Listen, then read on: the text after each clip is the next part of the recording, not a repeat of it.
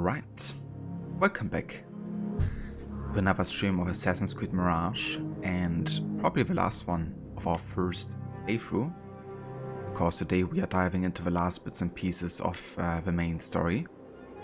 With all of the side content essentially finished at this point, we can really almost fully focus on the main story and the last bits and pieces that get unlocked because of the main story.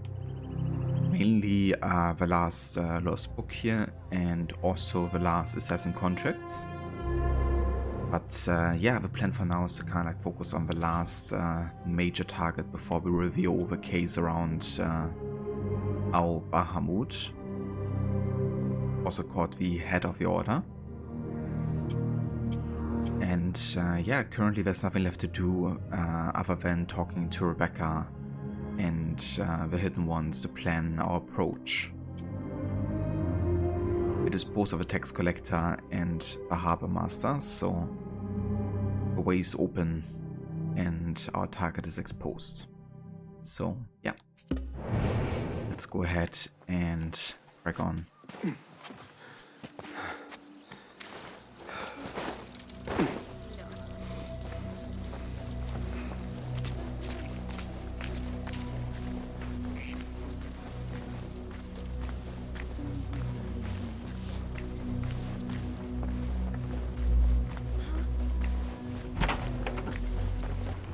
Our prodigal Hidden One returns. Finally, you found the path back.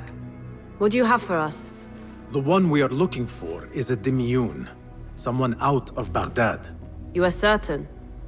I found proof. They were working with the tax collector and the harbor master. One used the guards to harass and extort coin from the Dimiyun. The other seized goods at the docks. Extortion, I understand. But seizing goods? More objects from these ancient beings they worship? They are looking for a rare hairpin imported from the East Road. It will be up for auction at the Da'irat al-Mal. An official invitation into the auction. Now, we have a way in. Well done. Our target has to be someone connected to both Al-Anga and Al-Kululu. Someone working closely with the officials. Informers heard whispers of the Khalifa's treasurer. In recent times, they have been quite involved in the businesses of Kar. Someone like that will no doubt make an appearance at the Da'irat al-Mal. We should prepare, so I will scout ahead. Meet me near the souk when you're ready. Not a lot is known about this person. Underestimating your opponent is a fool's folly. Worried? I will tread carefully. Souk. Enough reference, I guess you could say, to AC1, because one of the first assassination was at the souk as well.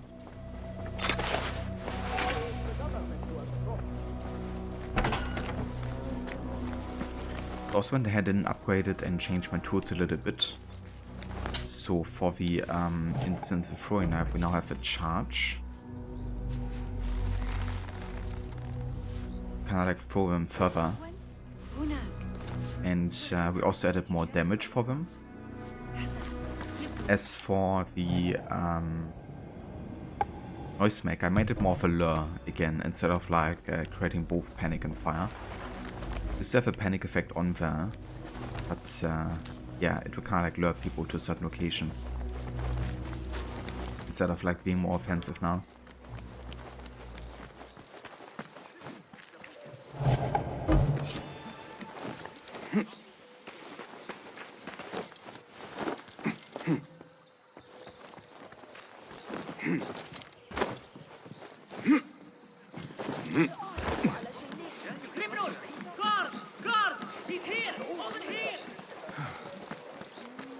Here, over here, Leonardo said to Ezio. Honestly, now that we are getting closer to finishing Mirage, I am quite looking forward to go back to the beginning of the series, you know. Of course, with this kind of like trying to appeal to old school fans. It does remind itself of like, you know, a good time sometimes. But also where Mirage did succeed and where it didn't. Yes? Best keep to the shadows. But there's just something about the old games, you know, that I think stands out in some ways. But I think what definitely stands out in comparison to this game is the writing, which I think is... like sometimes this game's writing feels like it was written by ChatGPT, you know? Like sometimes it's missing like a bit of soul, I guess.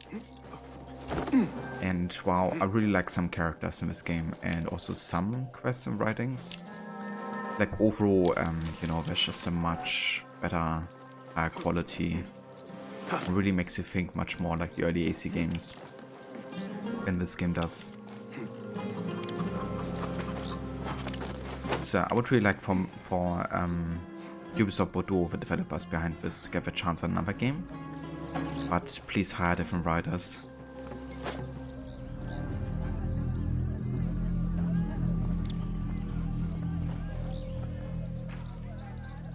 The plan is simple. Enter the auction as a merchant wishing to bid on exotic artifacts. We know they want the hairpin, and we know they will be at the auction. They already let it slip through their fingers once. When the hairpin appears, I will watch the crowd and make sure to obtain it. That will secure a meeting with this treasurer. I am fully confident they will bid on it, whatever the cost. Yes. I will gather as much information as I can about this treasurer before the auction starts. For someone in their position, there will be no lack of whispers. The first feather without a head. It is your duty to find the right one. Do not let yourself get distracted. Focus on the mission at hand. It does no one good to linger on things that do not exist. This is real. I understand.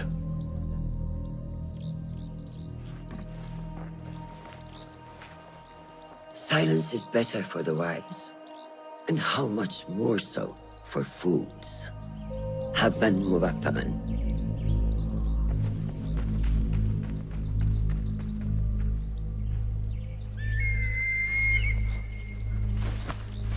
Do you think we need luck?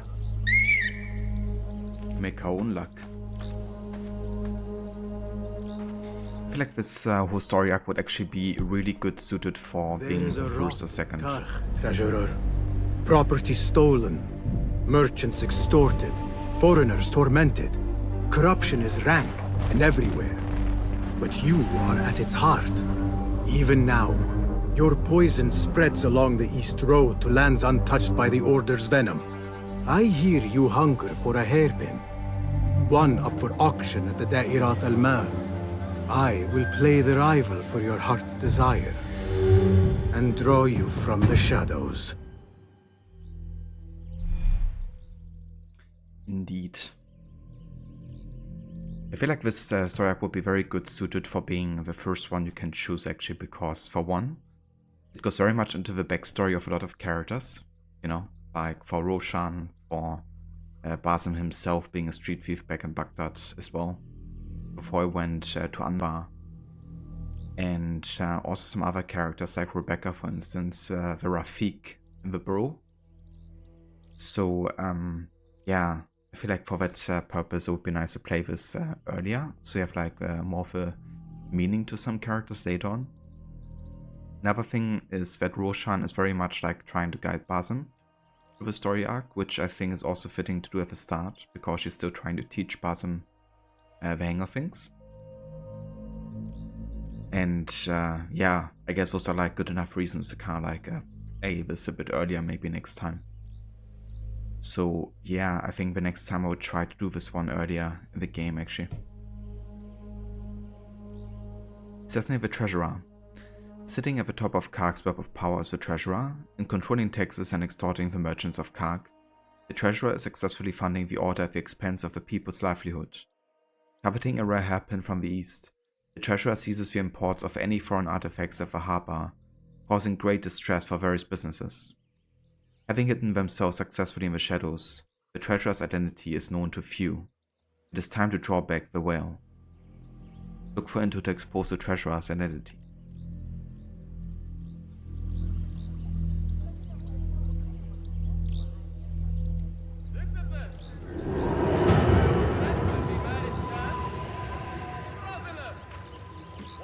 For the king, for the pilgrim, for the man with no position to attend him. Ava Goody, welcome in.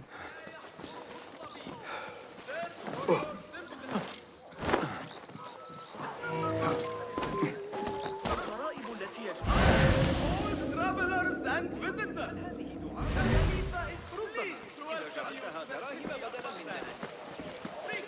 Refreshing to see the bazaar so lively. The traders only bring in the finest spices I want during the auction. It is the time to buy the exquisite, to mingle with elite, and to dress in your finest. Yet we still have persons dressed in a hood. سأجعل السويق أكثر لزوجة الليلة. I mean, you guys are technically wearing hoods as well. It's a bit ironic. أتريد الذهاب لرؤية Took a while to get past the blockade, but they made it for the auction. Very good. I received a shipment of rare paintings from India as well.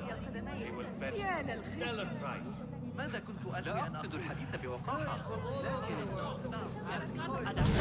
أنت أسرع مني. جئت للوصول أمام المحتسب مجددا. Bassam! Liar! Should have known you would be here, Kong. Ha! You know me. Come, let us chat. I do have something to ask of you. Do you have any information about the treasurer? Someone who works for the Khilafah? The treasure? I do have something, but... You know, it hurts to give precious information for free. What job do you need doing now?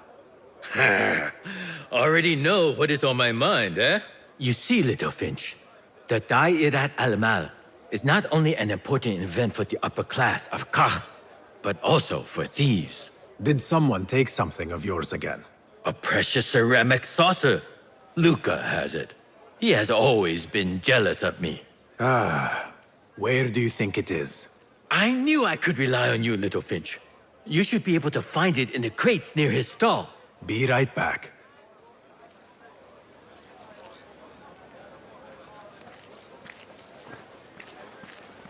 Yeah, I mean, makes sense to have like lots of thieves being present as well. It's like full of goods. سيدفعكم هذا إلى طريقتي لكني مضطر إلى تغيير طريقتي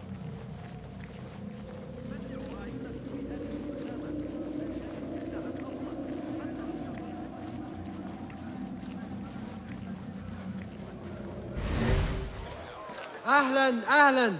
Come upstairs and look at my wares, ya Sadiqi. Things you've never seen before in Baghdad. Exotic Chinese artifacts. Here only.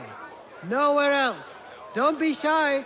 Come closer and be amazed at my selection upstairs. Dude, what happened to your hair? He's looking like he's in his mid-20s. With like almost full white hair, but it's like a weird mix of like really white, grey and dark.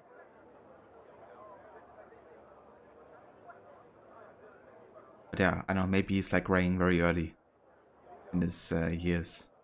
Or maybe his skin remained young forever. Gotta be one of the two, right?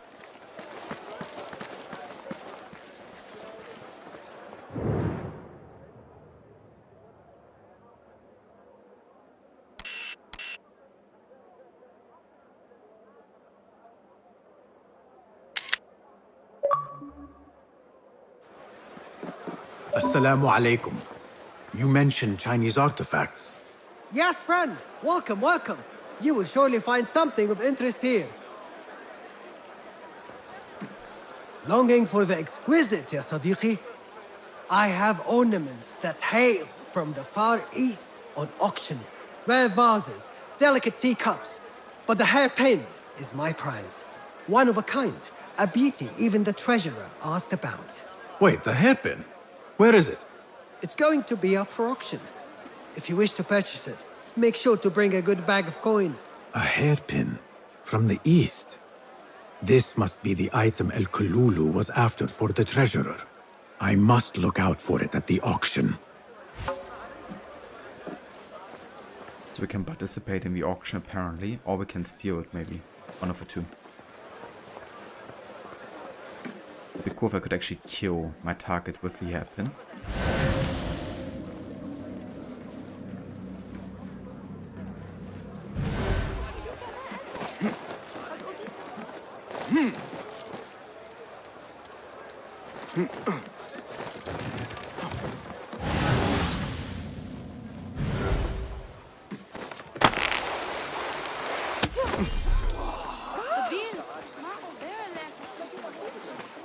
They always fall for it. I hate my backside too many times to count.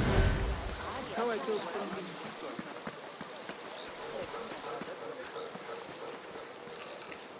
I assume you heard about the commotion a few stores down. Do not tell me it's Kong and Luca again. Oh, not them this time. Another pair of traders, fighting to get a store near the auction. This must be the stall Kong mentioned. Now to find that plate.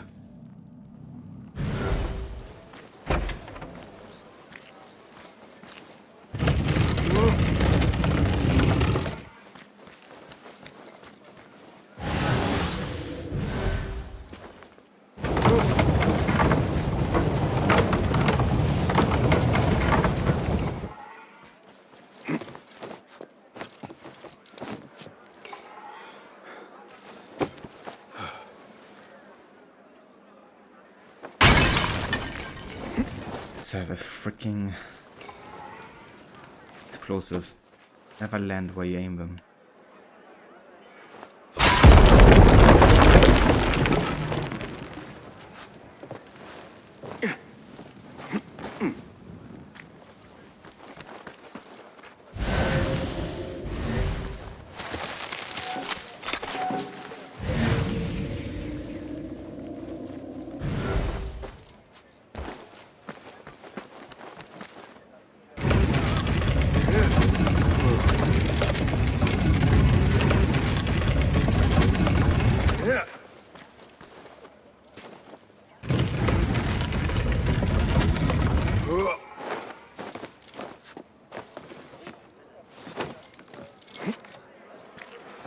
Trust Kong to own a plate like this. Now maybe he will tell me what he knows about the treasurer. Suspicious activity on the rooftops. Get yourself ready, boys. The grand auction is finally here. The guards will be busy, so this will be our time to finally reward ourselves with a gold. Join me on the roof and we commence, unless you decide to run with your tails between your legs. Chicken.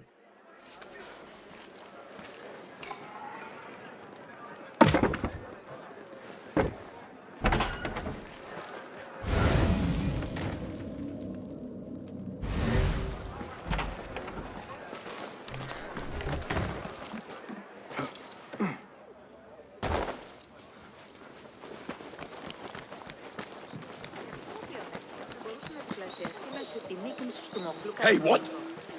Keep your distance. Hey, what?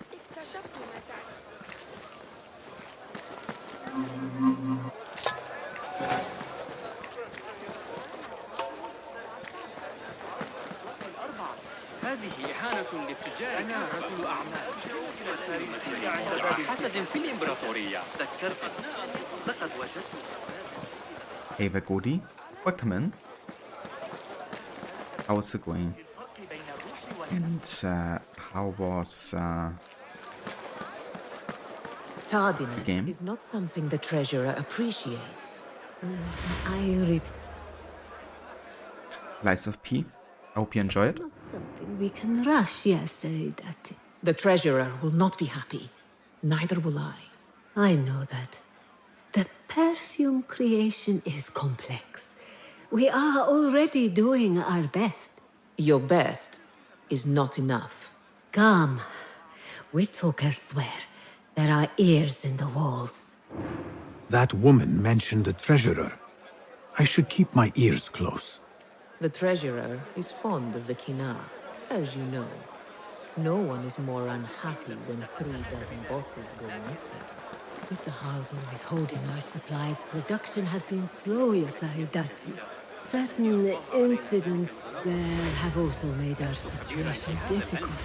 لكن يبدو أن أي شخص يجد جوائز صفقة رائعة لزبون سعيد. سأرتدي الأسود وأعوذ بالله Be nice if I could like social blend here with the store. أخرى من العالم بالرجوع أبدا. نطاق سعري 5. لا أحاول ما يدفعه أخي، أقسم على ذلك.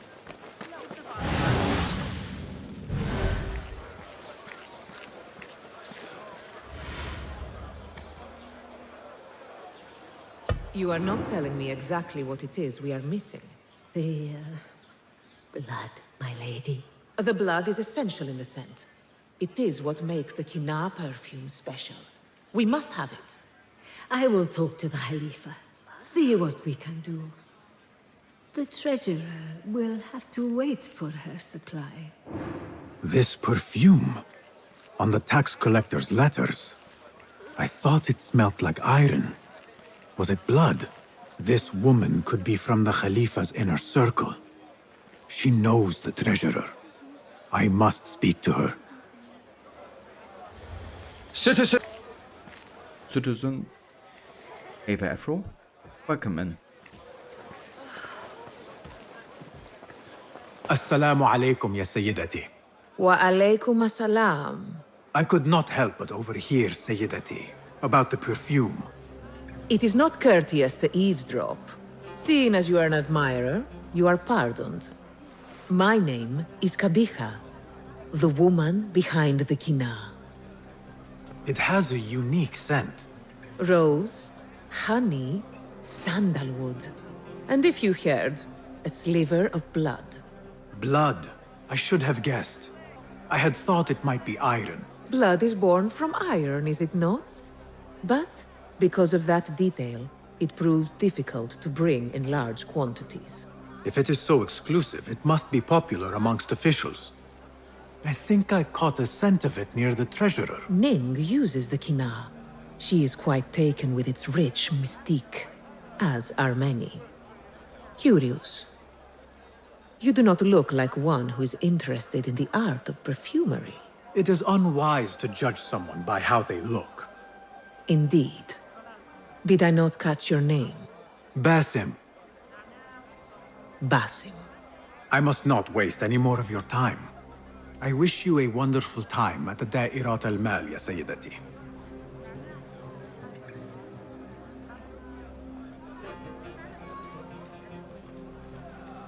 So, the treasurer is a she, and her name is Ning. Well then. You know, it's kind of funny how often Basim mentions something smells like iron, or even things like iron goes into the perfume instead of blood. Like, there's been a couple times already where he was like, this smells like iron. You would think at this point, you know, kind of got accustomed to the smell of blood.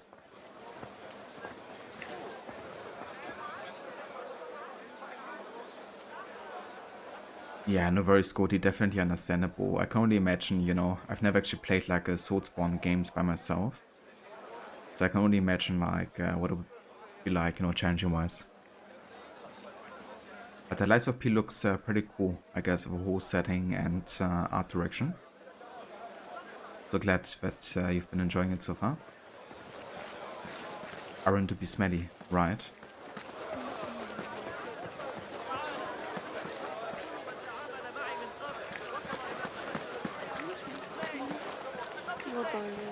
Here.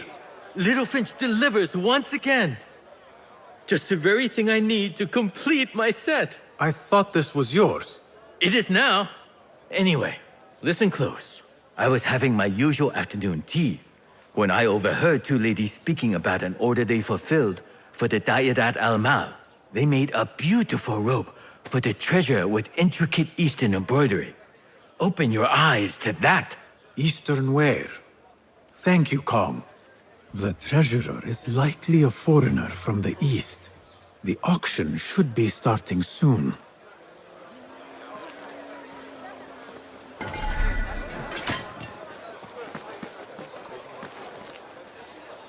Whoa, whoa, whoa. Let's do it then. No respect! You think you can just barge through me? Well, alright, maybe you can. I can barge for all of these NPCs. Would have been funny if I made it like the early AC games, where you can't actually just run into civilians without falling over if you do too much. Kinda like that in the early games, even though it was annoying at some points, you know. Made the NPCs like more of an obstacle you have to like avoid for like smooth parkour runs, which I kinda enjoyed, you know.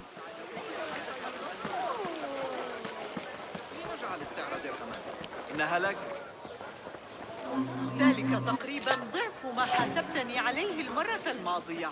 إذا كنت بصدد صنعها من قطن الفوطة فأنصحك بشراء الجودة الأفضل.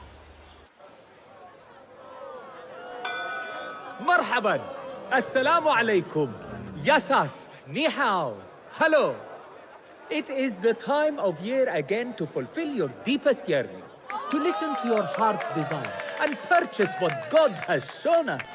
It brings me great joy to welcome all of you esteemed individuals to our annual Dairat al-Mal. First on our exclusive, captivating list of exotic odds and ends, we have a stunning statue from India. Made of ivory and crafted by the finest artisans, it will be a perfect addition to any home. Oh, what do we have? One bidder already? No, two. Calling once, twice, a third. Would anyone like to best that price? What price though? So, Didn't reveal any price, dude. Just like, you're gonna bid, you're gonna bid. next we have a one-of-a-kind ethereal beauty. This hairpin hails from the east. And look at the detail on the dragon. Perfect as a collectible, and even better as a gift for a certain lady friend you might have. So what is this piece worth to you, Ya Asdiqai? One, for the treasurer who graced us with her presence. Ning, the treasurer. Two. Any others?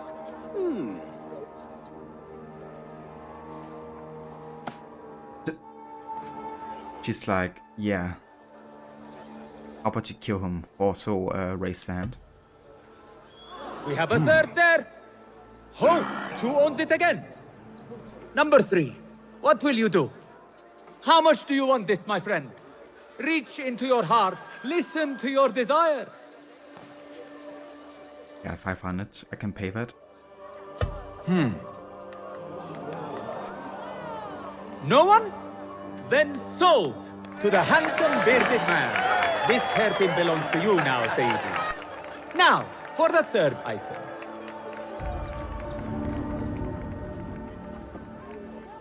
And we thank you once again for making the Dairatul Mal a success. May your purses be ever full and your heart ever longing.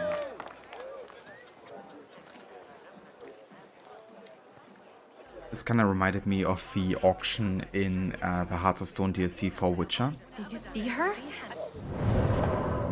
Only that auction took much longer and you could bid on like multiple items.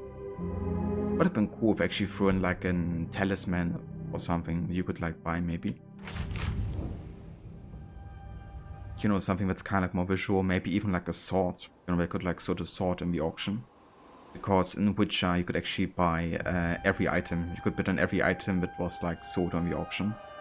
Which was cool because it enabled you to get very unique items, like very unique glasses for instance, for Garrett. Which you couldn't get otherwise. Which was pretty cool, actually. Am I finding Mirage so far? Yeah, I enjoyed Mirage so far on a gameplay level. You know, they really brought it back to kind of like having an urban city with very little kind of like nature environments, I guess. At least where the action happens. The parkour layout is very good of the city. The stealth works better overall and is very fun, I think.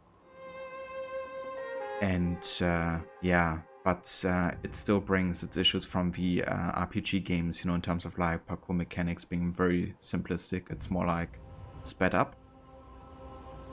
And also removal of some mechanics, I guess, or how some things worked in favor of making that more consistent. And yeah, so parkour's kind of like a split bag for me. Story-wise, I have to say I am feeling a bit underwhelmed, to be honest. I think there was a lot of potential ahead with Basim as a character after already having known so much about him in Valhalla. Now, I haven't reached the ending of the game yet, so I want to hold myself back from like judgment, you know, on that part. But yeah, I feel like at this point where I am in the story, which is quite late into it, his whole backstory is very underutilized so far. And I also think the writing has its strengths and good moments, like especially the main story. But sometimes also it feels very odd the way Basim is written, but also some of the side characters.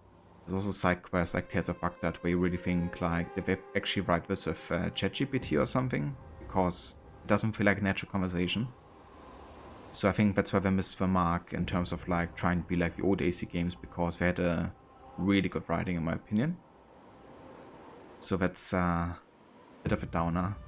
Same for the cutscene representation, which is almost non-existent. Like they use Valhalla system for 99% of the cutscenes pretty much. And yeah, that feels a bit like it feels serviceable, you know, but it doesn't feel fitting for like a full main title, you know. But that's the thing. I mean, this is considered to be a main installment in the series, but at the same time it's not a full price title, so yeah. I still wonder because they definitely had like some good, you know, money I think to work with. And when I watched the credits of Maxi, we actually noticed that they had like lots and lots of HR employees. So that's where a lot of the money went to, and I think that also has to go with like all the abuse allegations inside Ubisoft. Like usually if you have like lots of HR employees or like more, you know, like a stronger presence of them, it has to do with some of the things internally going very awry in a company. And for Ubisoft, it was of course in regards to that case. I feel like they had to also invest lots of money into that, which doesn't even have anything to do with the game itself, you know. So maybe they didn't do a good job, maybe at like splitting where the money goes, you know, in terms of like, I feel like, you know, the mocap department could have definitely gotten a bigger share, I guess. Maybe also a writing team. But at the same time, it's good, of course, they try to work on those issues within the company. Just such a shame that they were so big that, you know, they had to like make a compromise essentially between the game development and that, it seems. So, yeah. That is my thought so far on Mirage. It's gonna be more once I finish this game, when I can analyze it from like start to finish. I paid 1 rupee, yeah. I think I had close to 2,000 of the money at this point. I mean, yeah, I had like almost 2,000, I guess. So, definitely thought. I still want to trigger the 2007 achievement, so still gotta get a bit more money, but I guess you can get that until the end of the playthrough. Also, hey, the Waffle, welcome in, dude. Was ist poppin'? How's it going? Thank you for joining.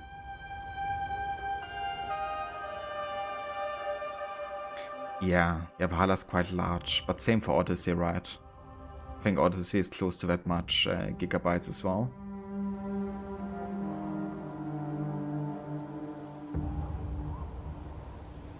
Yeah, I mean, she was definitely quite a big actress, and I reckon she didn't do it for, you know, a penny.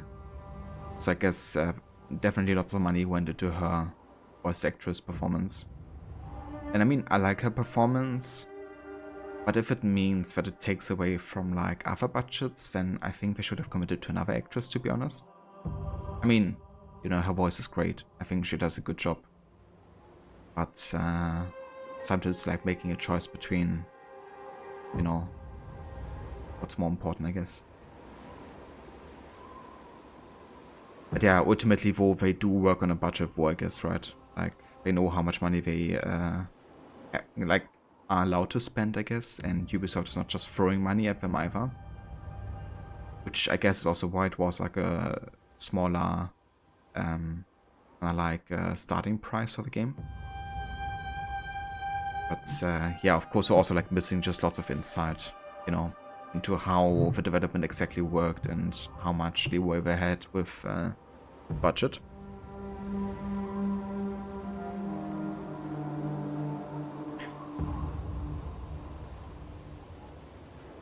I gotcha, Waffle.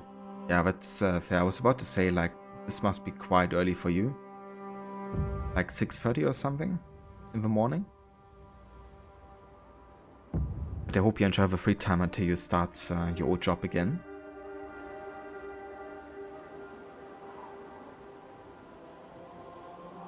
Yeah, that's a plan, Harbinger, so we're gonna be trying to finish this game today. Obviously depends, you know, how much time it would take me, but we're already at the second last assassination, so I think we're gonna get there today. But I hope you enjoy the lurk, and hope you're doing well.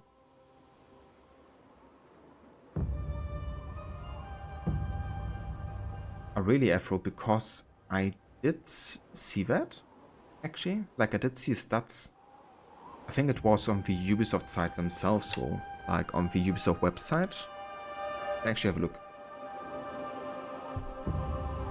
Because the other day I was actually going on there and I saw some stats of friends in me for Mirage. So let me have a quick look here.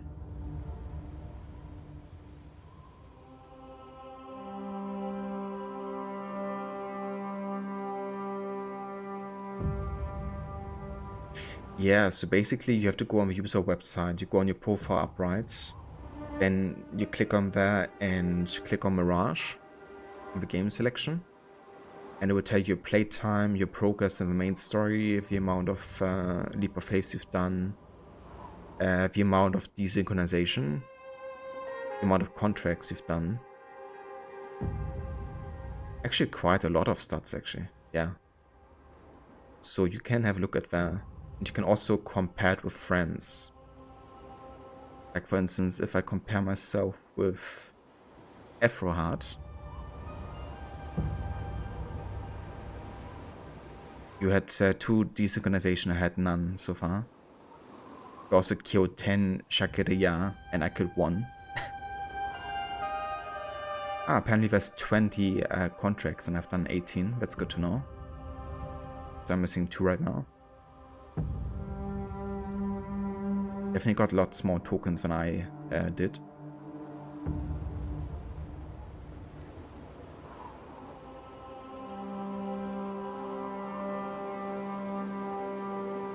I've only used 5 lures in the entire game and 0 traps, Afro. It's funny. But yeah, you did mention that you didn't really use too many of the different tools there.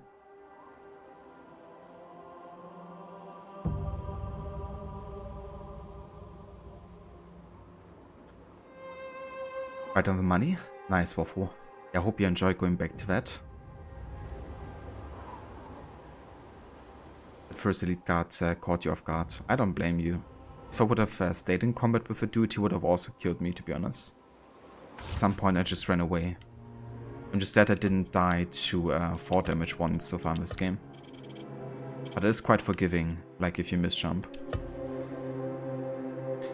Tabiha. Favorite concubine of Ao Mutawakil, Kahia rose from being a nameless slave to the coveted position of Walat, mother of the Caliph's son.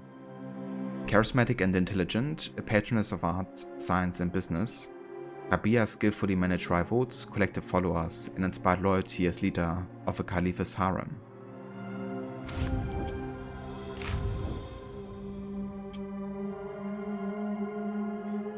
Oh, then. Calmness, her grace.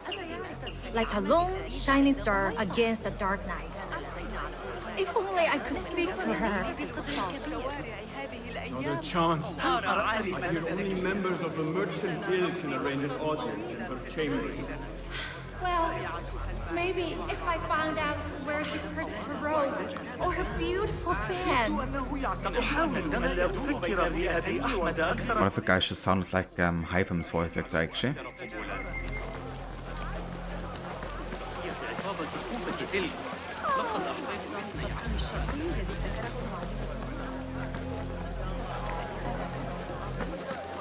بأصوات العباسية حتى نتأكد بإمكاني أبي التغلب عليه ضد المسؤولين مرة أخرى كما لو كان ينقصنا ما نقلق له. I have an appointment with the treasurer. Move aside. Apologies. My instructions were clear. No brooch, no entry. Do you know who I am? I need to speak to the treasurer. I was called, summoned.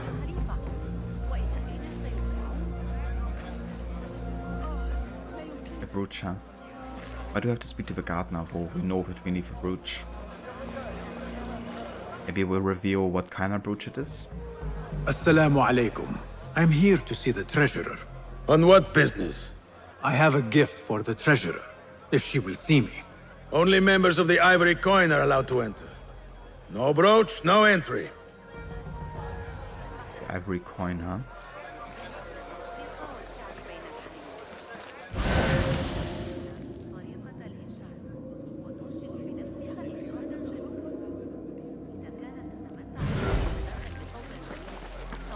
Well then, let's have a look around.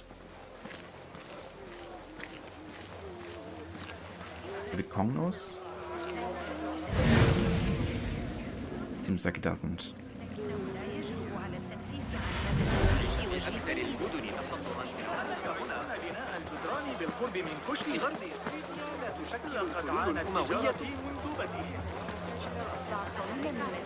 الإسماعيليين يشكلون تهديداً؟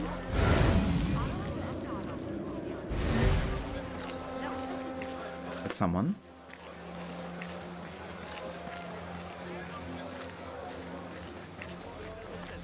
This is proof that I am of the Merchants Guild. Look, see? With respect, that does not entitle you to 3 bags of saffron, 2 of vanilla, and a bottle of honey without a single coin. Impossible! Bah! This is a waste of my time. Hello! Spices for you? It's like, yeah, give me all of this for free because I'm a member of a merchant guild or something. Trouble with customers. No more than usual. These people from the Ivory Coin think themselves touched by God himself. The Ivory Coin? I should not speak about it. I do not know much, really. Whatever you know can help me. Well, it will not hurt to tell you what I know.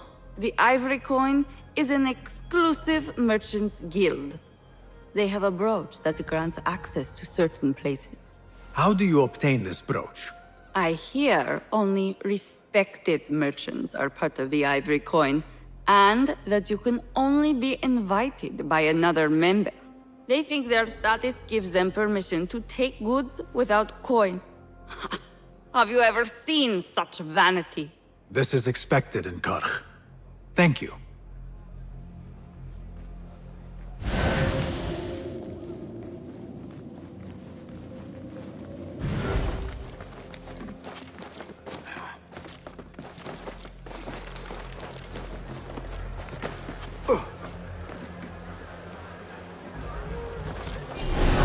No entry.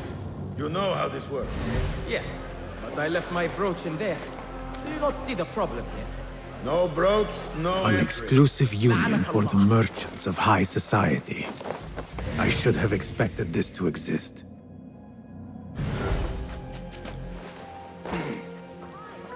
The Chamber of Antiquities is the treasurer's haven. I need to find a way in. Here for Greece, proprietor of Santo Statues in Sand. You are invited to visit the treasurer in her quarters at the Chamber of Antiquities. It will be open after the auction has concluded. Bring the black Senate ornament as discussed. I have 31,000 kills in Odyssey. What? Apparently I do, yeah. Also, I've spent lots and lots of hours in it. And I've killed lots and lots of people. Done tons of conquest battles where I just had like a full crit and fire build. Just like one-shotting 20 people at a time sometimes.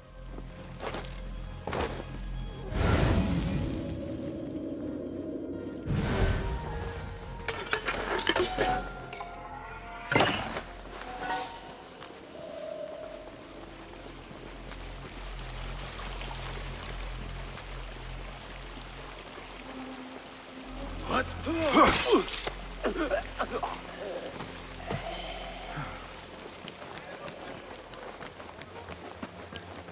Don't mind me.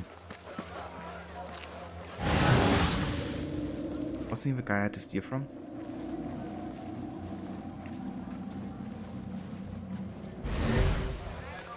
It's like running away now because I killed the dude or what? I thought he was like out by the guards. I could like help him.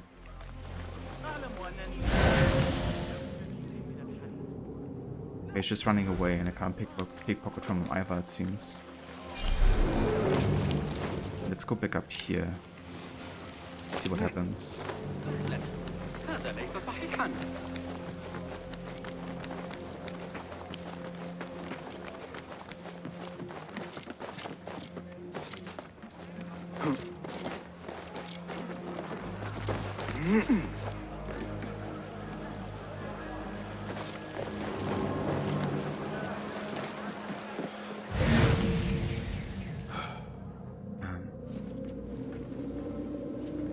Get it.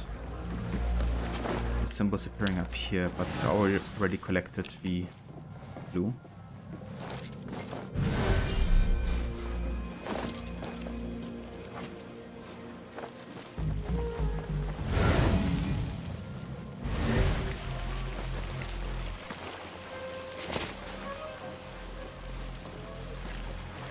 Why is he still marked? Like the game is bugged currently or something. Like I can't progress here. Symbol is still appearing up there for some reason. I don't know why.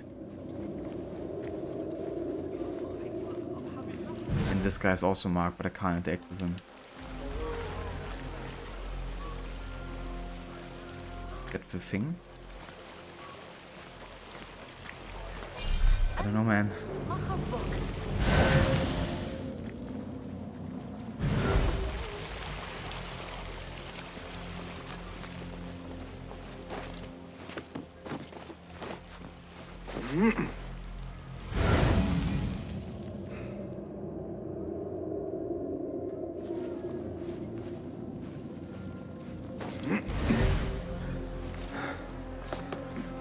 I do not care what you have to do.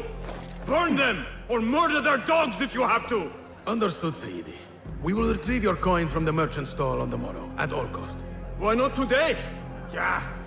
You lot are getting more incompetent by the day. Useless. Okay then.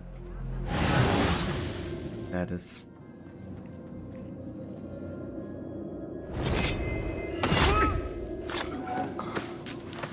This must be the ivory coin's brooch. Shiny. I have both trinkets. The guard will have to let me in now. Shiny. It's funny because Cosmo also says that earlier in the game, I think. Unless Maxi has done this earlier than I did in the game. Because Maxi actually has a sound bit now with shiny. So I guess this must have been the one. Okay, but yeah, we're now fully set up here to perform the assassination. Oh yeah.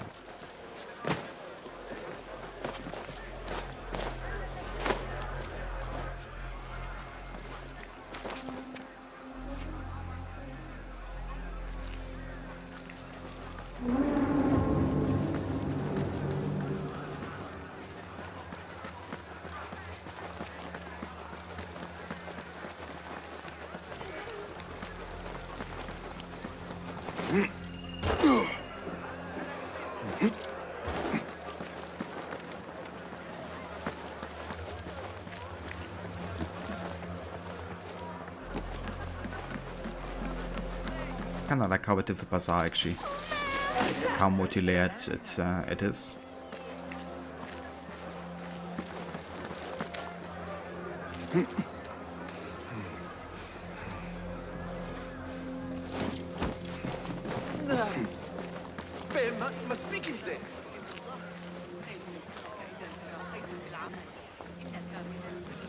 Assalamu alaikum. You again? What is it now? I have something that she wants. A Chinese hairpin from the auction. I also have my brooch with me here. Very well. You may enter.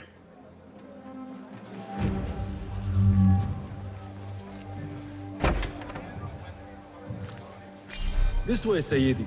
I have been looking forward to meeting the treasurer. It is an honor. Indeed, Sayyidi.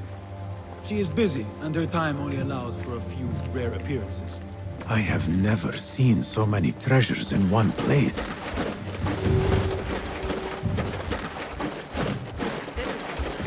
Crush the vermin! You catch that?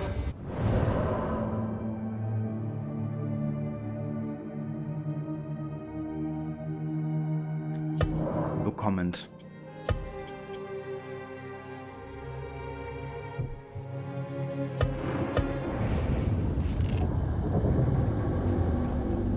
Only we had us steel painting again. That would have been a nice reference to the early AC games as well. I have been looking forward to meeting the treasurer. It is an honor. Indeed, Sayyidi. She is busy, and her time only allows for a few rare appearances. I have never seen so many treasures in one place.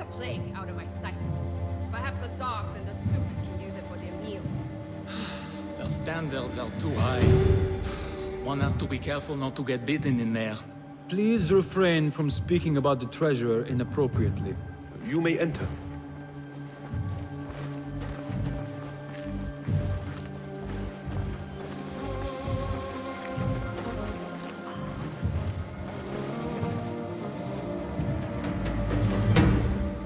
You are a new face. My name is Basim. New to Baghdad, but not to trade. I deal mostly in fine antiques and collectibles. You must have a good eye for detail, then. What have you brought me, Basim? You know what I brought. A man not to be toyed with. Come, show it to me.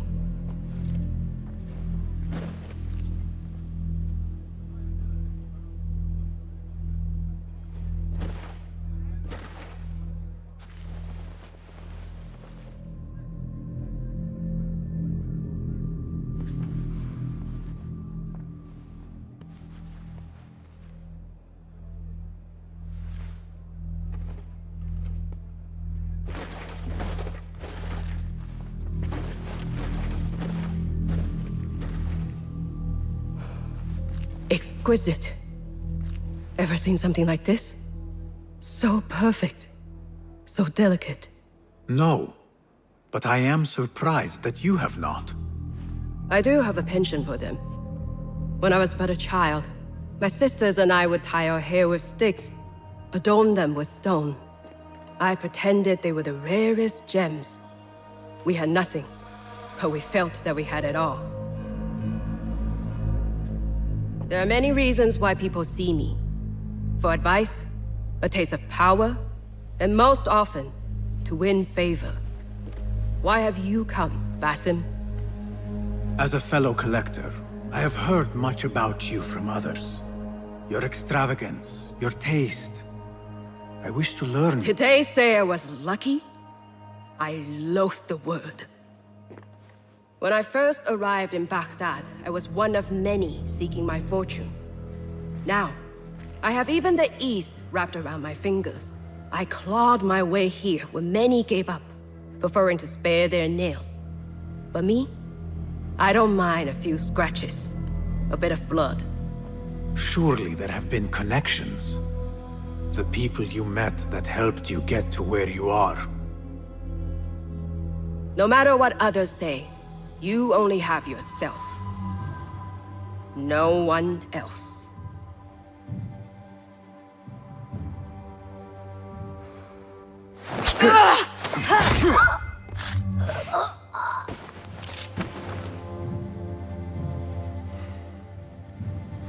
Quiescat in pace.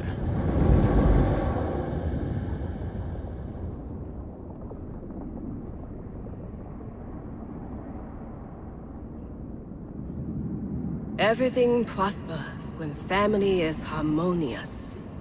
Family? The word has no meaning. The notions, even more so. Only the self hears the deepest whispers of your soul and accepts you whole. No one lives alone. But we die lonely. In the end, we are absolutely, simply, truly alone.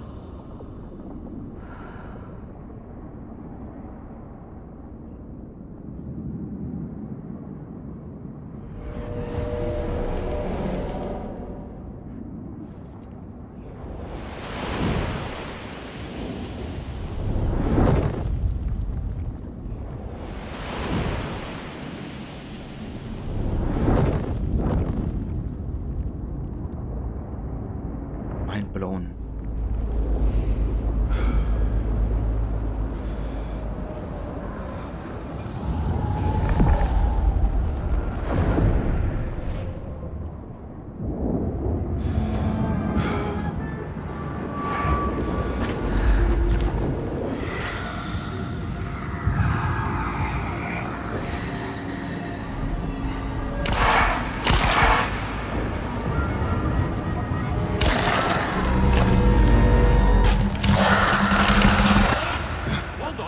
Jinni. Again. I should return to the Bureau. The treasurer! She's dead! The guards! Help! But I can zip point here. Okay, never mind. It's like instant detection apparently. Kind of.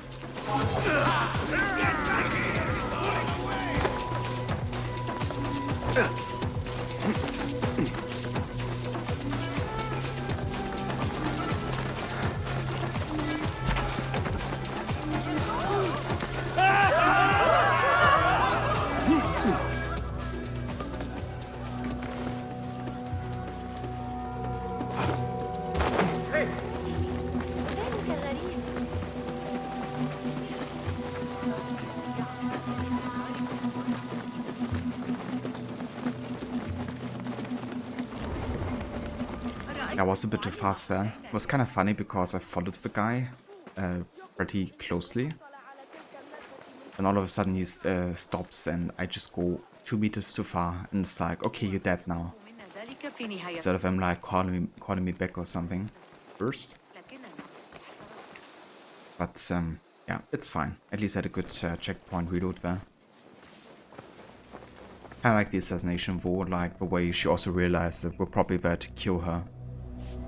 Because Barton was asking a bit too many, or a few too many questions there about her connections. And how she's actually one striking first, you know. But yeah, that's target number 4 down. American accent slipping there. Yeah. I noticed that a few times, also with like some of the French accents slipping through sometimes.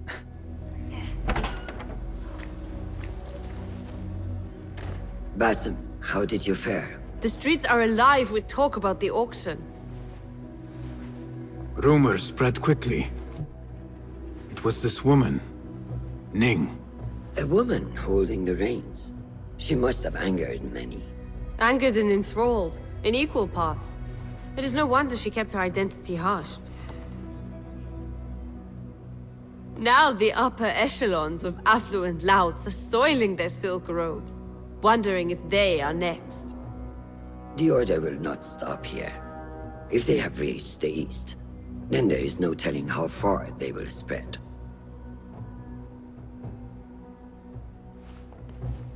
Did you see it? The Jinni? It is gone now. It is gone. Rest while you can. Our work is not done yet.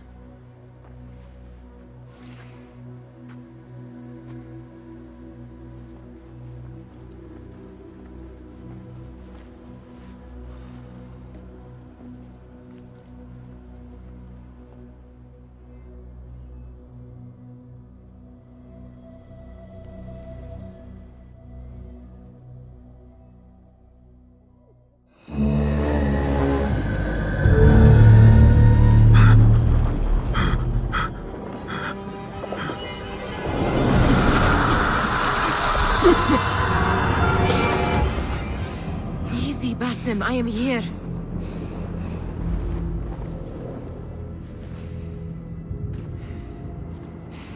Basim, تمهل. I cannot keep them waiting. Are they aware, your companions, that their hunter is hunted in his sleep? If it were in my sleep alone, I could bear it. But it followed when I fled Anbar. Now it stalks me when I slay those I hunt. The ones from the palace, in the masks. 4 are dead at my hand. The last, the head of the snake, will join them soon. Why slit its throat when you could loosen its tongue? What? Why would I? The Jinni only struck in sleep. It never dogged you by the day until you reached into that chest. The masked ones prize what lay within. The ancient object that woke at your touch. They may hold more answers living than dead. I hunt my enemies. I do not break bread with them. I took an oath, Nihal. How can you hunt when you are hounded? If you could walk the dark unburdened, you could better serve the light. I stay my blade from the flesh of the innocent, not from the order of the ancients. If you will not ask your foes, then at least ask your friends what slept in that chest. And why they sought it.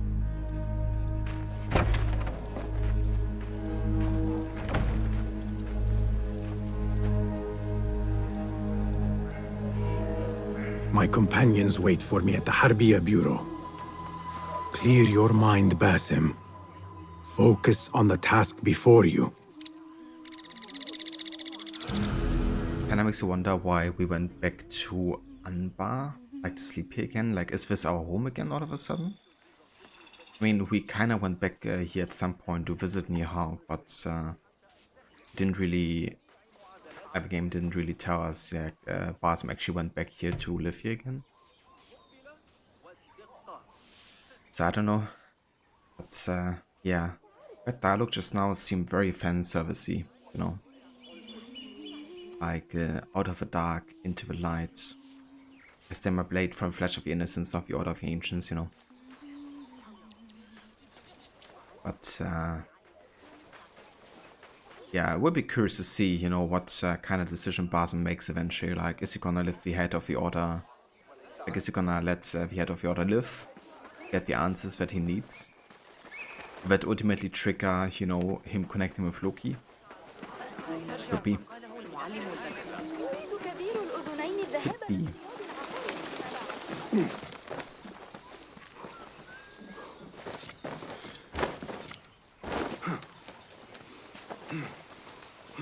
You don't like Nihal, Afro?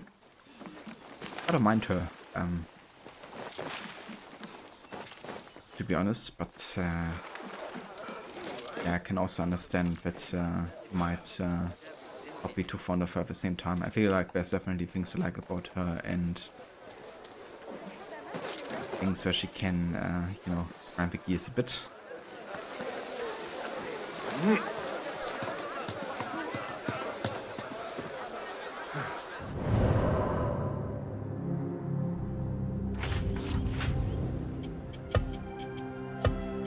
Okay, we're not the last citizen. Ning. So to repair family's debt, Ning learned at a young age to trust no one. Calculating and ruthless, she climbed through the ranks of a merchant's guild to attain the treasurer's seat. Despite her hard-won influence, Ning continued to armor herself in solitude. She remained a mysterious figure, even to her closest allies. So I'm still missing one enemy type for some reason. And it seems like it's actually the elite guard, right, that you come across at level 3 notoriety. But I already killed one, so it should be unlocked, technically. Weird. Also 4 skip points and nothing else to spend it on other than, I guess, the assassin focus and counter roll. Now, honestly, I'm not really the biggest fan of the assassin focus ability. I feel it's just too overpowered, teleporting back and forth. I've seen like a ridiculous kill yesterday where somebody was like going up and down again mid-air. You know, like literally teleporting back and forth. It's actually even more insane than the chain assassination in Odyssey, because you have to make sure that you see another guy to chain assassinate after you kill the first one. So it's like from one to the other. Mirage, it's like you just mark them beforehand, like everyone you can see you can mark. And you're just teleporting back and forth and back and forth. And it's ridiculous. Obviously, you don't have to abuse it like that, you know, that's how I like to do it. I just like to target enemies who are close by to each other. But yeah, that mission, that skill can be quite something. I'm gonna go for the counter roll for now because that seems a nicer, more realistic type of ability.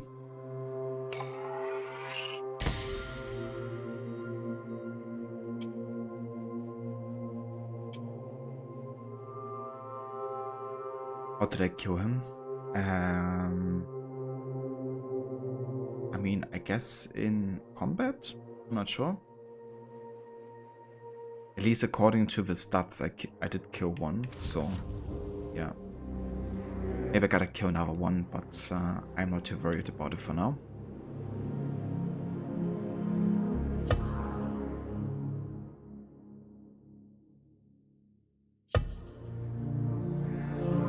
Yeah, let's go back to Habia.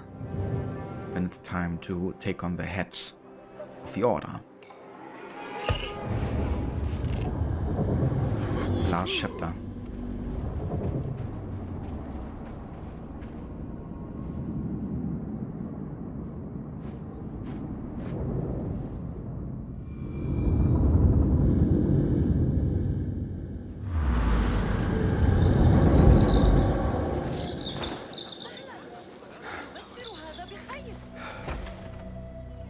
You took your time. Did you wait up, Master? I wait for no man. You look tired. Nothing a little adventure won't fix. What news? Ali thinks the time is right to attack the palace. The Oyun are distracted and the people divided.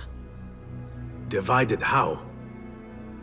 Some are claiming the new Khalifa stole the throne from Abu Abdullah, son of Al-Mutawakkil. What do you know of him? Little.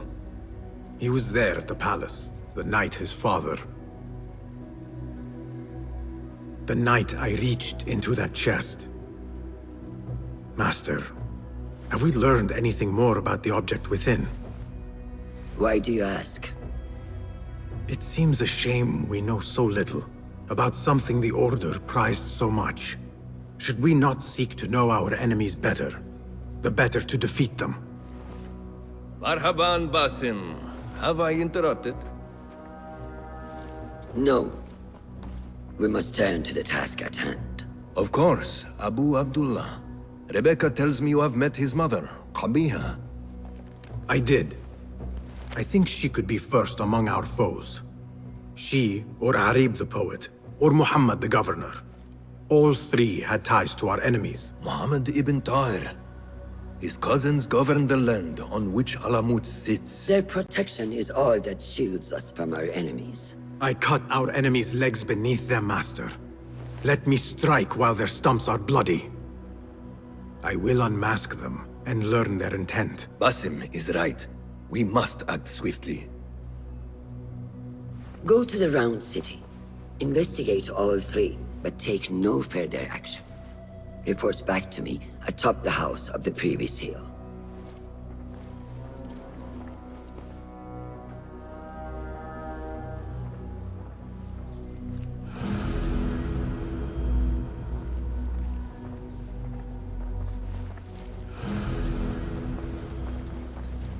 Multiple cases unveiled.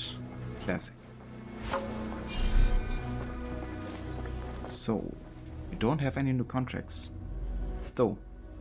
That's interesting, because I still think I'm missing 2.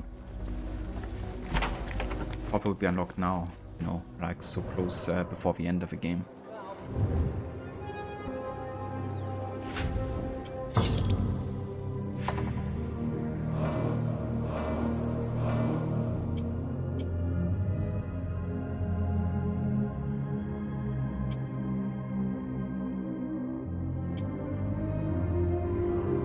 How about you follow on Qabiha, because you already talked to her in the previous assassination?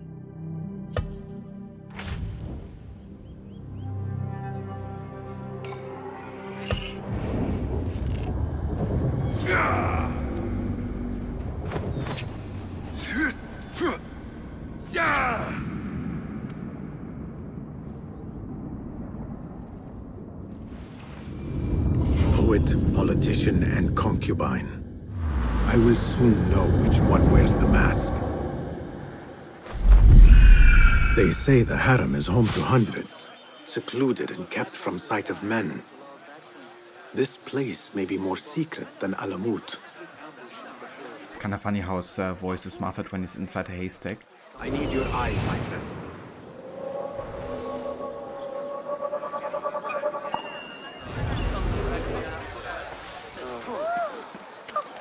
So have I actually unlocked the Master Assassin outfit now?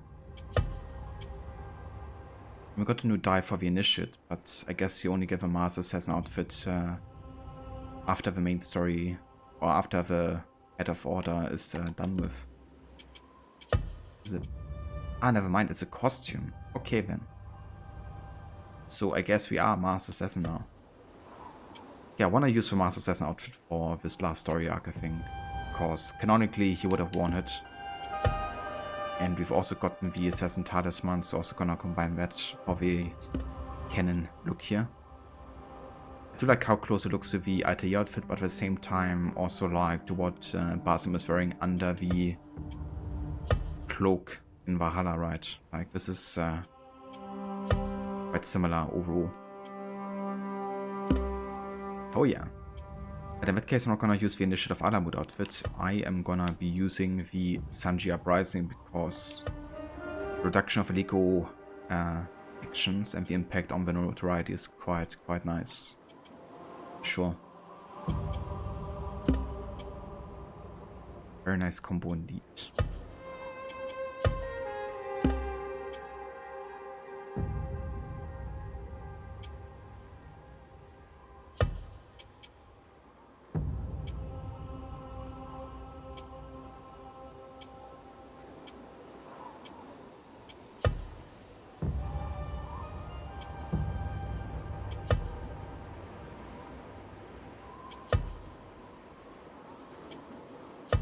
I think we're just gonna go for Basim's classic sword here. As for the dagger,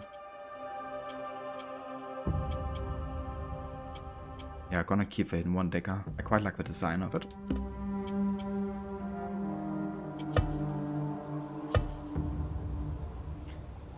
Alrighty then. Let's do this.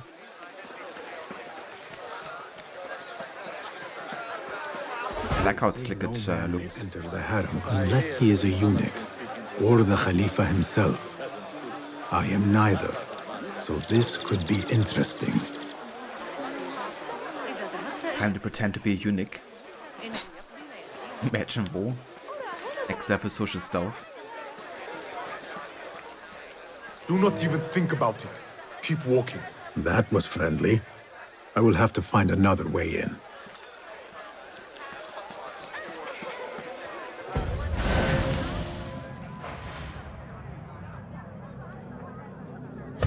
Influence wanes. Her followers dwindle by the day. Kabiha is a great woman, Farah. She was, while Al-Mutawakkil lived, but her son did not succeed him, and her time has come and gone. When the tide ebbs, will you be swept with it to the sea? I do not like to get involved in politics, Nasreen. Please. We know what you are. Enough! The new eunuchs will be arriving any minute. Meet them at the gate, Makira, and try not to make a mess of it. Come, Nasreen. New servants mean new faces in the harem. If I had a eunuch's uniform, I could slip in among them. I guess we're literally pretending to be eunuch then. Hope we're not too thorough in making out if we really are one.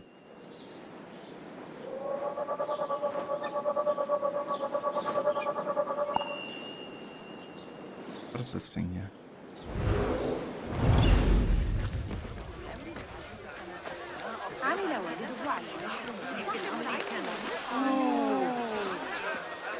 Oh. That was this artifact. Why does this not appear earlier? Oh.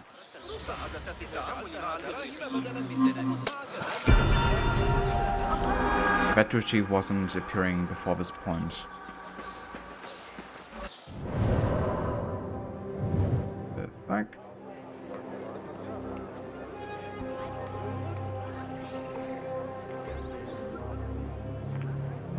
See, I bought all the maps in the game. For some reason, the Dervishes artifacts never popped up before. Around city. And nor do they now. Does the map for the Round City only appear once you unlock this part of the main story, maybe? Because I know that this lost book is also locked behind kind of like main story progress.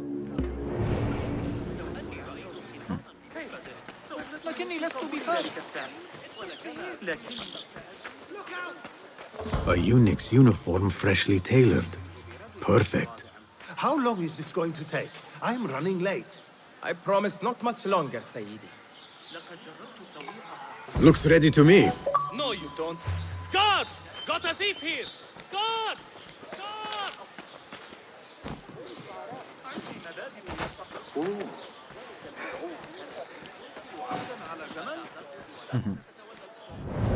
Indeed, perfect. Well then, time to use the disguise. The clothes that eunuchs from the Caliphate harem wear when on duty. The guards will not be fooled again by this disguise after Basim uses it. Beautiful. A bit tight across the chest. And gut. I'm actually gonna disable the talisman because it's just looking awful.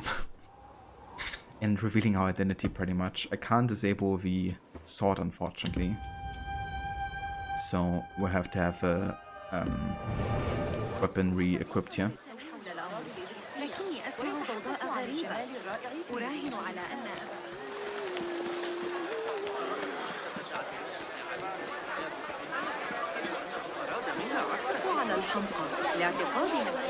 Hopefully this will work.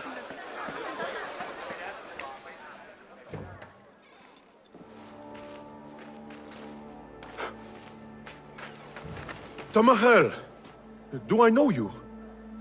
I doubt you would. This is my first day. I would hate to be late. Makira! Assalamu alaikum! You know him, Makira? What? You have forgotten me already! No, I'm sorry. It has been a long... That is all right, fair one. My face is quite forgettable. Unlike your own. Farah is expecting me. Between us, she terrifies me. Please do not make me late for her. Let him in, Abbas. Barakallahu fiki, Sayyidati.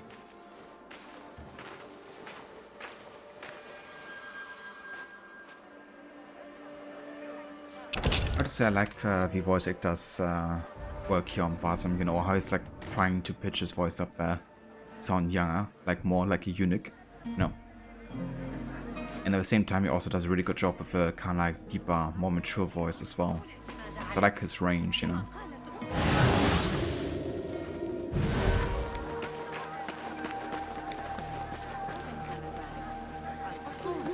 The largest room. It must be Qabiha's.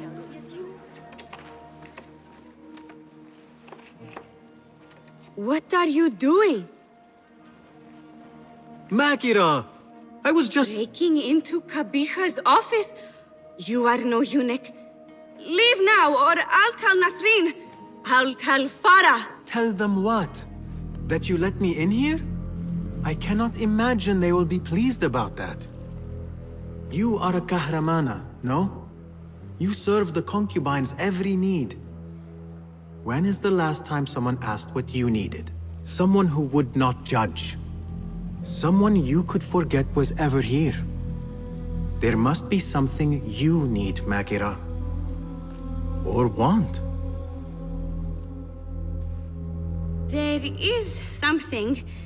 Abbas at the gate. He has eyes for Farah. The Walad. He doesn't look at me. But Farah uses a paint to make her eyes bigger. And if I could have some, I think he might... Say no more. I am at your service. Where can I find this paint? The storage room, but no one is allowed in. Apart from Nasreen. Farah trusts her with everything, even her magic potion. Farah has a magic potion. She has Nasreen carry it. Tells her when she wants a sip. It makes her breath foul. Still, I'd give anything to try it myself. And so you shall. And in exchange, Makira, what will you give me? The key to that office. Eye paint and magic potion. Your wish is my command. Awesome, sounds like a psychopath. Way he's kind of like talking in that voice. Eye paint and magic potion. Seriously? And like trying to kind of like blackmail her into working for him. Άρχισες, μπούισον. Η φάρα θα είναι έξαλλη. Sorry, that was Greek to me.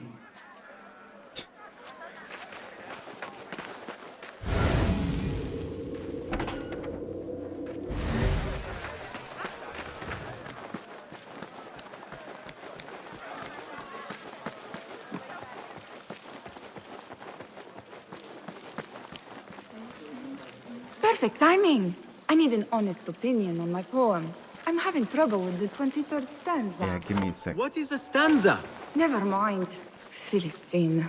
So what is this magic potion? Ah, I see. Alcohol. It's a magic potion, huh?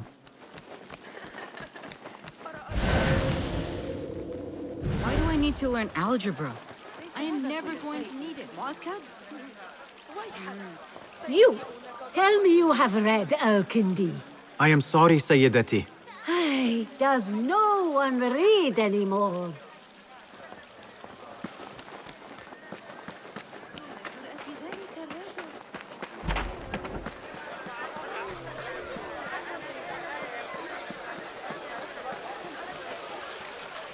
Okay, we gotta get entrance there.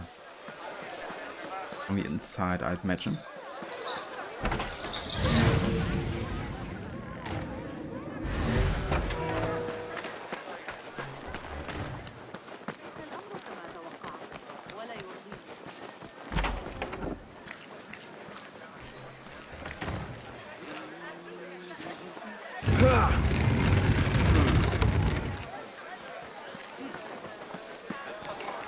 Bigger eyes might add to my disguise.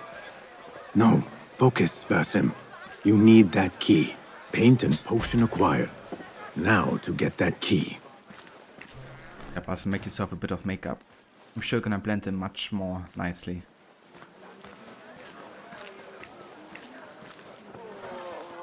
Here you are. Oh, thank you. The others say I'm too young for paints and potions. But I'm not too young to know why they use such things.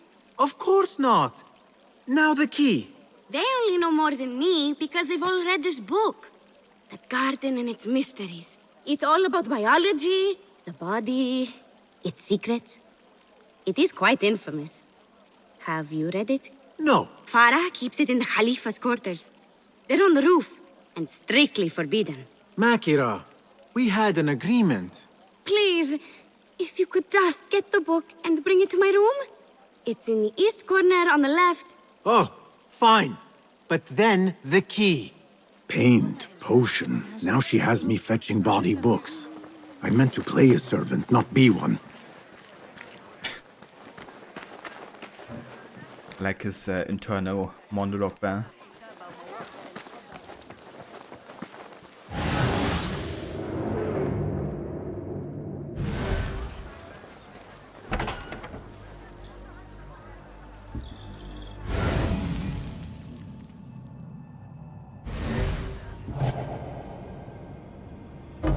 I can't use...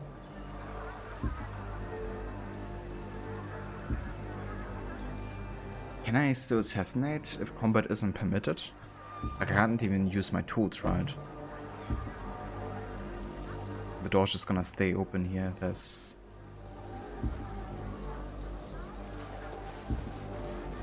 Maybe I should have a look around before I lure him there and then I can't assassinate him. Let's see if maybe can climb up from the courtyard or something.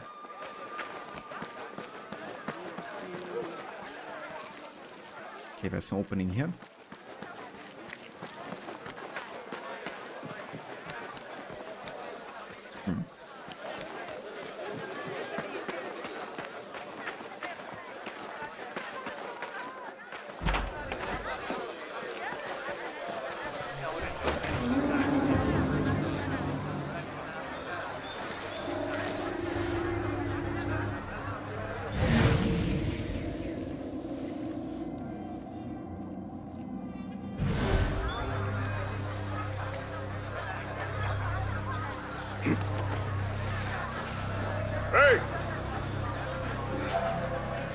Nobody gets past me.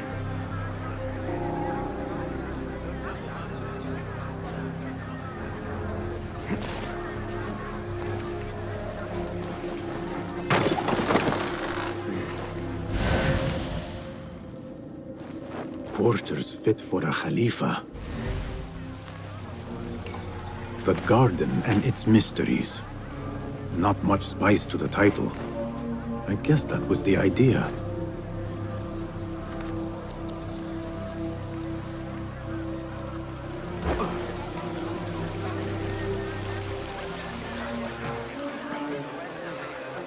Alrighty, that works.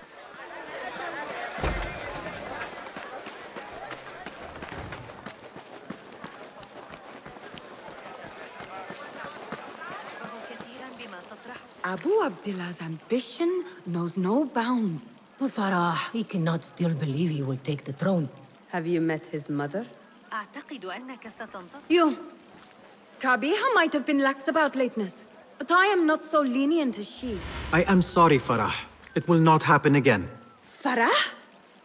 To you, she's Sayyidati, or Walad. Go about your duties.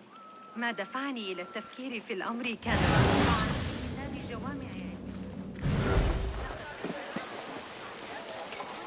There you are. Enjoy. Let us hope she does not come up with any more tasks. I think I have created a monster. I think so too.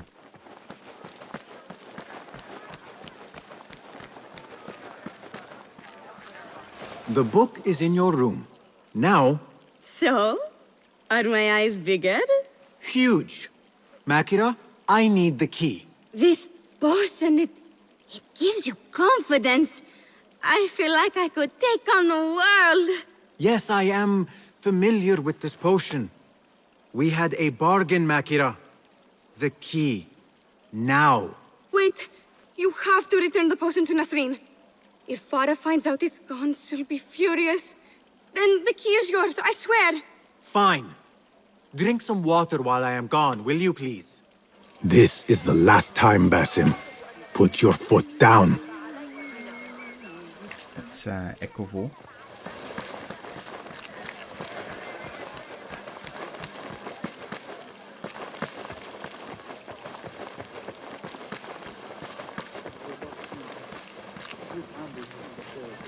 Back where you belong. The potion is put back. All is right in the world. Now I will get that key from Makira if I have to pry it from her hands. It is done. I am done. Thank you. Funny, I have a bit of a headache. What happens now? You give me the key. Oh, right. You do not have it. You are afraid of Qabiha. What? No. Her star is fallen. They all say it. It's just... I was having fun. Here it is. Finally. Now to find my answers. That's long enough. Get an entry here.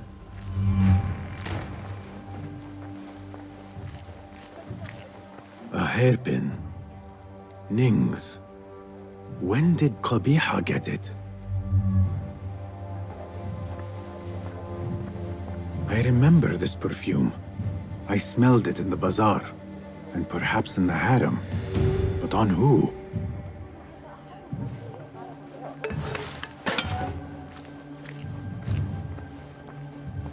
A map of the Khilafah and Alamut. Map of Alamut, huh? Ocean Desert, Copra Dove. Rage as the ocean, I sweeten your storms. Scorch as the desert, I bathe in your heat. Strike as a cobra, but plunge in my breast. Soar as the dove, but I light in my nest. Where you go, there I will go. Where you rest, there I will rest. Yet for its grandeur, the room is all but empty. Things look to be missing, including Qabiha. What is this? What did you give her? She always drank from it. She asked me to give it to her. It's harmless. You call this harmless, Nasreen? You should go. Now, give me the key. What happened to her? Me. You really shouldn't have left me alone with that flask. I'll search the rooms. You with me. I did nothing. I did not hurt her. What did you do? Relax. No one is looking at us. They will be far too busy with the book they find in Nasreen's room. Nasreen's room? The garden and its mysteries. Nothing bawdy, just a study of native herbs, their properties medicinal, poisonous, cosmetic. Belladonna, deadly nightshade. It does make the eyes look lovely in small doses. Shame I had to waste it all on her. What? You saw them? Farah and Nasreen, dripping poison in everyone's ear, spreading lies and rumors about my mistress. Qabiha. One dead, the other disgraced. No one will hear them now. Yes, Ala. What are you? Loyal. In Qabiha's absence, I defend her throne from those who would supplant her. Her office is empty. She has abandoned you, Makira.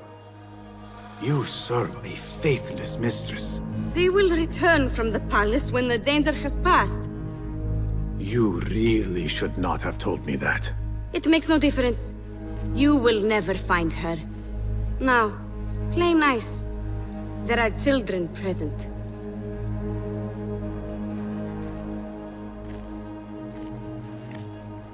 Nice uniform, by the way. Suits you. What a biatch.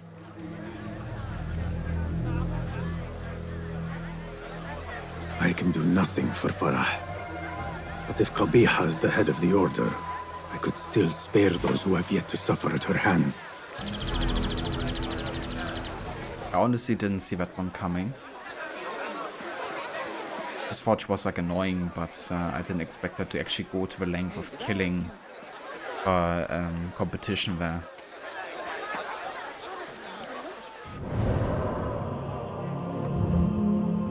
Okay, can change our costume back because I can't stand this one. Much better. Okay, as for skills, we only have 3 left currently. I think I'm just gonna get focus boost next here. Because I don't wanna get too many capacity for assassin focus just yet. Make it even more overpowered. Okay, let's find Muhammad next.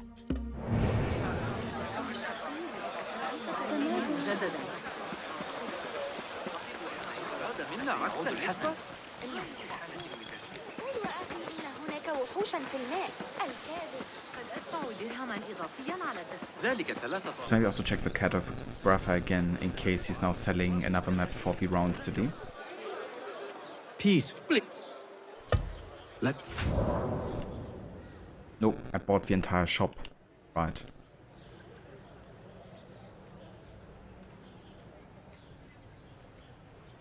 It doesn't give us information about Dervish's artifacts, does it?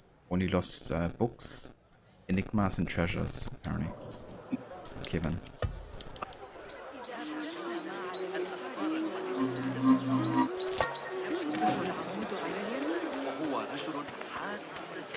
Fair enough.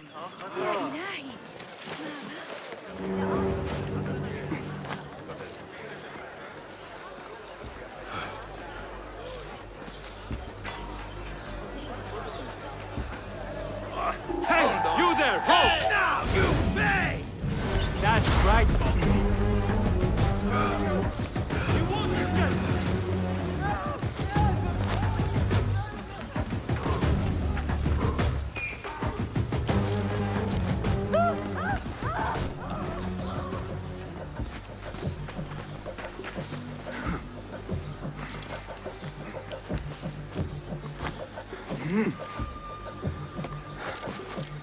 You have no business here. That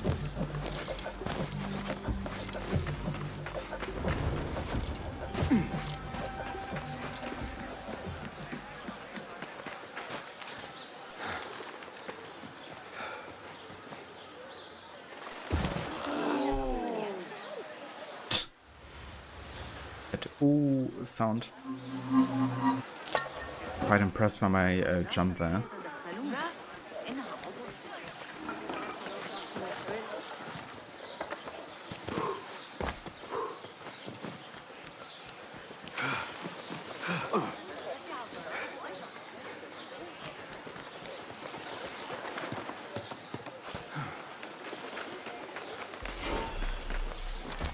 Be my eyes, Enkidu. Come on, friend. It is too dangerous.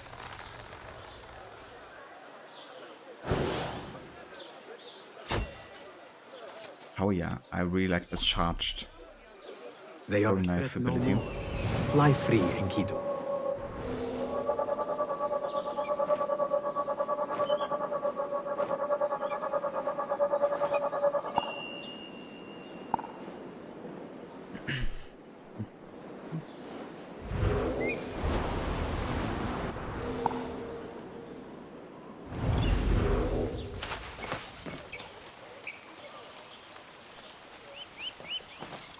The Madalim courts are close. Derwish once told me it is where the commons can appeal when justice itself is dealt unjustly. My father once said, "To know the measure of a man, ask those who work beneath him." These judges must know the governor better than most. It's a good quote to go by. Ava Dogcatcher, good morning. How are you doing? Thank you for joining.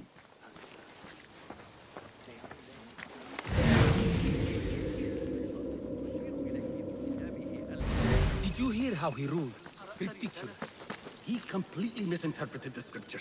It was as clear a miscarriage of justice as I have ever seen. That's good to hear, Dogcatcher. And yeah, I'm doing well. Currently in the last part of the main story for Mirage, so I anticipate we're gonna be finishing the game today. Quite looking forward to it and see how it ends.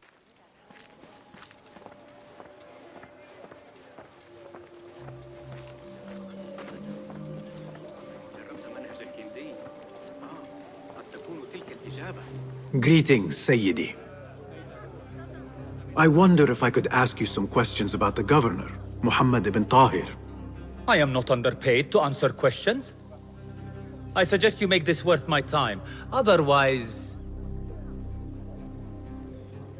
Would you accept this token of appreciation from a humble citizen? I would. As a start. He said the word. He said citizen. You definitely go ahead and record that now and add it to the variation. I serve justice, not spoil it. Take your money. Now, what do you know about the governor? He's feared, respected, dedicated to the rule of law, order. That is all you know. You work here. Muhammad ibn Tahir keeps office at the courts. At the shorter courts, not the Mathalim. He does keep spies here. One scuttles back to his office every day at noon. Goodbye now.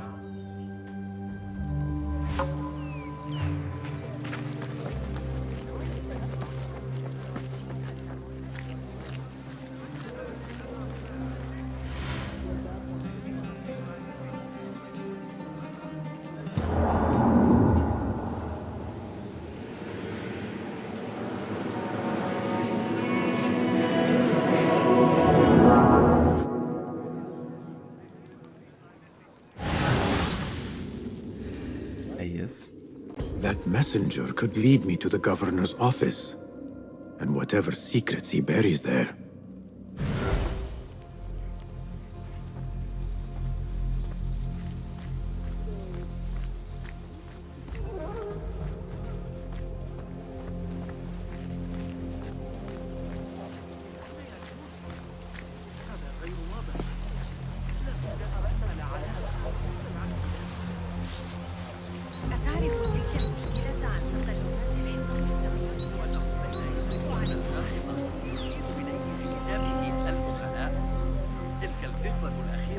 there! Come on, why can't I? In my haste? I understand. Like, why couldn't I just social blend where we had like 3 people standing side by side at a stand, you know? Seems like a perfect social stealth opportunity, but couldn't social blend there.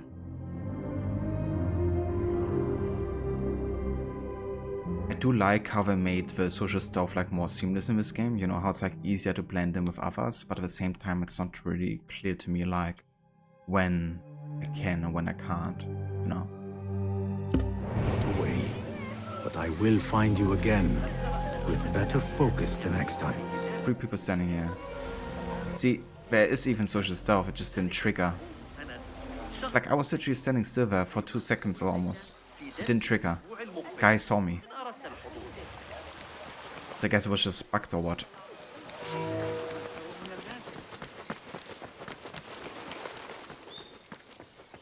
Yeah, that's... I'm gonna blame the game there.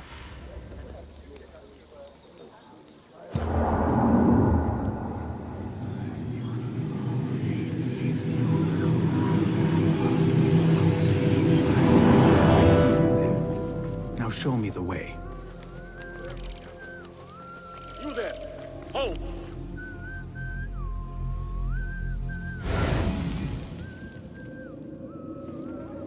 Why is he going back all of a sudden now? Like, first he's going that direction, then he's going back again. Fuck. Yeah, some of his tailing missions are really weird in Mirage, to be honest. Like, how they can't like, trigger people going to the next step or not. Like, now he's going back again.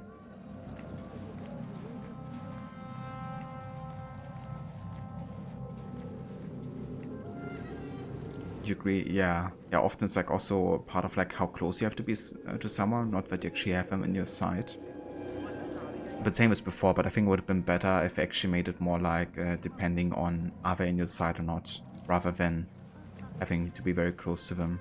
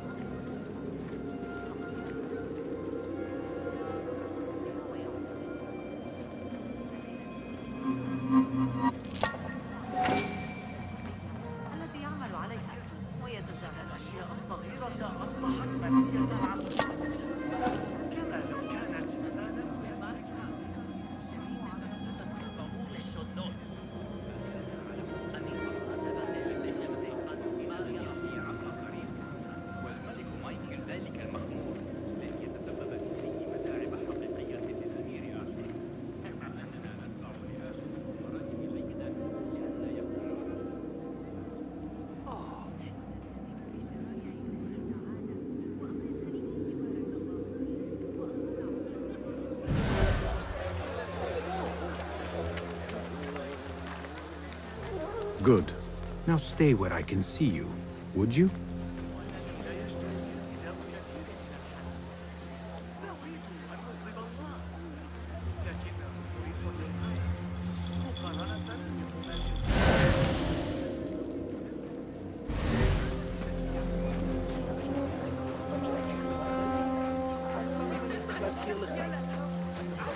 What's wrong with you?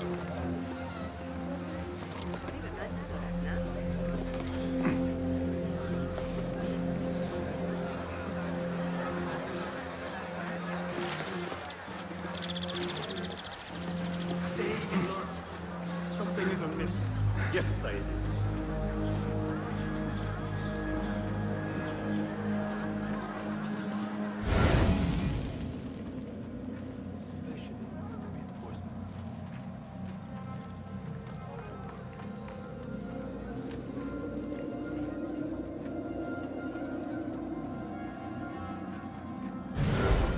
Thought you could lose me.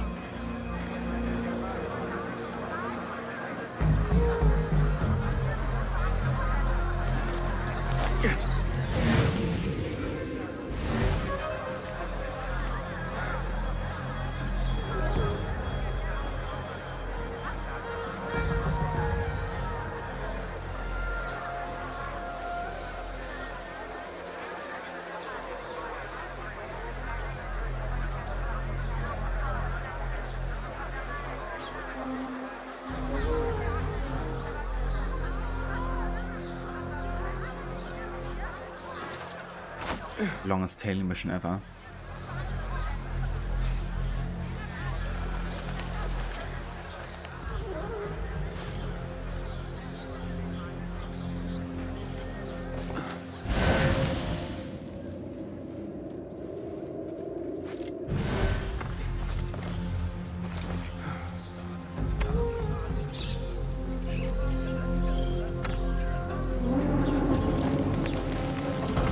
Wish always warned me I would be dragged to the Shorta.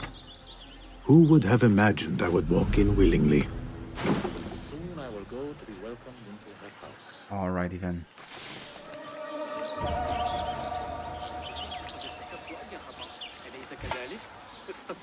How about we try to lure these guys away so we can go inside? I've been watching the Emir's cocky kid from Huh? What is Maybe someone's trying to deceive us. But the other guy doesn't get lured by this?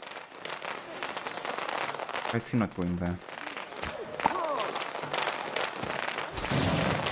Hey, what? What was that? Could be dangerous. Seriously. Bro. Not here, are you? But I will find you. All right. Where are you? Flawless logic. Nothing to worry about.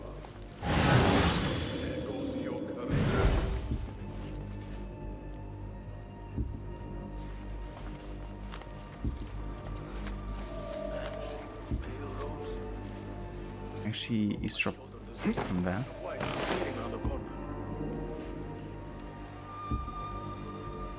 I have to bring the Qadi to the rich district later. Escorting some important documents from the Salib to his scriptorium.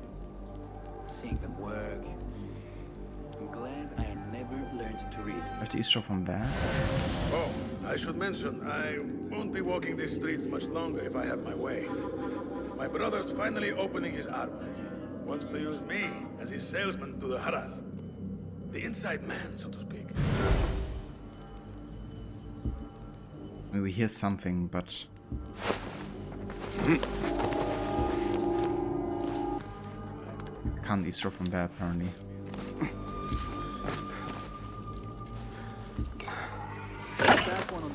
Weird.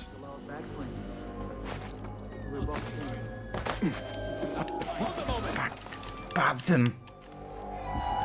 You freaking...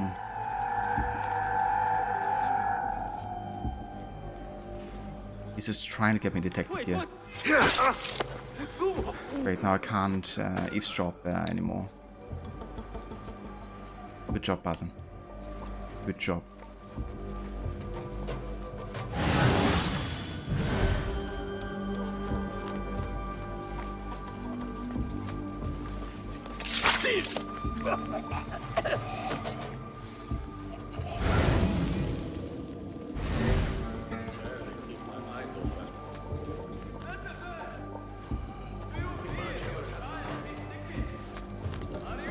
Incredible the stories I hear. Maybe I seems to write you like yourself every day. Just the one that is not tolerated. Hey!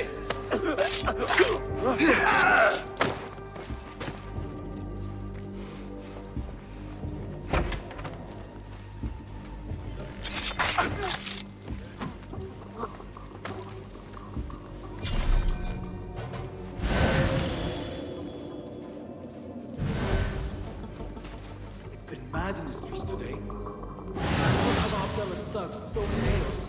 It's the damn rebels.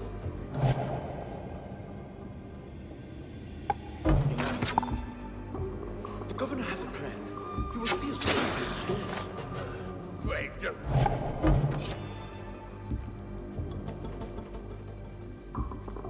On your feet. Let's go. I would all go there.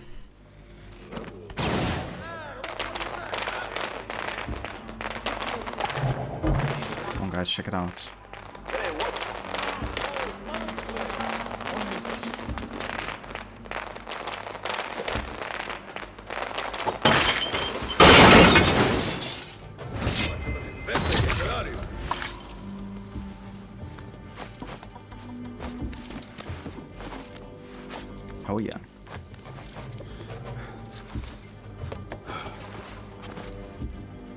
Dang, stock catcher. Yeah, that went quite nicely.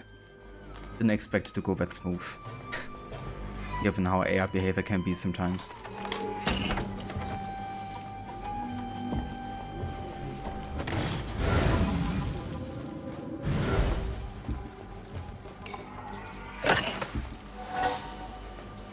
Muhammad ibn Tahir's office at last.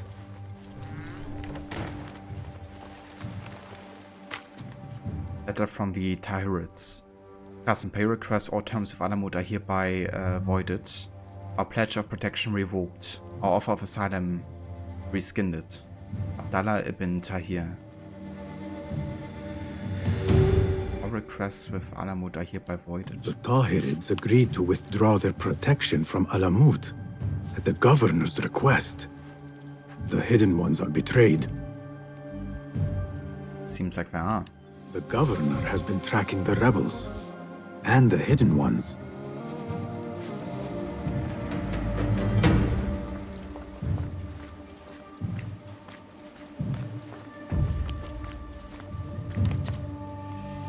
I have the same poem here. Ocean, desert, cobra, dove. It seems he is an admirer of Arib the poet.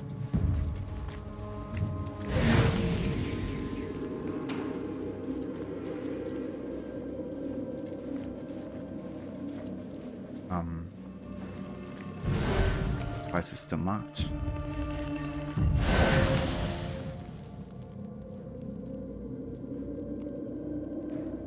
Game.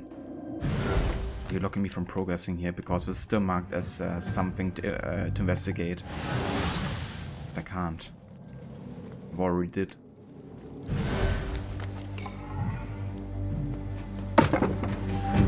Get issues like this in other quests? Yeah, that really sucks. I have to probably reload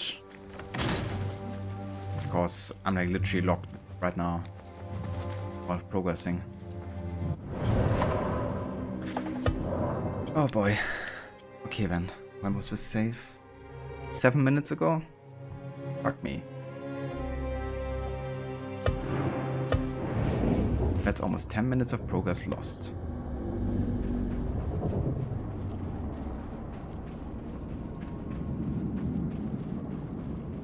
Ended up leaving the area doing another quest and returning. Fair enough. Darwish always warned me I would be dragged to the Shurta. Who would have imagined I would walk in willingly? Wait, I gotta go all the way back inside. I fought some of those pale again. You got that one on the thigh from Charles Baxter. I've been watching the Amir's aid. This cocky kid from muscle for half. So you tell me I didn't even get like any car like safe. The pleasure was ours! Wrong location.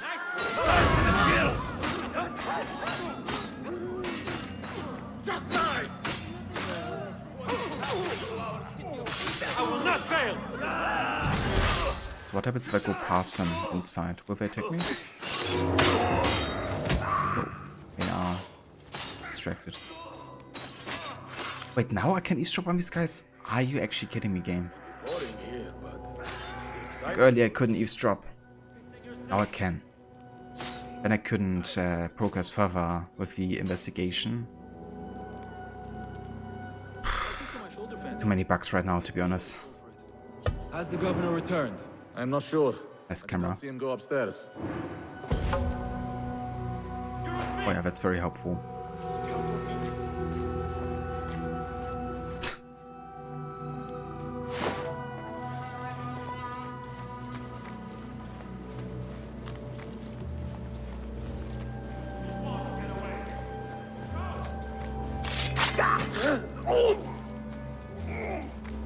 Yeah, that's actually something. Okay, Joe. The amount of bugs I'm currently facing. Hold on.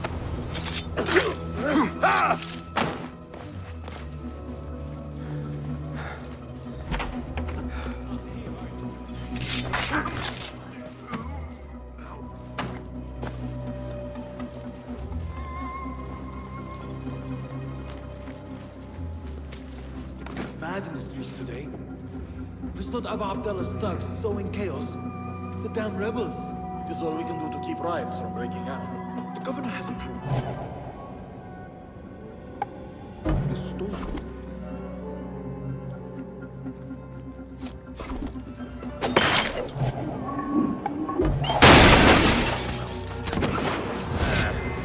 What the fuck is he doing? And now the game literally cancelled my chain assassination as well. Like you saw, I had the prompt to chain assassinate. Because this guy was like moving, like doing parkour. It cancelled that out. Like, what the fuck are these bugs right now? Are you actually serious right now, game? Turn and fight! What is that? Absolutely ridiculous right now. What's happening?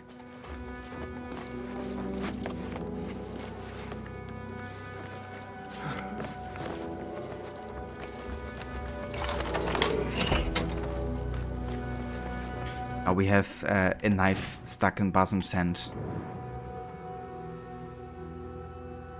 Now we have this visual glitch happening as well.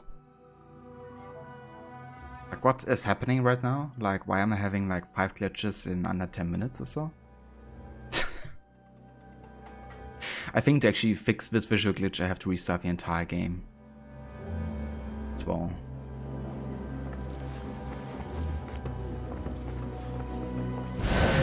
Whoa. Yeah, you would think so, Dogcatcher. Especially since it's part of the main story too, you know. Muhammad ibn Tahir's office at last. The governor has been tracking the rebels. And the hidden ones.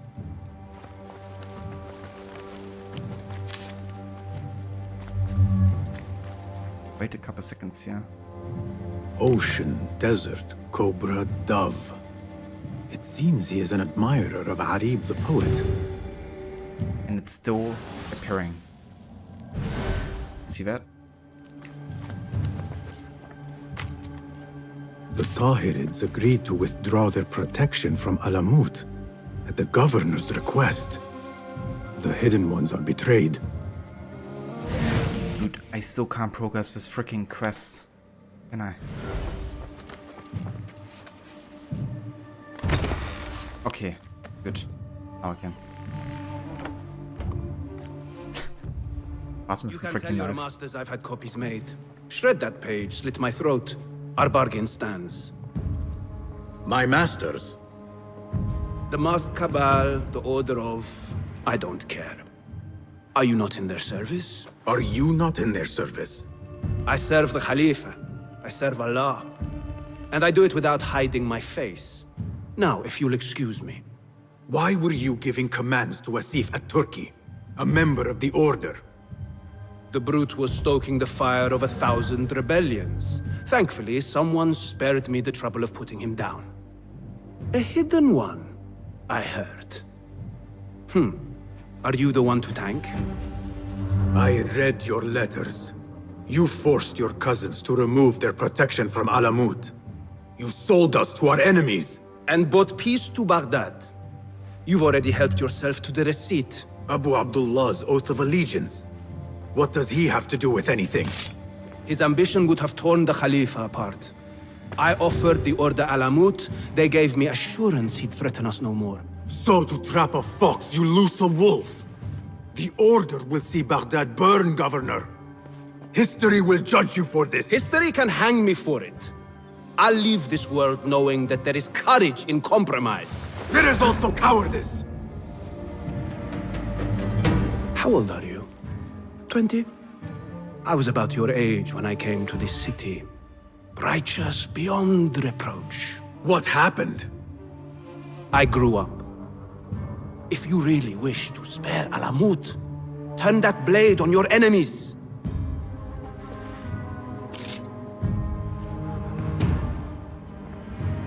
Give me their name. The one you brokered the deal with. I could. But if you fail, then I die.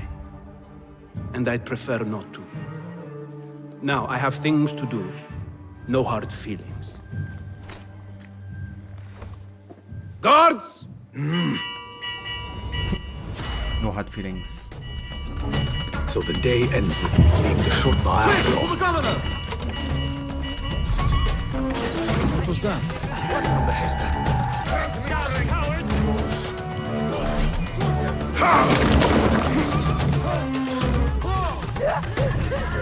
There you are!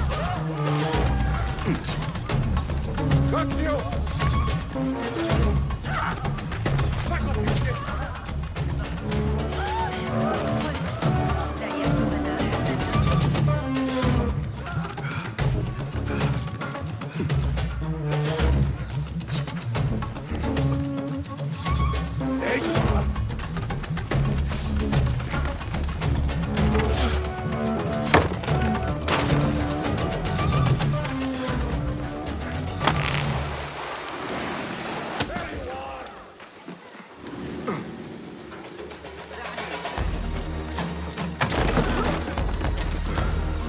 These guys are chasing me forever, it seems. Order or no, Governor Muhammad is no friend to the hidden ones. But also, I've got notoriety level 3 here out of it. Really gotta lose my notoriety here as soon as I can.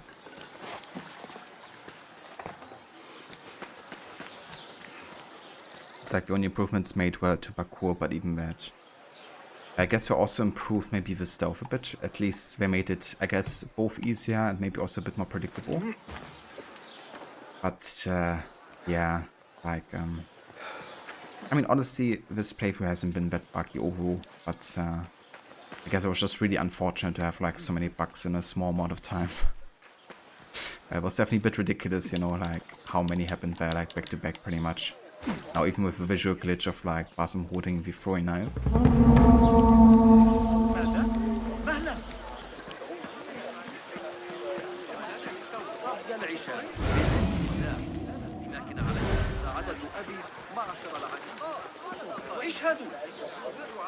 I need to get rid of these. Hey, that's the outlaw they seek.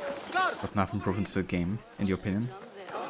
Yeah, I feel like, in a way, they're probably limited by using Valhalla's engine. At the same time, I feel like there's definitely room for improvement, you know, lots of ways. For me, it's primarily affecting the narrative and the representation of the narrative, to be honest. But yeah, definitely feel like they could have done more as well. The guards will be ever vigilant.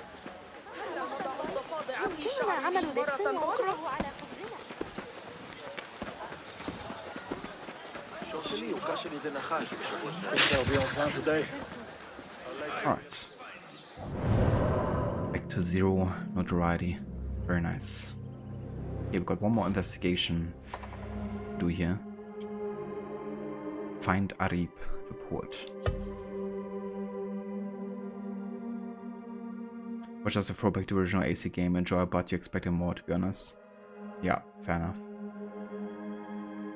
Yeah, so far I definitely expected more in terms of like Basim as a character and the connection to Loki. I mean, we're probably gonna get more of it in the ending stages of the game, but so far I feel it's a bit underutilized.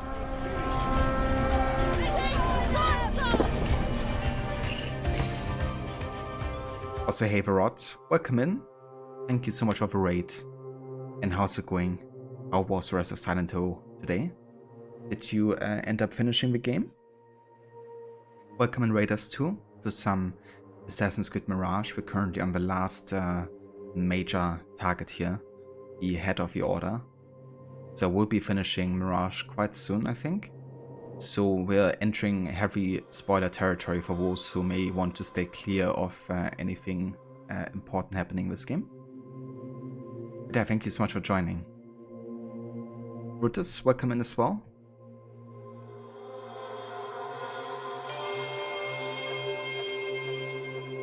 And yeah, for those of you who didn't come with a raid of Rod, if you haven't checked out his channel before, he's also a massive fan of Assassin's Creed. In fact, he's also currently playing through Mirage, the first time on stream. And yeah, you can catch it every Saturday for now. He's probably might even be finishing the game next Saturday or the stream afterwards. And he's also doing a horror month at the moment, where he's playing through a couple of different horror games, from Awake to Outlast to Silent Hill, of course. So if you're a fan of horror, then you're definitely gonna enjoy the content, especially this month as well. But yeah, I hope everyone is doing well, and welcome in. Just unlocked the Master Assassin outfit as well.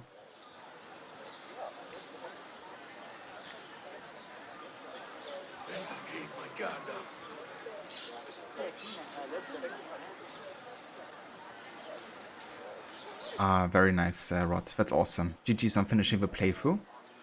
And that sounds like a nice plan, you know, doing Alien Isolation next, especially now that the community challenge has been completed too. So that works out, you know, nicely with the timing. Definitely a good idea to do it on easy, you know, if it's just is more about like playing for the game rather than setting yourself a challenge. That way you also have more time for other horror games. But as you can see, we're currently having the throwing knife visual glitch with Basim. He's like permanently holding it in his hand even during cutscenes. But that's the least of our problems. We actually had like 5 or 6 heavy bugs just happening within like 10 minutes or so. To the point where the game wasn't letting me progress through the main story because I couldn't investigate something. I already had investigated it, but then the game was like marking it as non-completed and non-interactable anymore after that. So I had like lots and lots of bugs happening back to back there. But hopefully that's the last of it. But I do think either way I wanna reload the game real quick because I wanna get rid of this visual glitch as well, you know, otherwise we're gonna have it for the rest of the playthrough here. So let's quickly exit to title screen and go back into it.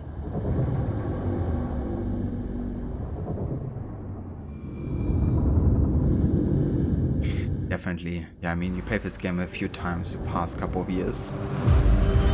I guess you have the different levels and what you have to do quite well memorized.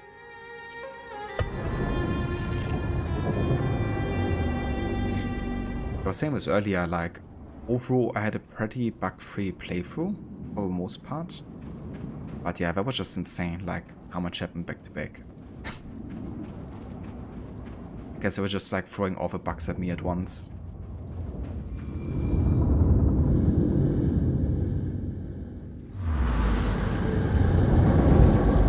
Okay. No more throwing knife in my hand. That's good.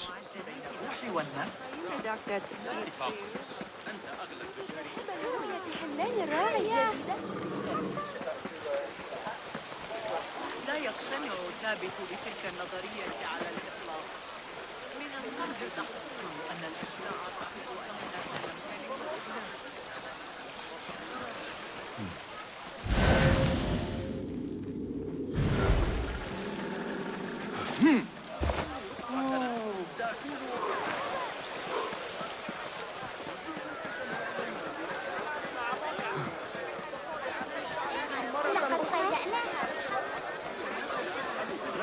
الذهاب لرؤية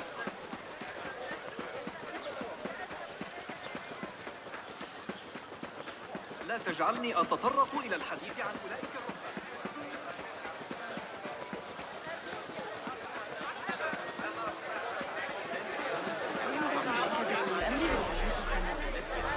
Show me the path ahead.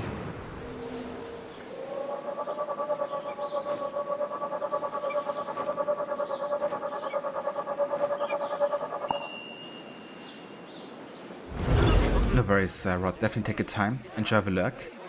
And I catch you when you get back, dude.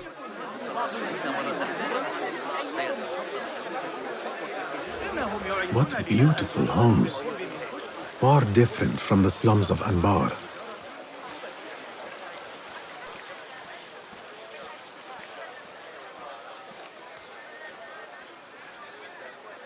That's absolutely no trouble at all, Rod. More than happy to give you a shout out.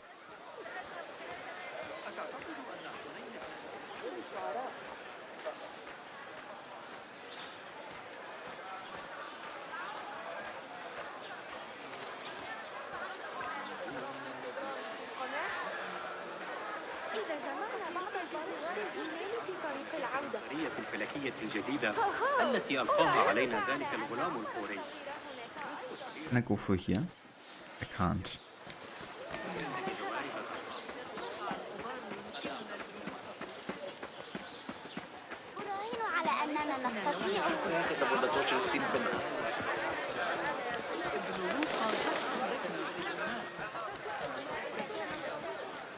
Let us hope she is home.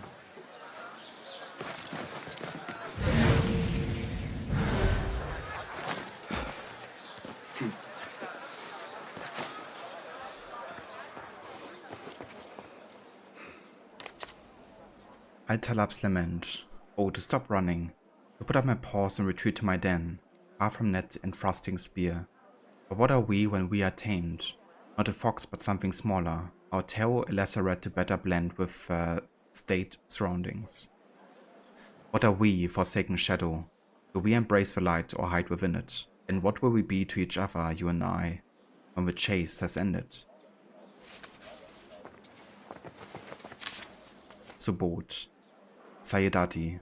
Such a daring performance last night. I fear what was brazen in me is beaten to sweetness. Any sharpness of wit long softened. You must teach me the merry dance you do to avoid rebuke. I will learn its steps, unless there's no such dance. Perhaps your power is such that if you but plant your feet, they must dip and bob to skirt you. Burn fragments. If a hunter set his snares, Autalab will not be bound. All torn. But here is a fragment. Let the hunter set his snares. A Thalab will not be bound. The Order does love their coded names. Perhaps she fears Hidden Ones hunt her. Still, I need more than this.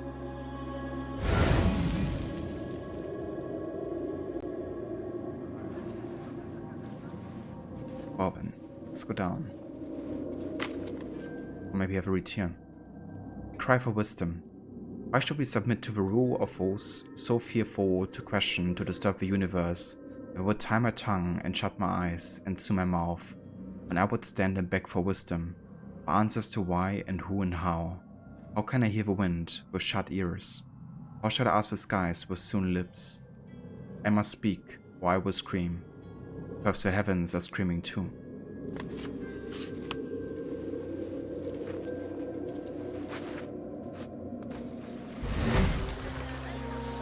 You will not bar me from my guests. This is my house. Bought with my generosity. Bought by my genius.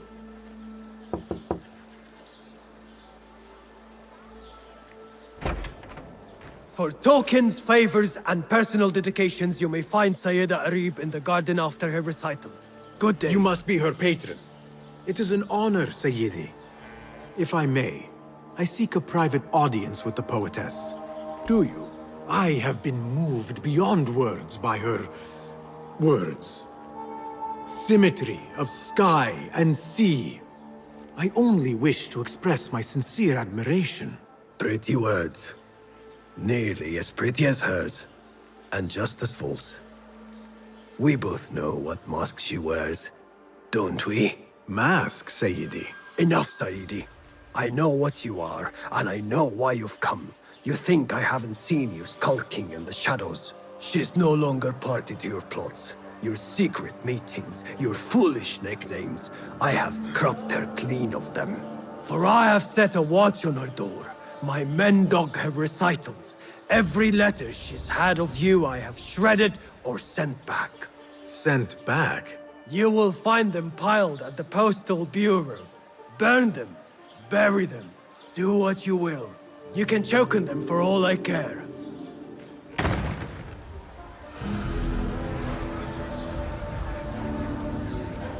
Well then, things are one of the Order. Foolish nicknames, secret meetings. The patron may have thought me a member of the Order of the Ancients. The piles of letters at the Postal Bureau may reveal more. Let us see what mask you wear, poetess.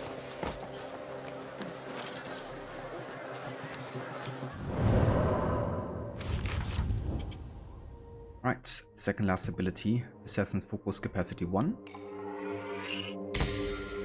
And that means you only have one ability left to get, so 3 more skill points.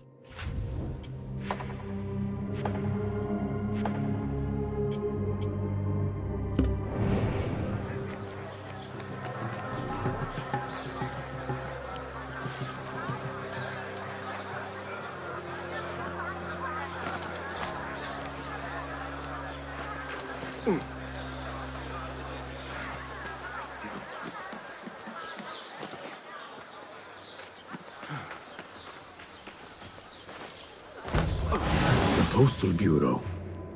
I will do as the Huyun do. Sift through strangers' mail and sniff out conspiracies.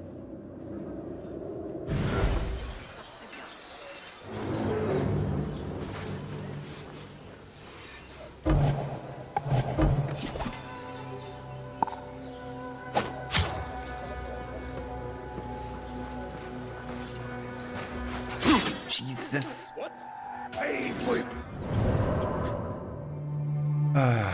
Yeah.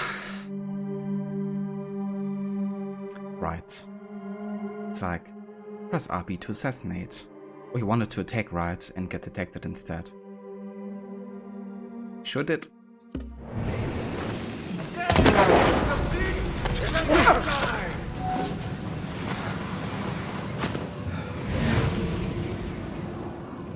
Sure did, game.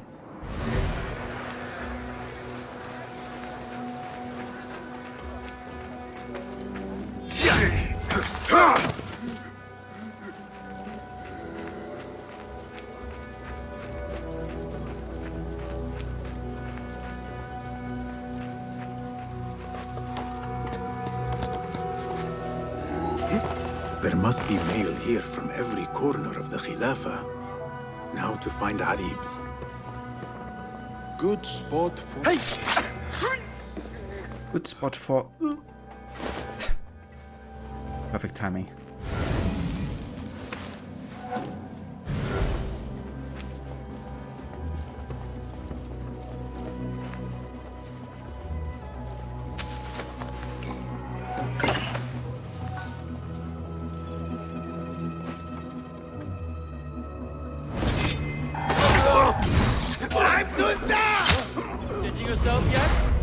Time to die for you.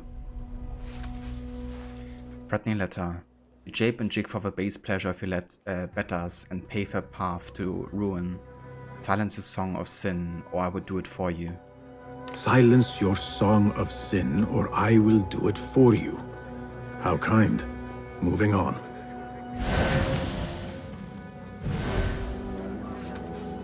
Marasetta. Dearest Arib, your poetry has touched me deeply. You are my oasis, lush and plentiful. Your words soothe my weathered soul. Tell me you feel the same. Dearest Arib, your poetry has touched me deeply. You are my oasis, lush and qaraf. Strange letter. After the honey drips from her lips, our Talab leaves the garden and follows the mouse. After the honey drips from her lips, a Thalab leaves the garden and follows the mouse. Secret order correspondence? Bad poetry? A bit of both? Arib could be a Thalab. The patron spoke of a recital in the gardens. I could give this letter to Arib and see where the vixen leads me.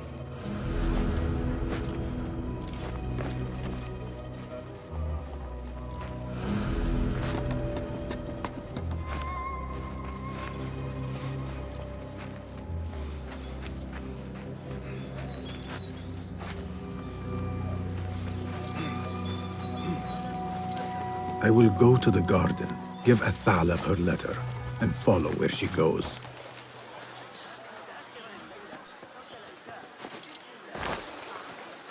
Rage as the ocean, I will sweeten your storm. Scorch as the desert, I will bathe in your heat. Strike as the cobra, but plunge in my breast. Soar as the dove, but alight in my nest. Where you go, there I'll go. Where you rest, there I'll rest. A very sad dog catcher. I hope you enjoy the doggo walk. Definitely have a good time. Thanks for dropping by. And here's also a shout out to you for anyone who wants to catch some more Assassin's Creed Mirage. Dog Catcher is currently streaming it himself. He's also a big fan of games like AC Valhalla, Horizon, and many others. So yeah, if it sounds like something you would enjoy, then definitely go ahead and check out his channel. She wrote that about me, you know. لكنهم أوفوا بعهدهم وحفظوا النظام وحرصوا على تأمين شريعات الخليج الكبير من التنفيذ. Be you ocean, desert, cobra, dove, all shapes and humors will I embrace.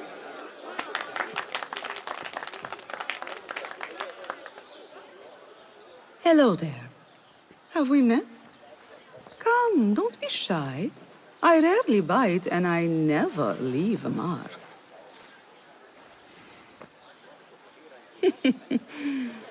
It seems there's no privacy in the public eye. How came you by that letter? Who put you up to this? I work in the dark to serve the light. I've met the men who serve the light. It seems its glare oft leaves them blind. Are your masters so blinkered and bumbling? You were warned, you son of a dog. Come, Arib. We will set no tongues to wagging here. Yours is the tongue that will not still itself, even when I beg for silence. You spurned the counsel of he who raised you, and without whom you would still be nothing. I raised myself. I authored myself. I have written myself into history. You are banished from my pages. Now be gone! How can I leave you to wolves such as these? You're a woman alone, unarmed. Words are weapons enough for me. Then let us see what defense they offer. Take her. There is somewhere the Sayyida needs to be, and you are delaying her. It seems that words can summon shields. We will need to make this quick. Die! Get to your master's dog!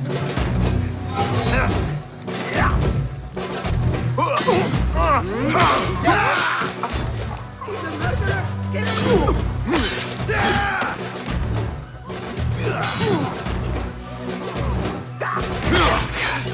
Arib has left for her secret meeting.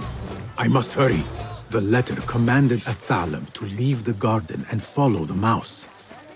Perhaps Arib is not lost to me yet. All right. How far will the fox flee?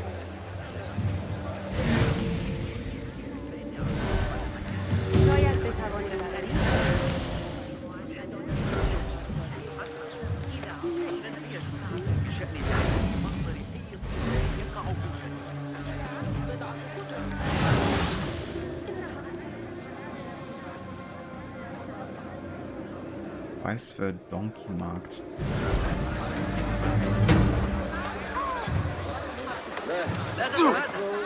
Another crumb to follow. I am growing tired of this chase. Kill the couple. They are wild. Poor donkey.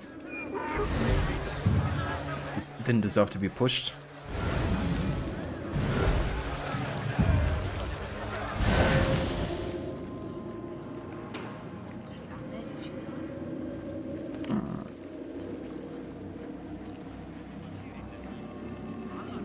Okay, where's the next one?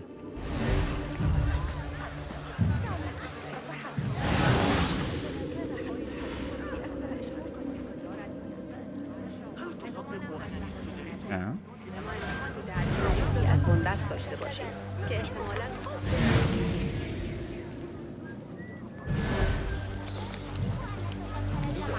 Still marking this spot for some reason.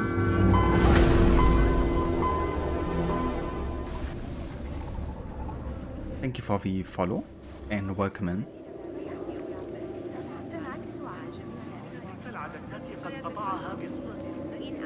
pretty sure why this is still marked over there.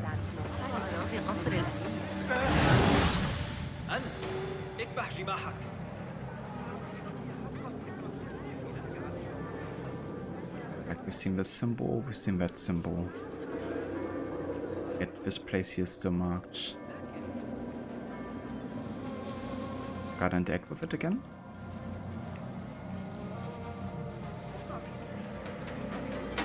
I'm just gonna follow the symbols, even if a marker set me back there. Or is that the location where I have to look?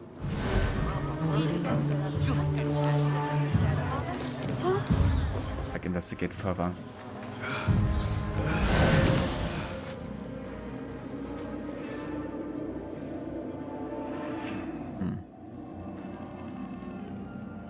I don't know.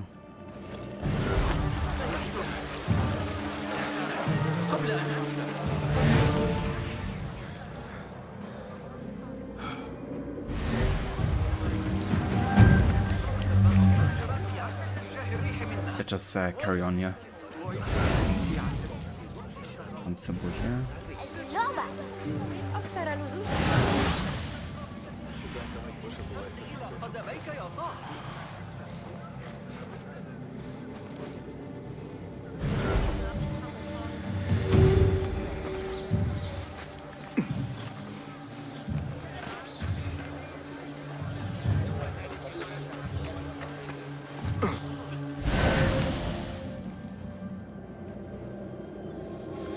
Okay, don't tell me the game is like locking me out of progressing again.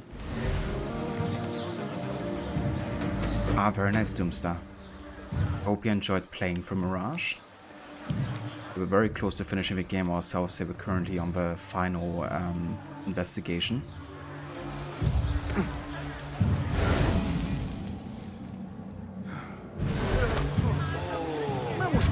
I don't understand why we can't progress here.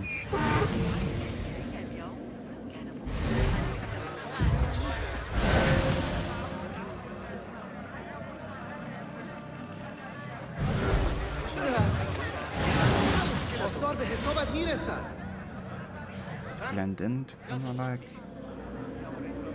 enter. Let's see what happens if we pass time.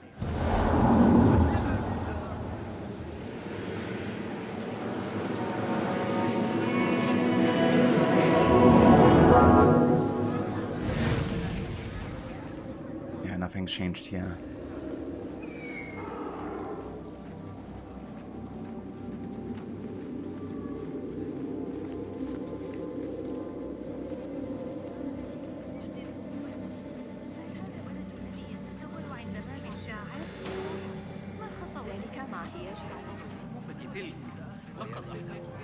I mean, the thing is, it's kind of like looking this direction again, right? So, like, it must be in this area.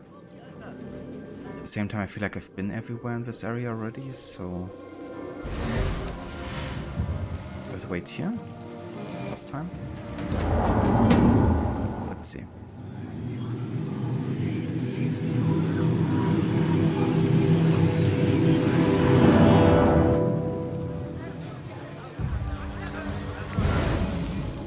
Nothing.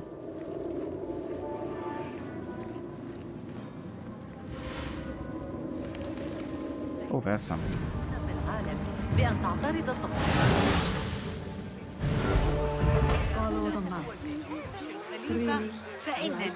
Okay. What do you think? Not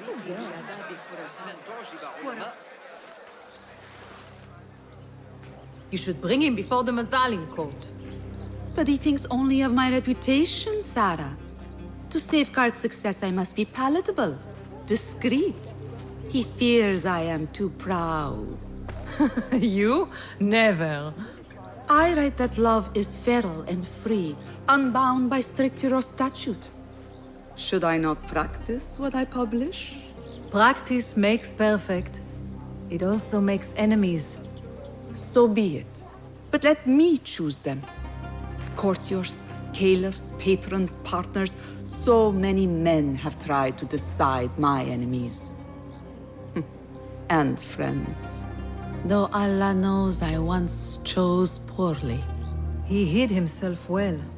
And the poet needs patrons. Even one so great as Al-Talab. Well, I have my pick. Good. There's troubled times ahead. I will be fine. I have survived 6 caliphs. I will survive 6 more.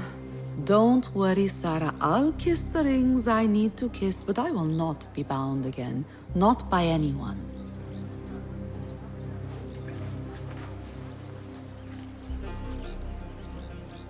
Secret meetings, coded names. There is no trace of the Order here. Still, she has her pick of patrons. Maybe the head of the Order is not Harib herself, but an admirer. I have seen enough from my 3 suspects. Time to seek Roshan's counsel and end this once and for all.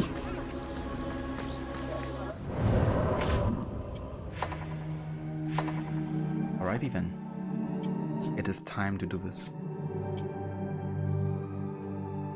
Nice, glad to hear that you enjoyed it, Doomstar. I'm quite close to getting all the achievements myself. There's still a few that I have to get, like mainly kind of like get 5 groups or something hired to kind of like do social stuff or something. Stuff like that, but I'm just gonna take care of it after I finish my playthrough, I think.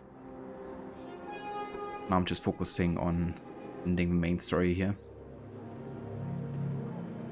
But yeah, let's do it. I'm gonna visit the trader though before we do this, because I got a refill on some ammunition here, especially for the throwing knives.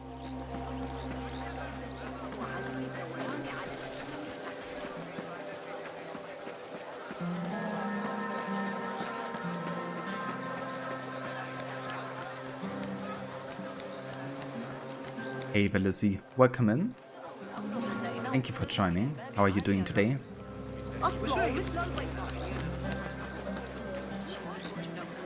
41 out of 51. Get away! Hey! For me, let's see. Okay, I'm still having 18 left apparently. Never mind, I guess you're a bit further ahead of me. I guess there's gonna be a few that will be unlocked as part of the main story, I guess. But I still got a few to go.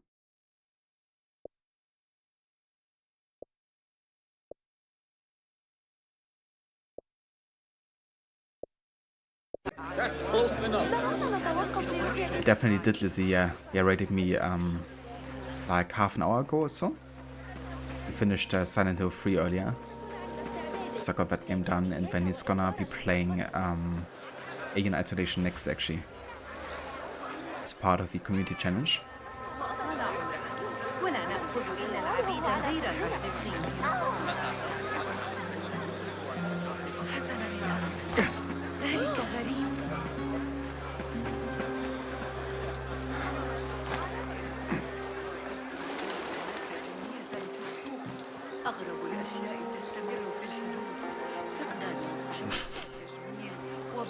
Basim's leg wo? Maybe I can actually auto mode that.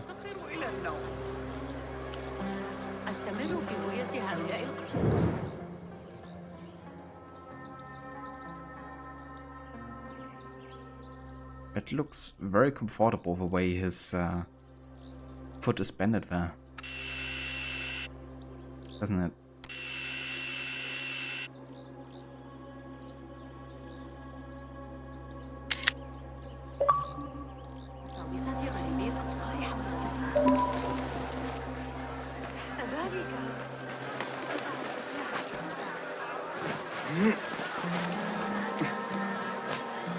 Basim, have you investigated your 3 suspects?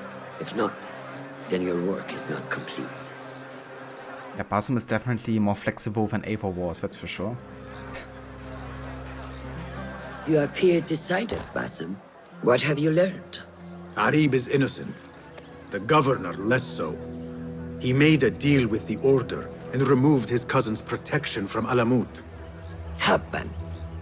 Just as we had feared. We've been bared to our enemies. Yes. In exchange for Abu Abdullah's renouncing his claim to the throne. He cedes his crown to suit the order, led by... His mother. Qabiha is the head of the snake. Where is she now? Fled to the palace. If we act now, we can spare Alamut. Give me the feather, Master. Qabiha will meet swift justice. And I will be the one to deliver it. What? What are you saying? That a more seasoned hand is needed. The last time you entered a palace, you left it in disarray, to put it lightly. Have I not proven myself since?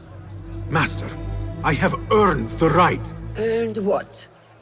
The right to kill?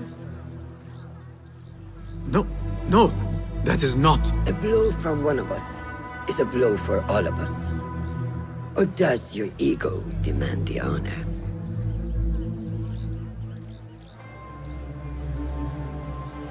It is not ego, Master.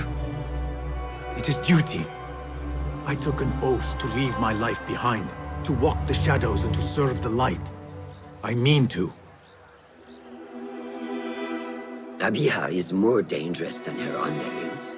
Strike quickly and end this. Do not hesitate.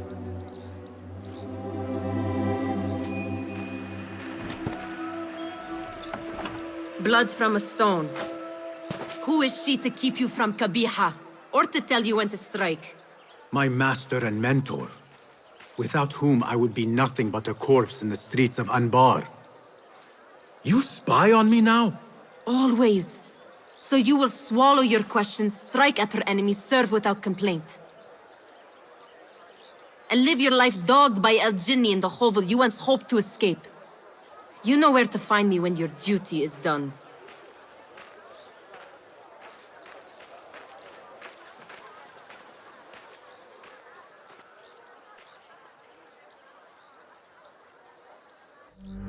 So many dead or disappeared.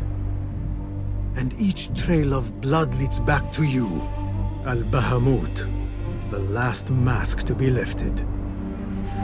You set Wasif on the rebels, unleashed Al-Ghul, sold your son's crown to seize Alamut. And all for what?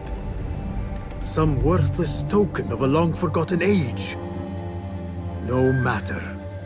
I will see you at the palace, and I will cut the head from the snake.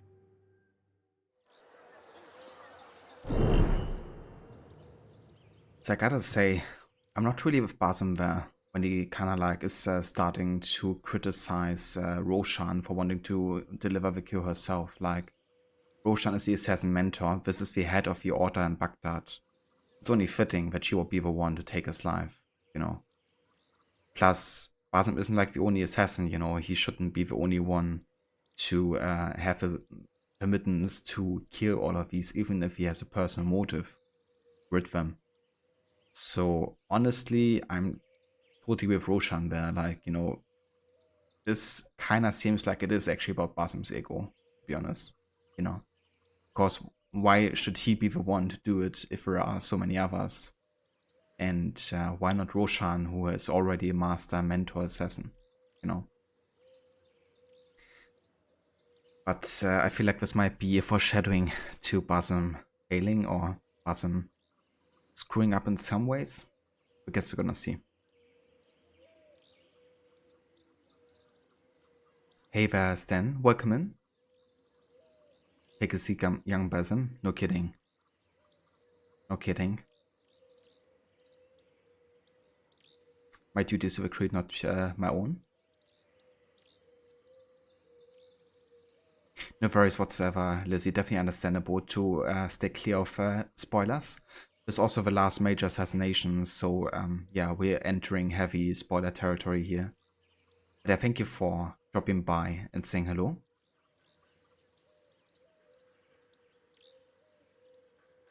Definitely get that too with horror games, you know. I mean, I don't mind horror that much, but it's also not something I can watch or play for overly long, I guess. So yeah, I tend to avoid horror games and movies for most part. It's nice sometimes, you know, and I can appreciate it, but it's not something I can, you know, get into all the time. Also, welcome back, Rod. Thank you for permitting that, what Lizzie wrote there. Yeah, I would say so as well, Doomstar. I feel like Basim should really take a step back there. Assassinate Kabiha. Head of the Order of the Ancients, Kabiha has fled her rooms at the harem and hidden herself within the Caliphal Palace. The grounds are likely to be well guarded, given how the last Caliph met his end. Yet there may be a select few on the premises that Kabiha would trust with her secrets.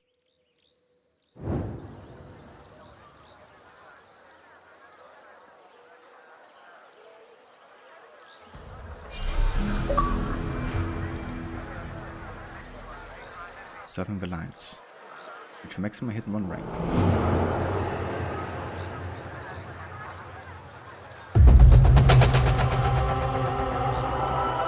So we unlock the Master Assassin outfit before achieving the rank of Master. Interesting.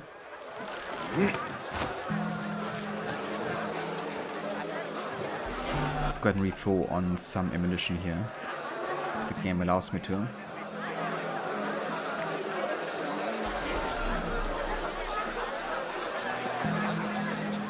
What do you see?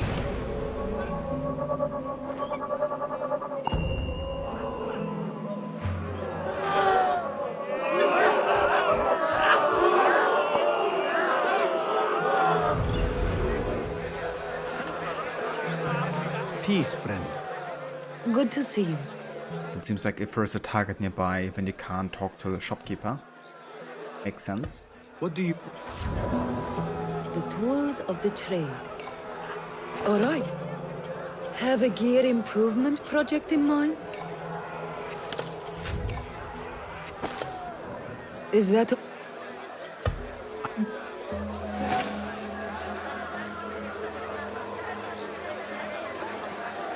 Oh yeah, I guess he just received the rank of Master.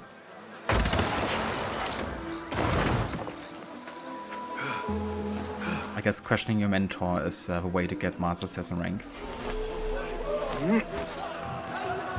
What see you, my friend?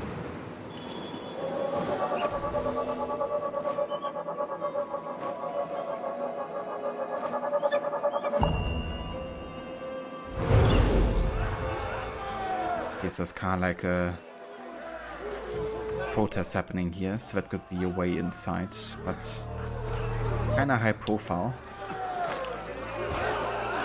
Look around on the other side there to see if that's a bit more low profile instead.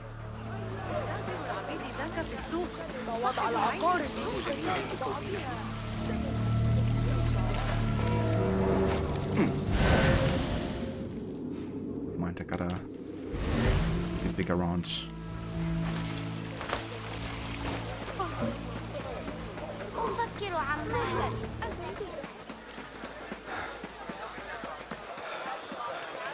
There was something on this side.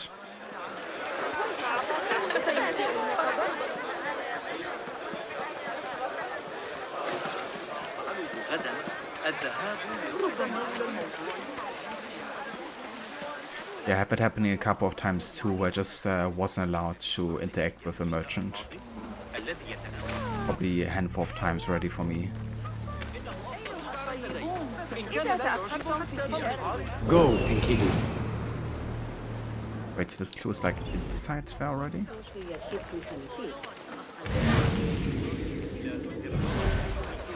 Oh.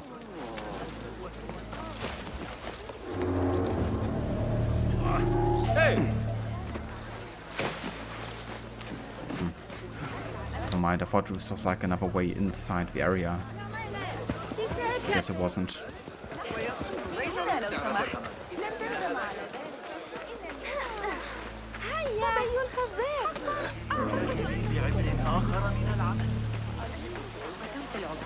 Back we go.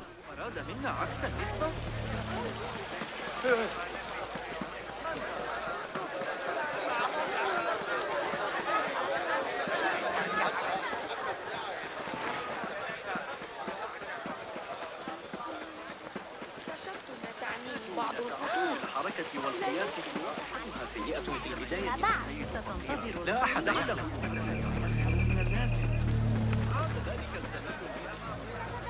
It seems Ali decided to attack the palace after all. His rebels could distract these guards. Yeah, I guess I'm gonna do this then. It didn't have too many performance crashes so far with this game, but yesterday I actually had like one cutscene that was like 5 FPS, I think, for some parts. Don't know what happened there because I'm playing on the Series X, so pretty much one of the best versions to play it on. You, hidden one. You think you can help us pass these gates? They're barred from the inside. You appear primed for a fight, brothers. I will see what I can do.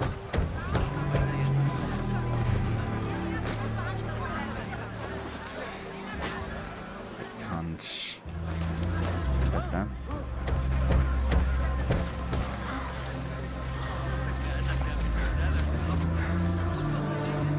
I would think you could like climb on that thing and then circle around. Okay, no, gotta find another way inside.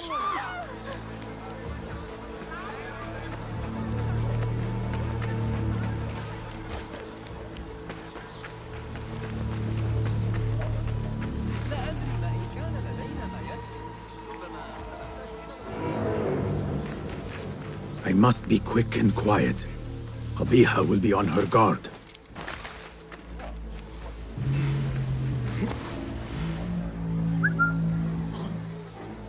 What's happening? Hey!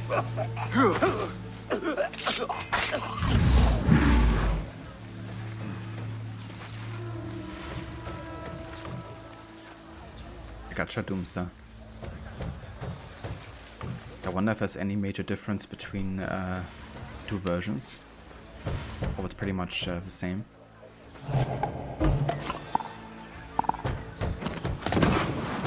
What the hell? What's going on? What's going on?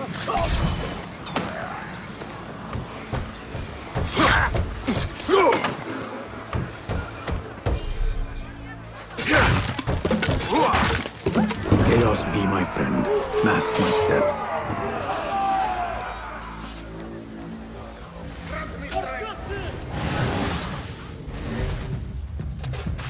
Didn't get in combat right.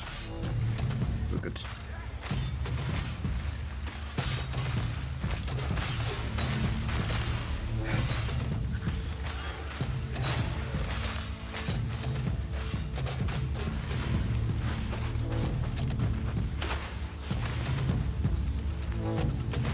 What?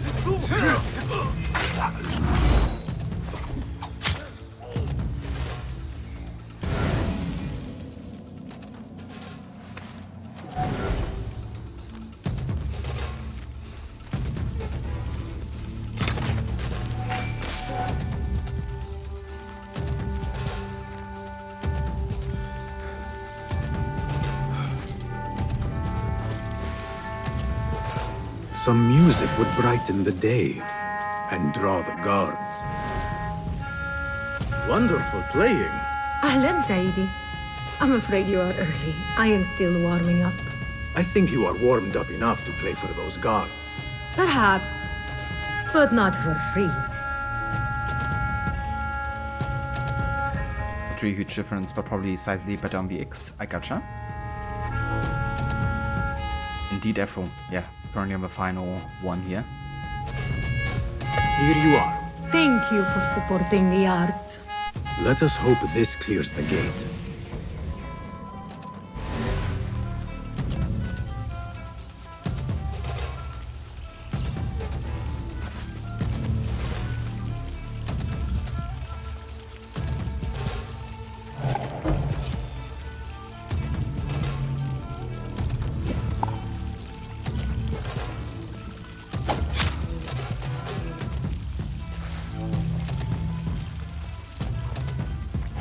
Servants go where they will. This man might help me open some doors. Such heaviness in the air today. These are treacherous times. And most inhospitable. Are we not bade to honor the guest as he is entitled? We are. but Al-Mutawakkil was murdered in his winter palace. Security has increased here since. I can see that. Everywhere I go, I am met with dark looks and locked doors. If only this were enough to open them. If only. Offer more tokens. Well, fortunately I have enough, more than enough of these. An open door is a priceless thing. No worries whatsoever, Doomsday. You have a good one. Thanks for dropping by and saying hello. Also for leaving the follow. And yeah, I will catch you next time.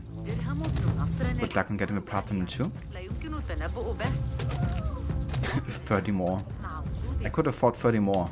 I was not gonna get a single one more than that.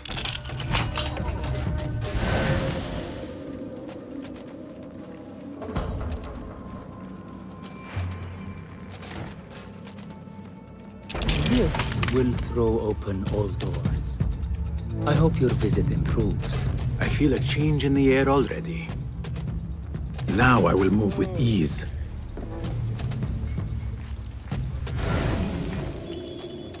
Finally, now to find Qabiha and save Alamut.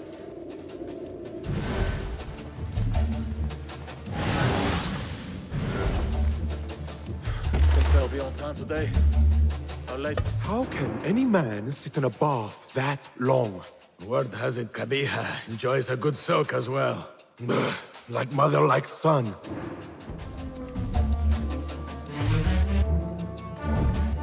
Like the music here.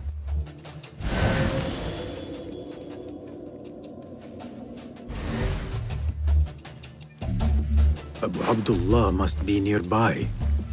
Qabiha's son may lead me to his mother.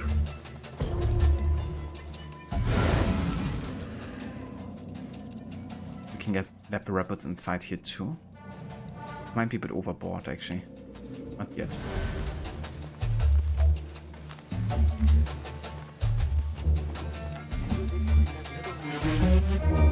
The date palm court by the Dar Mamlaka, right? You'll have to point him out. Posted in the area.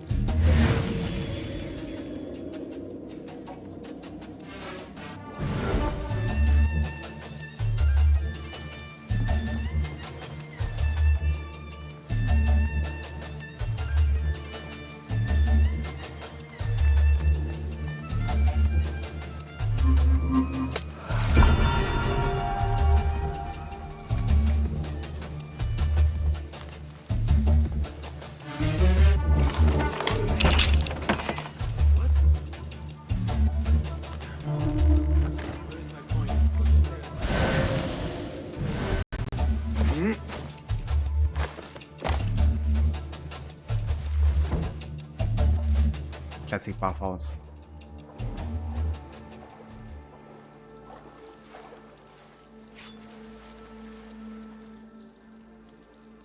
Definitely Stan.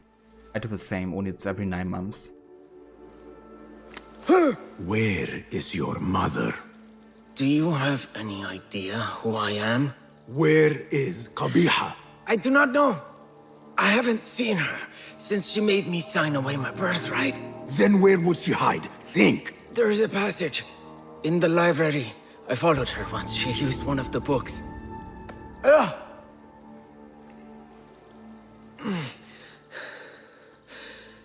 Is that where she's kept safe while I've faced imprisonment and humiliation? Threats of death and... I know you. You were there that night, with that object clutched in your hand. And my father, dead at your feet. That light. Those voices. I thought I'd gone mad. Everyone did. Everyone except my mother. She... Will you kill her too? Will you not stop until all of us are dead? What a good idea to just leave him there. Now Qabiha. These Order members love to hide among the books. It's like, sure, let me just leave him there with all that information. At least time up or something.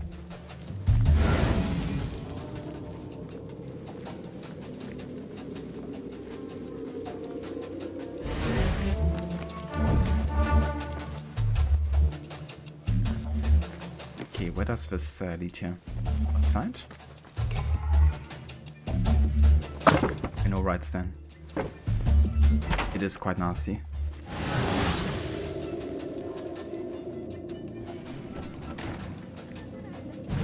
I would shower at least every 6 months, you know?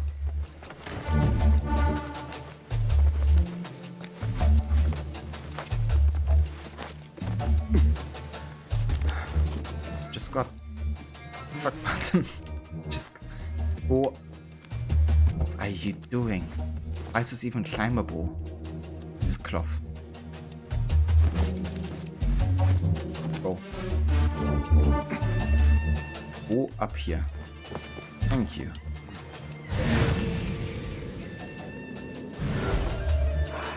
Acoustical system working perfectly.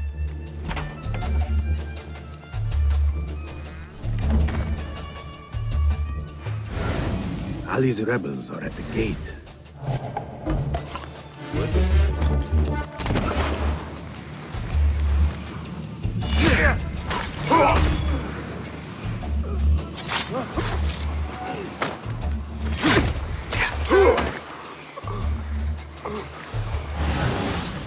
We should have him in. I could also try to go up here. Just have to find a way up. Never mind, I think I'm gonna let them in.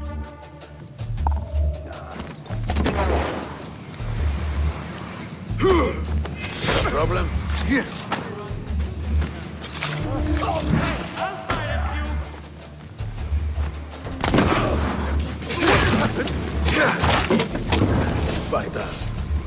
Go in, guys. Cloud! They're also affected by the cloud bomb. Smoke bomb. I'm everywhere for some blood. It's funny.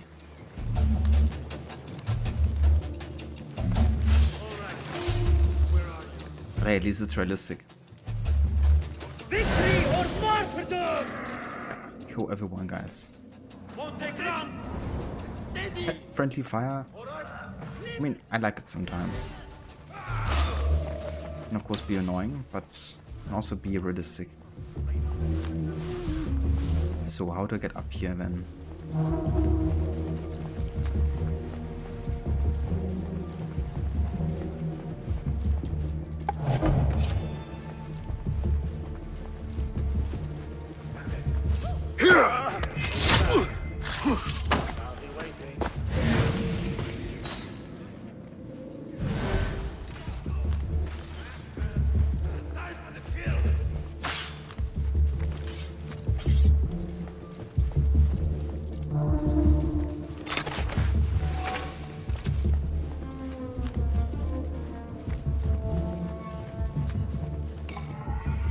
There must be a room beyond this one, but how to reach it?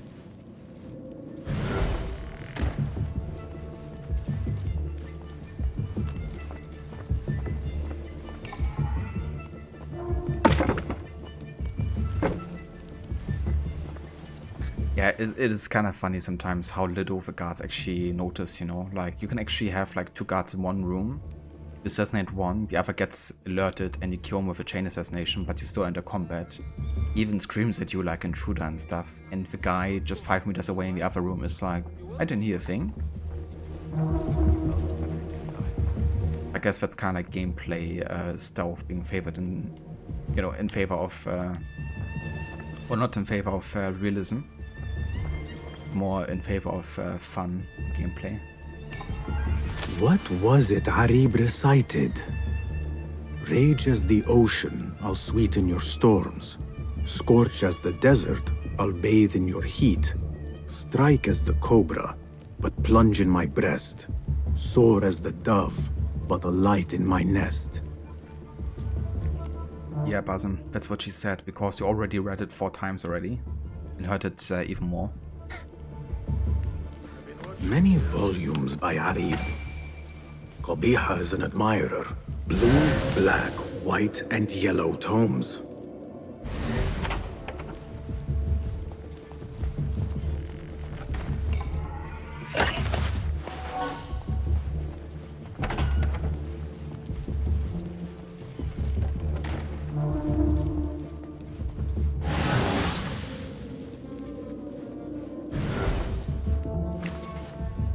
Which book would Qabiha choose to mark her path?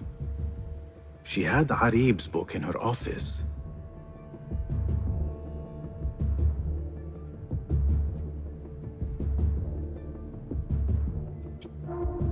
Alright, so we have to go by the order, I guess.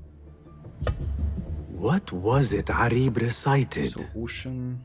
Rage, scorch as the desert, I'll bathe in your heat. Desert. Soar as the dove, but a light in my nest. So how about we begin with the blue one then? Of the ocean?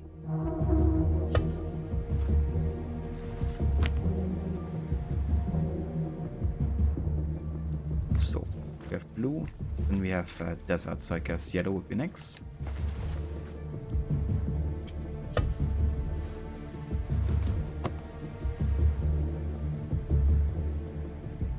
Then soar as the dove.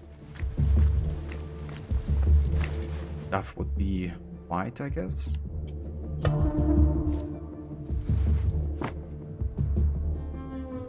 Perhaps there is a clue in one of her poems. Symmetry of sky, or ocean desert cobra dove. Ah, it's cobra dove. Or the other way around. So let's start with black here and then end with white.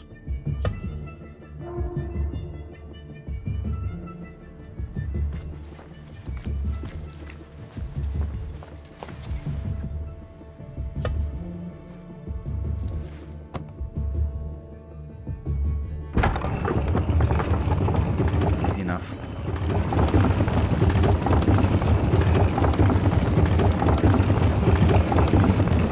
Someone took great effort to hide this place. Great effort. I don't know, man. I mean, yeah. You did, of course. If you know what you're looking for, I guess was alright. Hidden one. Wait. Don't run away from me. There's a catacomb chase, yeah? So many years spent searching.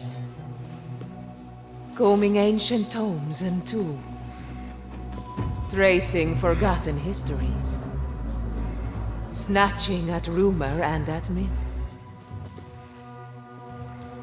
When all I needed to do was wait. For you to come to me.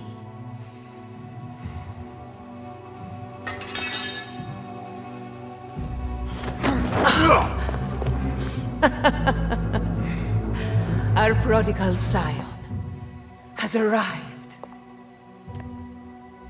Yet he knows not what he is. Have you not wondered at your nature? You, who see more, who know more.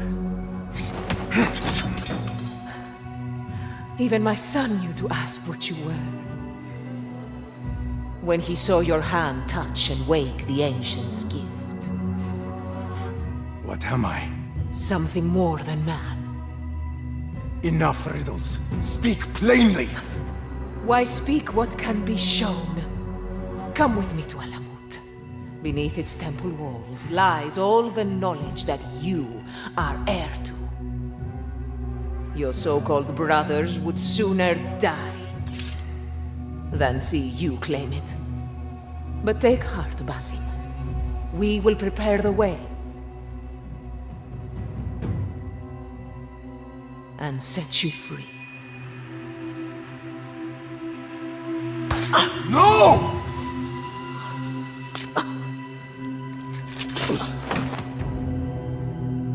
What poison have you lapped at her lips? She said I was something more than man. What did she mean, Roshan? What lies beneath the temple? That is forbidden ground.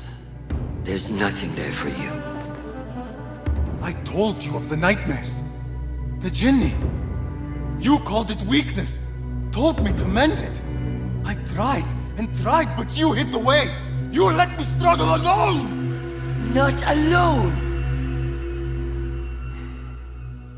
You are not the first to walk the shadows broken, Basim. Stitch your shattered pieces into a whole. Pour your pain into the Brotherhood. Purge yourself of the poison she dripped, and come home to us. No more than a man, but no less than our brother. Or is it too little for you? What if it is? Follow the path she laid out for you, and I will kill you myself.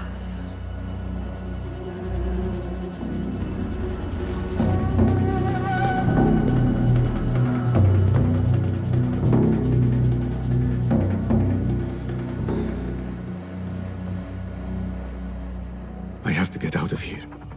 I have to tell Nihal what I have learned. Okay then. Man, I'm not a fan of how this evolved here. Like Roshan's and Basim's relationship.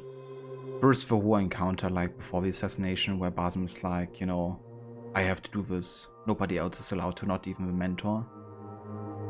To kind of like making all these accusations, right? Like, he doesn't even know if Roshan knew what the Jinni meant, you know.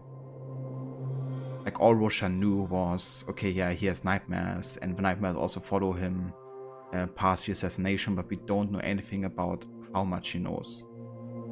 Yeah, there's apparently a temple beneath Alamut, but that doesn't answer the question of if she knew that, you know, Basim should have been led there. Nor if it would have been good for him either. I feel like those accusations, you know, kind of like come a bit out of the blue there for Basim to make. He should ask for, like, for answers, of course, at this point, but he shouldn't just go ahead and, like, accuse her of, like, having lied to him or something, you know? Only because she didn't share everything to someone who's, like, or was an initiate of a Brotherhood, essentially, you know? I get that he wants to know more about his past, of course, and that he will also be angry, but I feel like Basim is really overstepping some lines here, over and over. But hey, we can get the finest skill in the skill tree.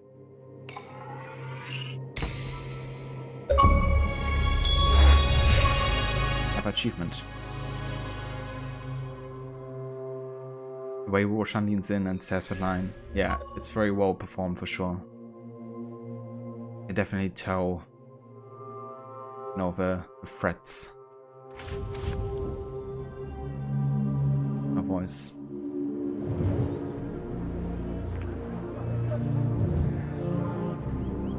But yeah, time to escape the palace, I guess. She definitely is Goldie. Definitely can be.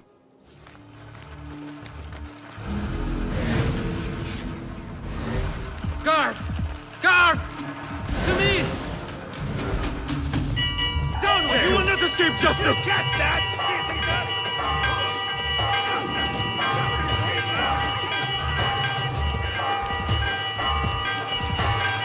At the same time, I also don't like that Roshan didn't do more explaining either, right? You could have at least given me some answers.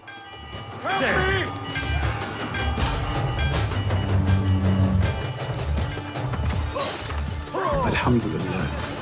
Again, I have escaped with my life and left things broken behind me. Say, I've seen. Out of my way.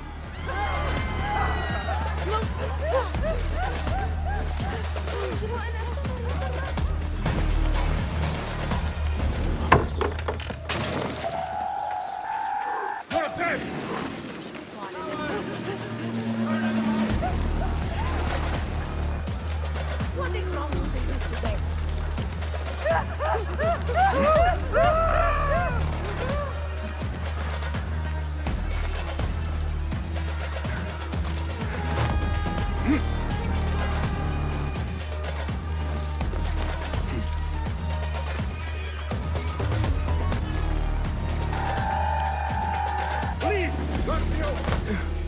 That's a lot of guards here.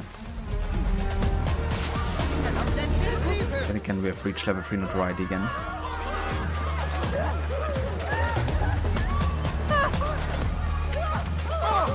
Hey Bear, can you help me out, dude? The shorter was from every move. I like how it goes down. Draw their gaze. Kinda like, be like, don't hurt me, but I'm still gonna take your money and get rid of your notoriety.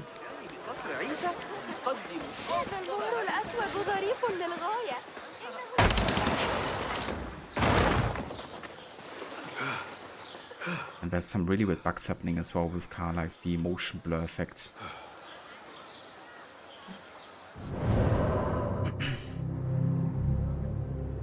You like how I broke it down fully for you and you're like, she feisty? I mean, sometimes it's good to sum things up as well, you know? Thanks, Rod. Appreciate it. But yeah, I guess we are going back where it all started. Another classic in Assassin's Creed, you know, to kind of like finish the story where it kind of like started. Or at least have it be one of the points you go back to.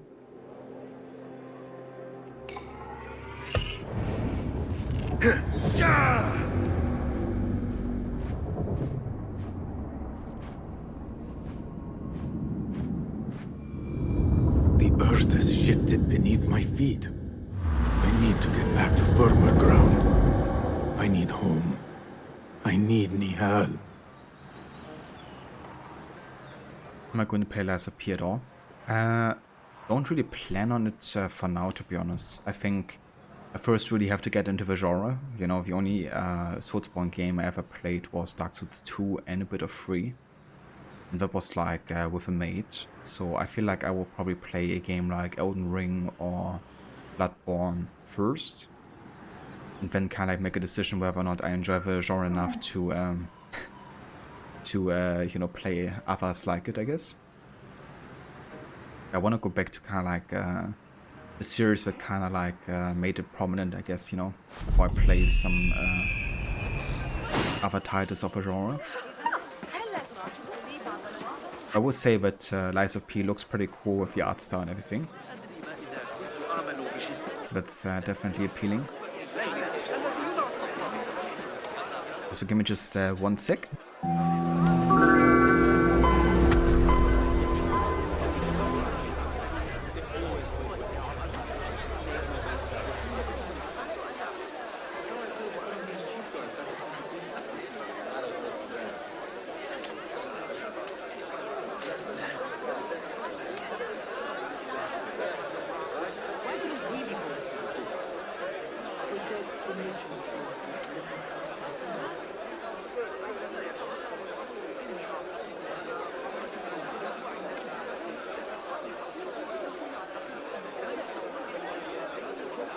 Alright, I'm back. Also, hey there, Retro. Welcome in. Thank you for the follow there. She may still be. Is your name a reference to Watch Dogs 2 by any chance? The way it's written kind of like reminds me of Marcus. Citizens, the Muhtasib would like to remind all merchants that vessels and their contents must be kept covered and... Die now! Rest now. I like how he interrupted his tech to be assassinated. The Shorta are determined to smear my name. Nice. Accept this as proof of my innocence. I was hoping we could trigger this achievement too here.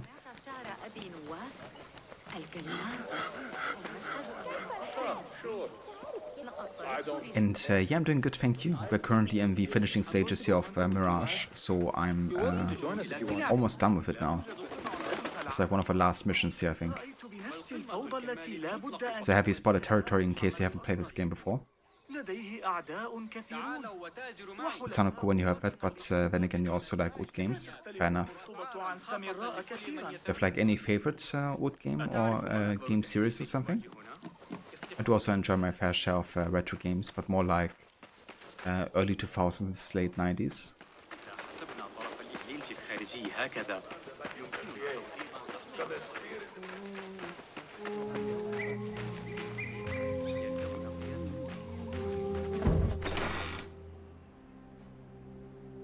Basim, are you well? Basim. I do not know. You were right, Nihal. My enemy, Qabiha, she held the answers. What did you learn? That there is more to who I am.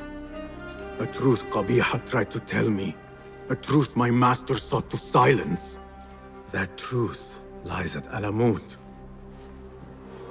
So we ride for Alamut.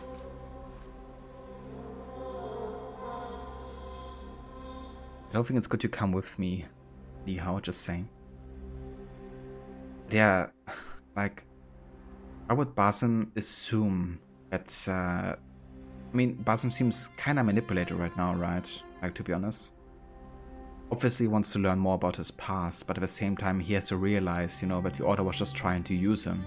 You know, they were trying to use him to gain entrance to the temple below Alamut. And from what he knows about the Order, he can be sure it's not for something that only serves him, you know. It's because the Order wants to have something that benefits the Order. And he knows what the Order stands for, what they're willing to do. I mean, they have killed the entire Thieves Guild. That, I think personally, should be more important to him than finding out, you know, more about his past at any kind of like chance, you know. Like, obviously, he does have legitimation to ask questions and to find more about it, but not at the cost of like the Order just getting entrance to Alamut, you know. Plus he already knows what he wanted to know, you know, like he knows that he has to go below Alamut. So he could also just ask nicely, you know, or just kind of like try negotiate with Rosha and just ask more about it, instead of like trying to go by the plan of the Order. So I feel like Basim has very little foresight here currently, to be honest. And to be honest, you could kind of write this down to, yeah, it's like a young Basim. He's kind of like maybe more naive or something, but this doesn't really strike me as a Basim we've seen in Valhalla. Unless the Basim we've seen in Valhalla is like 100% Loki, you know, all of a sudden. And you could explain that, but I feel like he was a much wiser, much more cunning, and definitely didn't get himself to be manipulated so easily. But yeah, that's just my opinion. Haven't played much retro, but like how they look, if it makes sense, yeah, definitely does. There are nice games to look at, you know, like graphically, also gameplay wise, I think.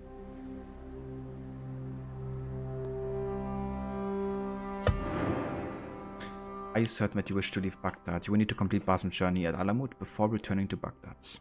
Indeed. I will go, Nihal. I alone. You need me. I need you safe. I am safe with you, and you with me. I may find nothing there but danger and death. This is my fate. I will not turn back from it, but neither will I have you face it. Where you go, there I will go. Where you rest, there I will rest. I will walk behind you every step of the way. You are never alone. She's so gonna die. Get backing. We will not leave Alamut until you have found the answers you seek. She's so gonna die, isn't she?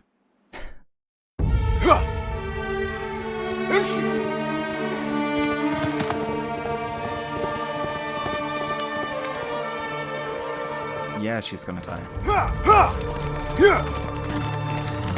At 9% certain. Yalla.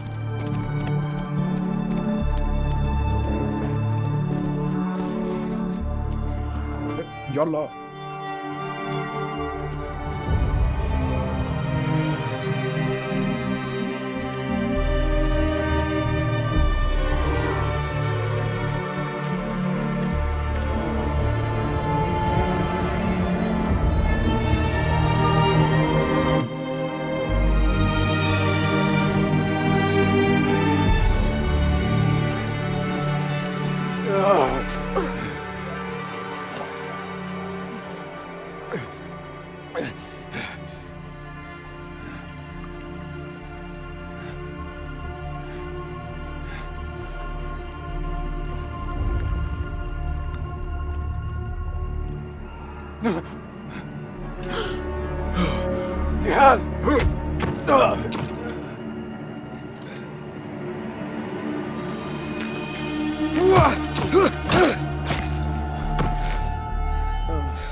Roshan?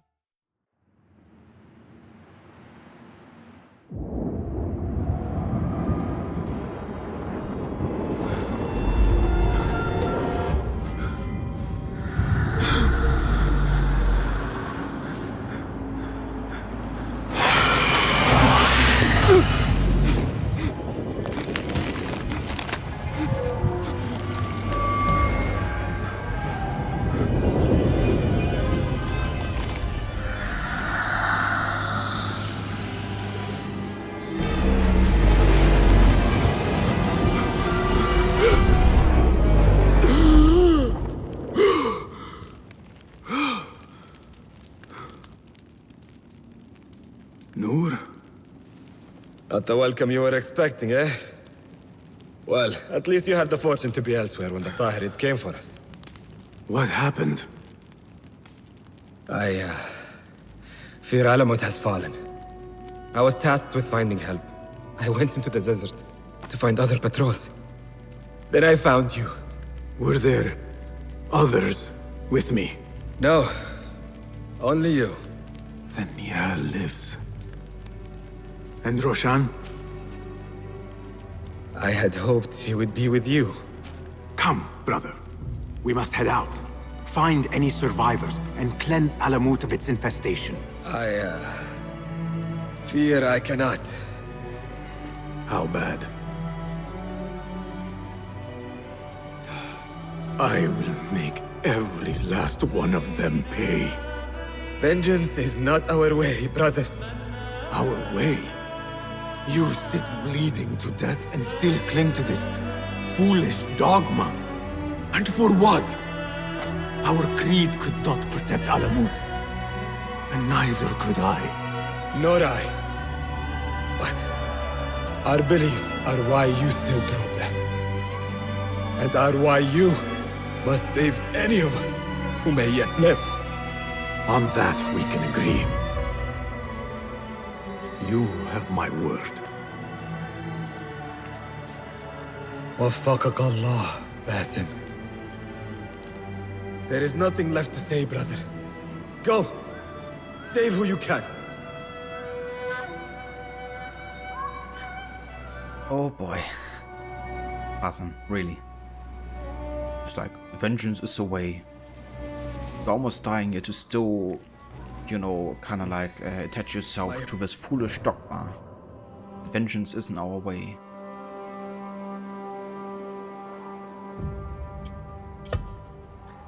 Yeah, honestly, I really gotta say, I'm not a particular fan of how Basim is written currently.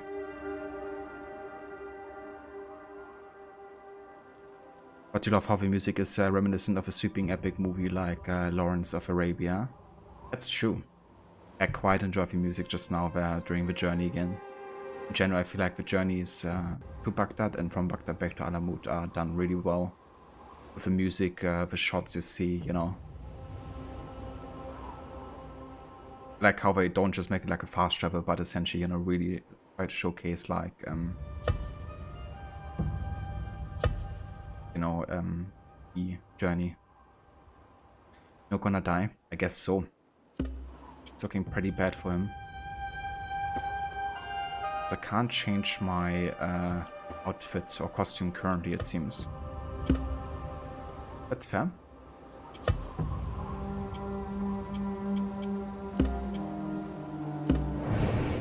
Below. She is yours now. Good luck, my friend. Noor, our patrols, our training, it feels like a lifetime ago.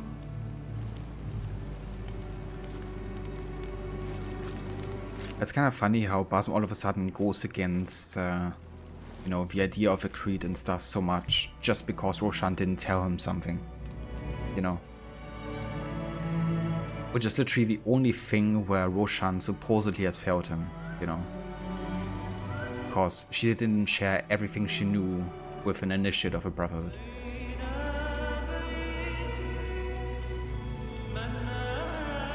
actually makes Basim seem like a drama queen right now. If you...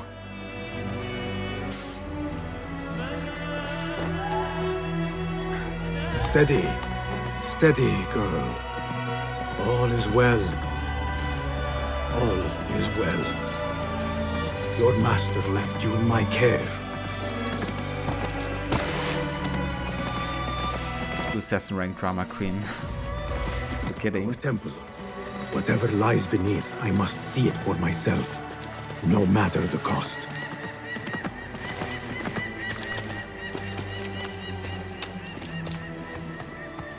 All this blood and death. Is this what Qabiha meant by preparing the way? Nihal, please be safe. Wherever you are. Yeah, retro. I found it also quite interesting with memory discs you see in the beginning of the game, you know, and how it basically looked exactly like the ones you see in Revelations. I didn't realize that Altair found memory seals in Alamut, actually. But that's really cool. Like, that's a really nice connection, actually, to this game. I really hope that in the ending stages here we're gonna see an actual memory of Loki for once. That's what I've been waiting for the entire game, pretty much. Get some kind of insight into Loki, you know. Instead of just like jump scares with a genie, which is what it's been pretty much so far.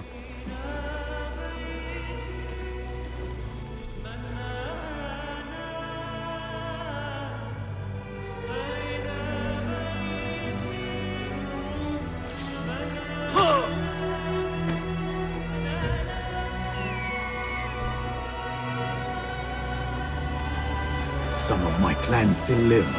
Mentor Rayhan among them.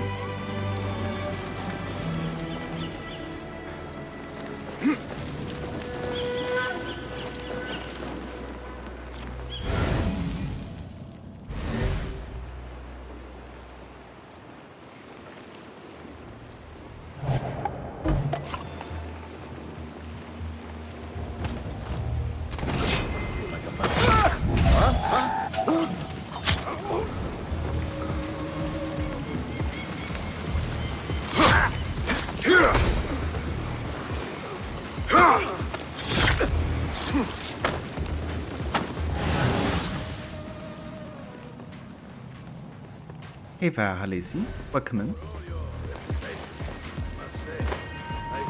Can't climb this. Okay then.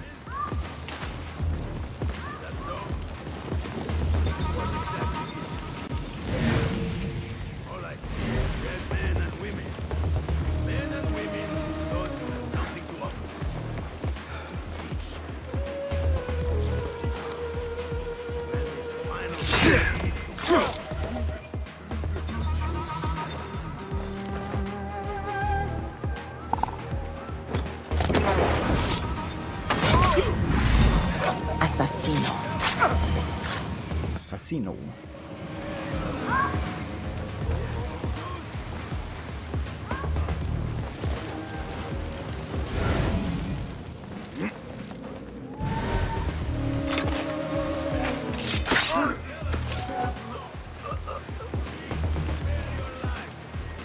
Yet chooses not to. I am not a cruel man, but I am impatient. Show yourselves, and you will have a fighting chance of seeing tomorrow.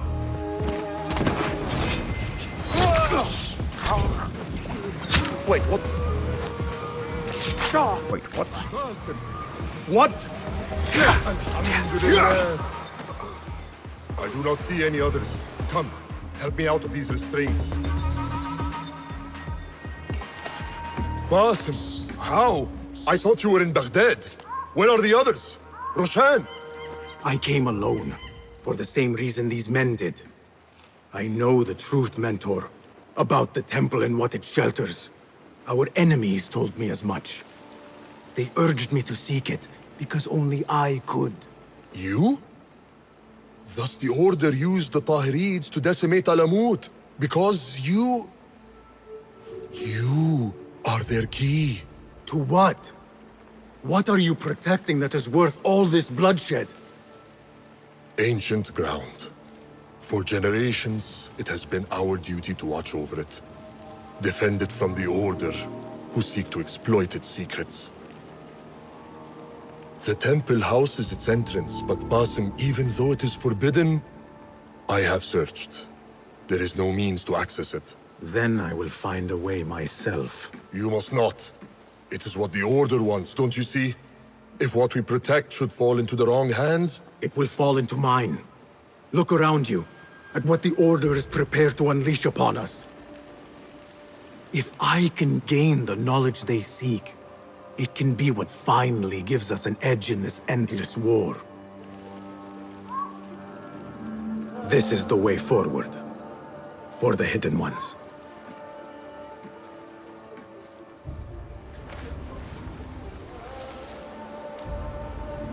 So here's the thing, right? Why would they call it an endless war if we've essentially just killed the head of the Order in Baghdad? You know, like, it wasn't endless, like, we made progress, we decimated the Order in Baghdad. Obviously there are still people out there. It's not like we didn't make any progress, you know. And it's not like that's Basim's intention either, right? Like, he just wants to learn more about himself there, so... Was he lying there? Is he actually that cunning that he's lying to the assassins now about his intentions? Maybe?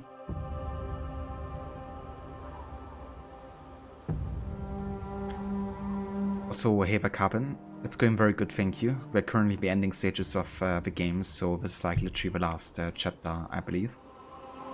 That's going quite good. How are you today?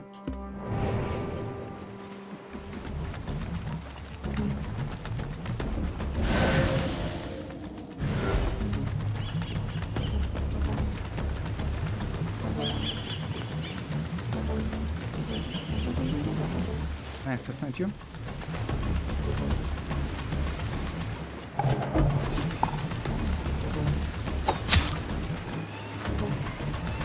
What do I have to do?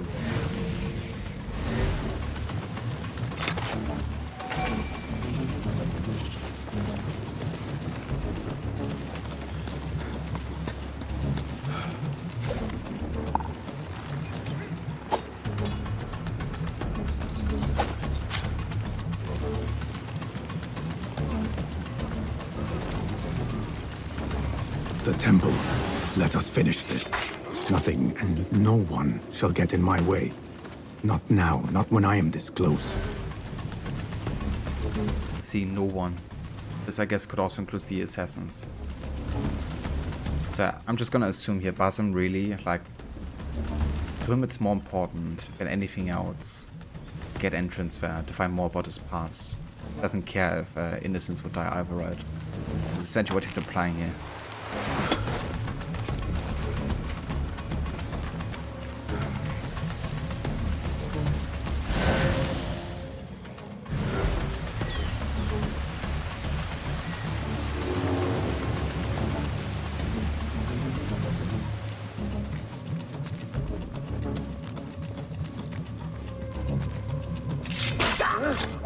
It will take more than you to stop me.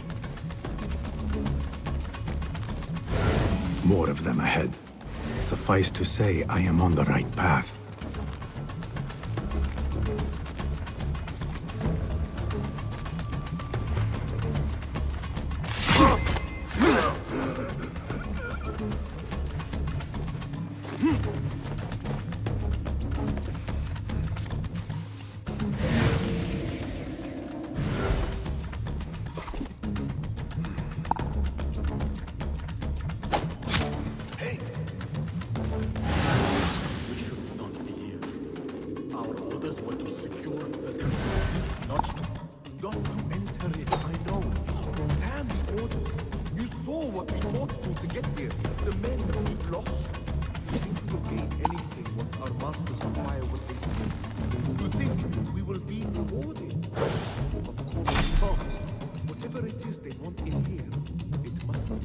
That boxes are really weird sometimes. Think of all the land you could buy and the servants. Will you not Shut up! Just find it quickly. We'll all think a lot more clearly without you bickering like a pair of idiots. What? Ah, never mind. So he did actually take the damage, he just didn't die from it apparently. Like barely survived with 1 HP or something. Okay then.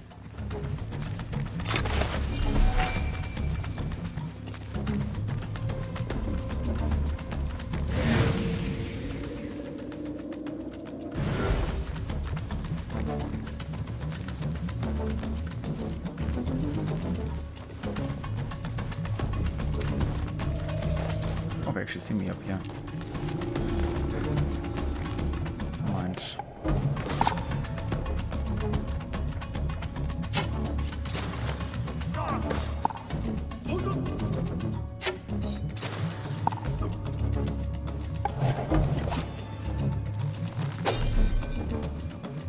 Why are they not dying if the game is like telling me that they would die?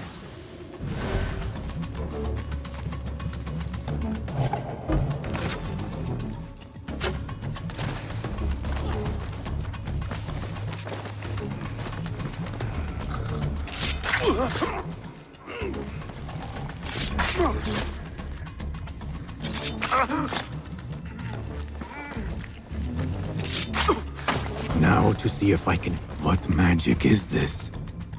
Wait, I know this symbol.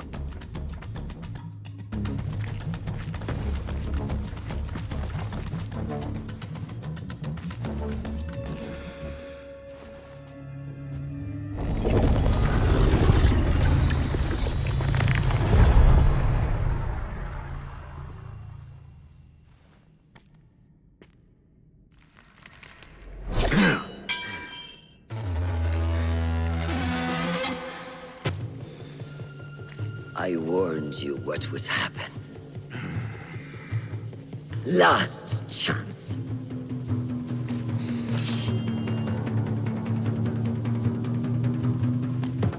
Very well. So it has come to this. Killing each other. Is this your idea of a brotherhood? The Brotherhood is unified. There is no place for those who would set themselves above it. Is that what you think I am doing? Wake up, Basim. You walk the Order's path. The very people you swore to fight against. You're fulfilling their mission. Endangering the very thing you swore to defend. Free will. And where is mine? How can I champion something denied to me? Your creed is flawed!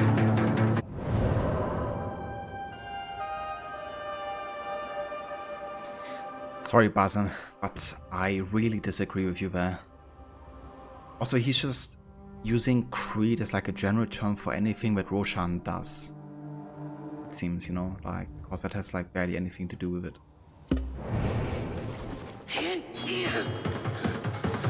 Her shoulder. That is how to break her.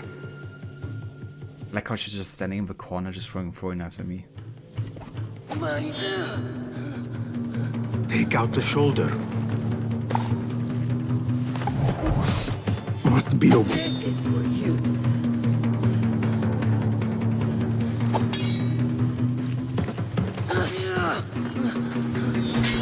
Take out her arm. Take out her blade.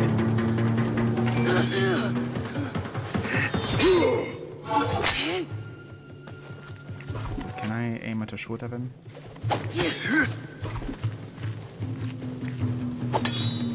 I'm trying to aim at it. Roshan's shoulder. It is unprotected. Yeah. Yes. Okay.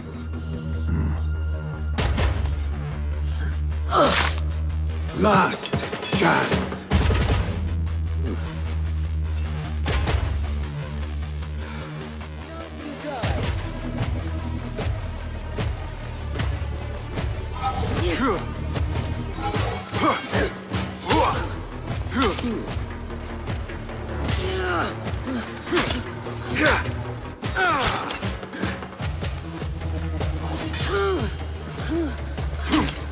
I trusted you! I gave you everything I had, and you lied to me! You knew! Since the night we fled unbarred, you knew my truth. I only feared what it could spell. But I set my worries aside. I had to. You were but a young man, broken and alone, desperate for guidance, wanting to do good. I am still here!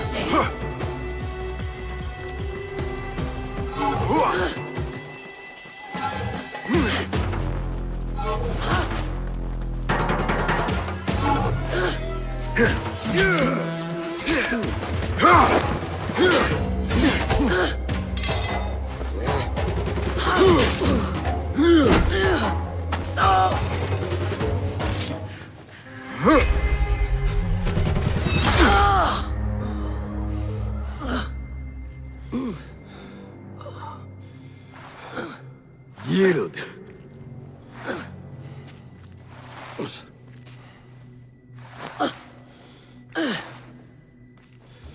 Yield. Basim. Leave her. Come. I never wanted this. But I need to know. I do not want to lose you. To what you may find in there. You do not have to look to the past to know who you are. Who you can be. You can choose, Basim. Put your faith in me.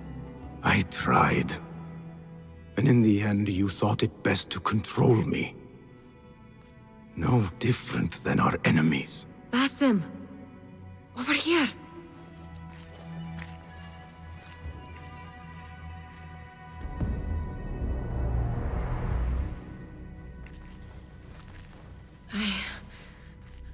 I know what this is.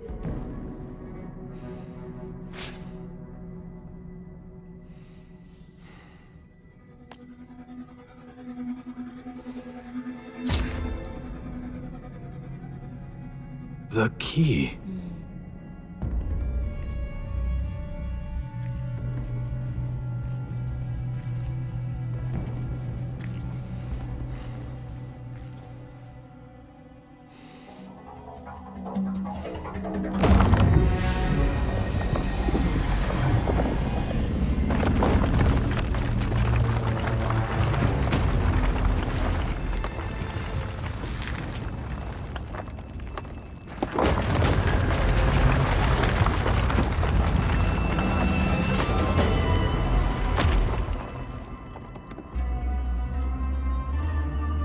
She will follow. No, she cannot. You saw it yourself.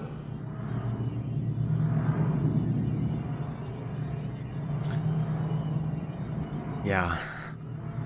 So then. Roshan, of course, survives. We know that from Valhalla. But it really makes you question, like, you know, if Basim did all of this, surely Roshan would talk to the other, you know, hidden ones, and he wouldn't really be allowed to kind of like hold any kind of higher position in the order anymore, right? You would think. But he does have eventually the rank of mentor, right? And he's a mentor to Hyven. But of course, he's also out of the reach of this brotherhood here going to England, you know, so maybe that's part of the reason why he goes to England. I mean, obviously to seek out Sigurd and Eivor. But maybe also, you know, maybe he did kind of like flee the brotherhood. I don't know. I hope the game gives us a plausible answer there, you know, because, yeah, we need one, sure. But if Roshan is rightful, yeah, I mean, she is in a way, right? Because Loki, I guess, will eventually have such a strong presence. More of those objects. I wonder what truths lie within. What stories they serve to tell. Whatever lies within carries grave importance. For the hidden ones. For the Order of the Ancients. For me, what have we walked into? Where has my path brought us? You do not want to know why anyone was brought to this place.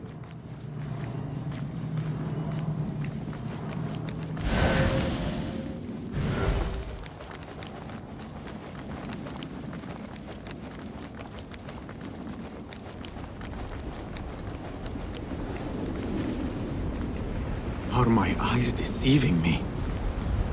Are you seeing this? Nihal? I am here. Wherever we are, it was built long ago. To serve what purpose, I do not know. I do. How? I do not know. Nihal, you are worrying me.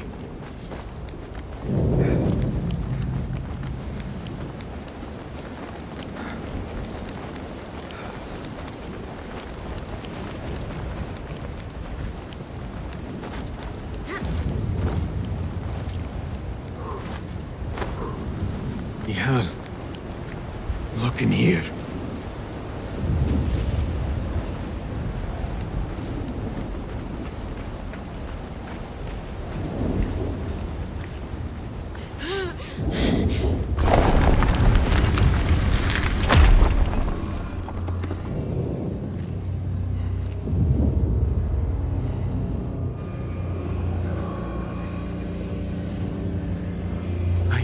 This place.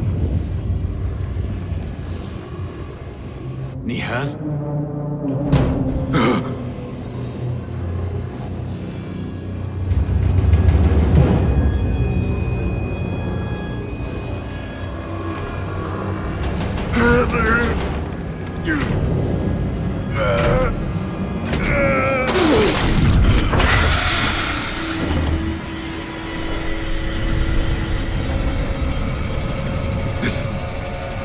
Cannot be.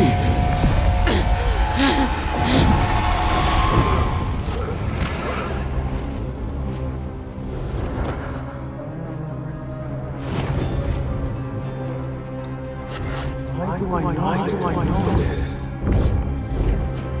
This is part of your reality, Basil.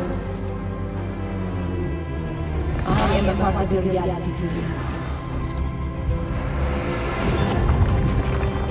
I will walk behind you every step of the way. It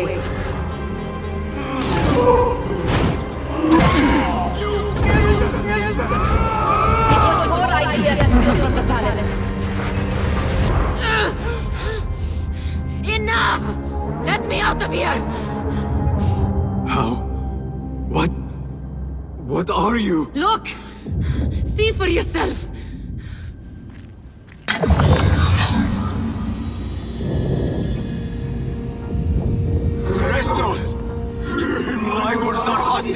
Stalos!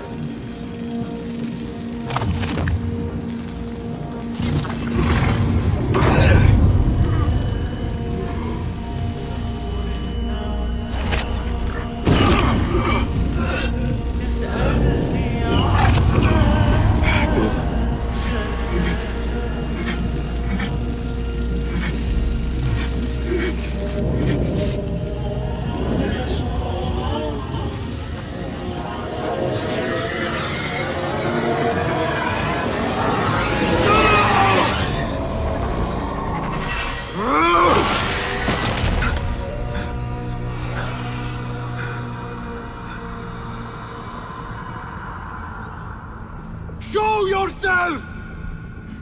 You dare to hide from me now? After all you have put me through! Where are you?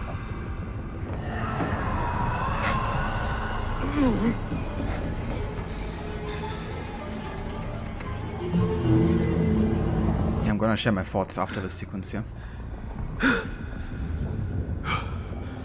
The Jinni in my dreams. The figure from these visions. They are one and the same.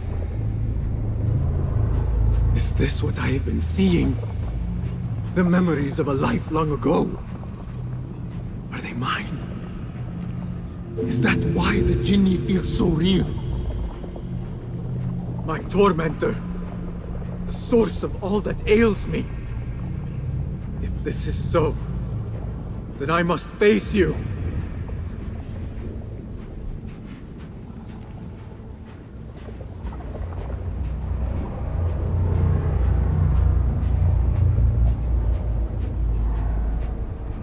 Okay, maybe I have a quick second there. I gotta say, I'm not a fan of Nihao just being like basically something that his mind imagined. Because I feel like the game didn't give us enough kind of like hints towards it, you know. Like just now basically when Basim talked with Nihao at the door, you know, with Roshan in the background, you know, like Roshan could have said something, you know. Like even, you know, something that you might not expect might mean that Nihao is not real, but something. The fact that Nihao was like a childhood friend, like they've been inseparable since they were child pretty much, I guess. And no one ever said anything about it.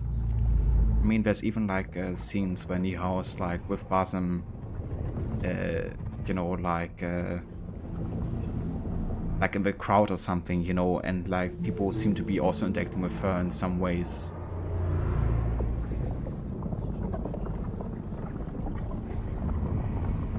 Yeah, it's not a plot twist I am very fond of, to be honest.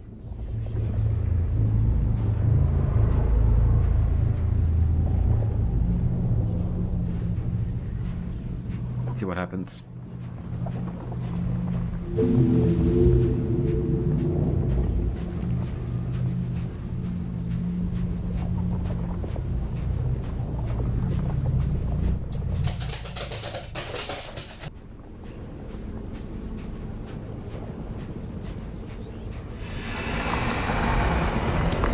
No.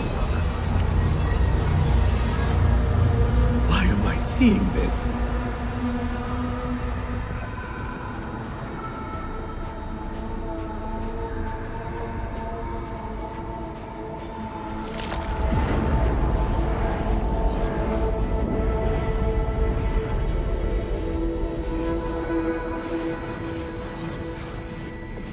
This space.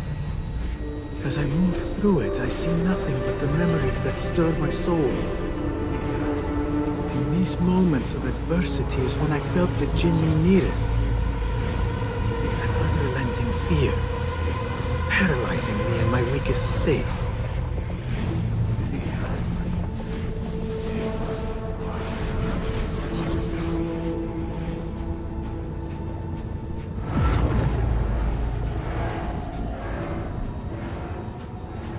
I never understood what it was born of, or why it haunted me so.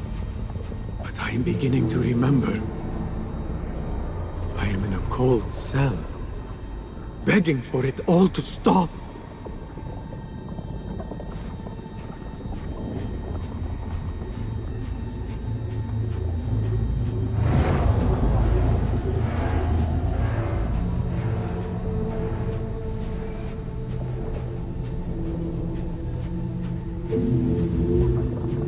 Who I once was may seek retribution. But if I am to move beyond this pain, then what I want is peace.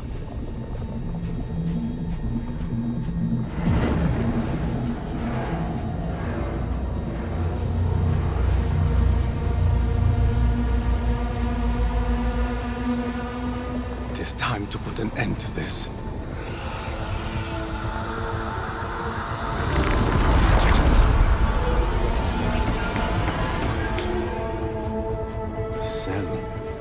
My cell.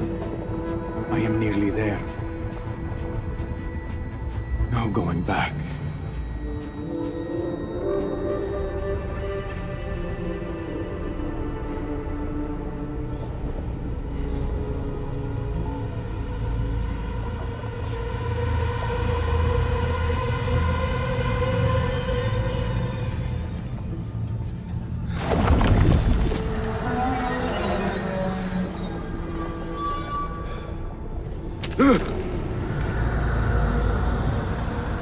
The Jinni. I can hear it.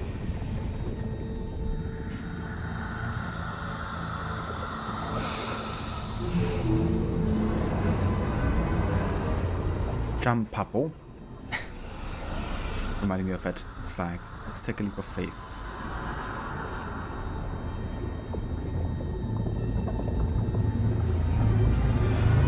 Yeah, retro. I mean, if he is schizophrenic, I think that's a topic they shouldn't touch upon too lightly, you know.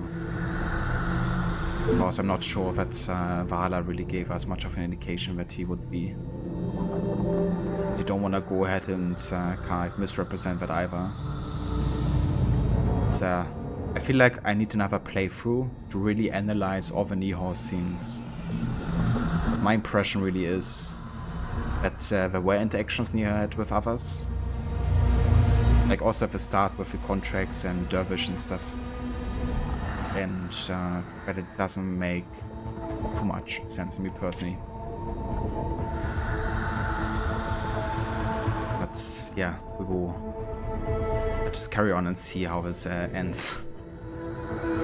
Because I don't want to talk about something that they might explain later on, you know, as well. Better.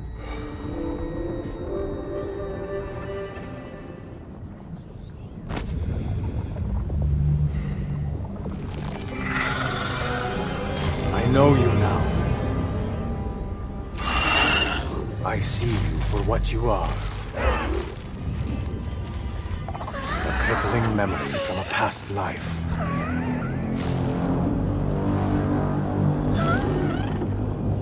And that is where you will remain.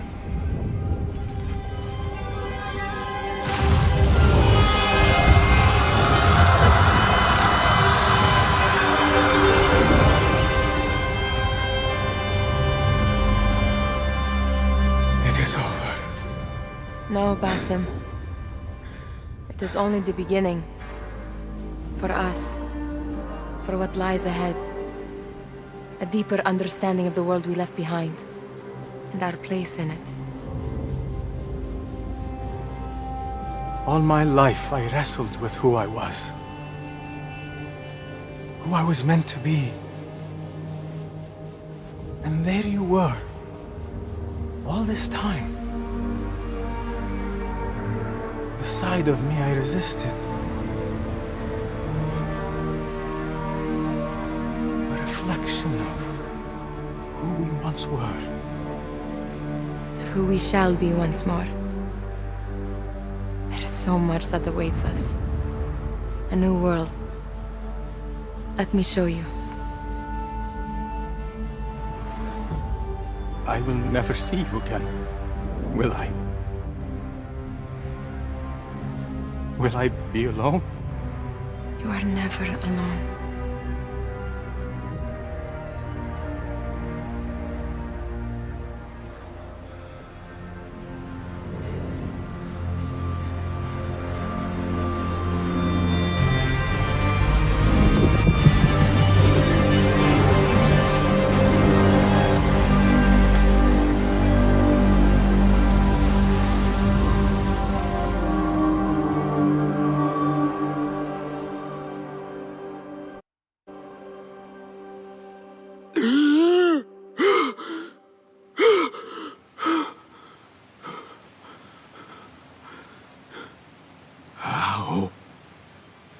How long has it been?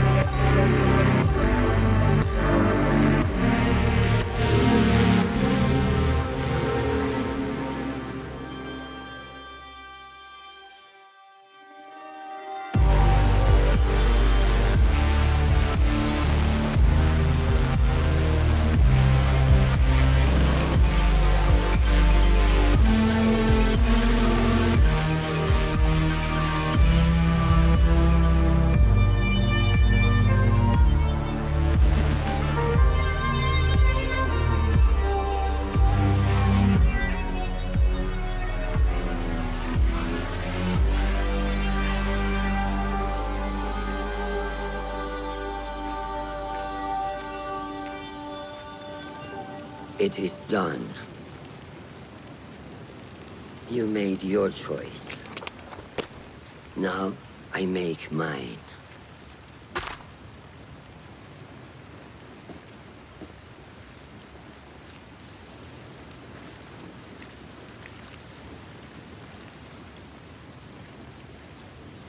وداعاً روشان بنت الأحد. It was an honor. Come, Basim. We have much to discuss. That we do, Mentor. So she be an ancestor to Altair or what?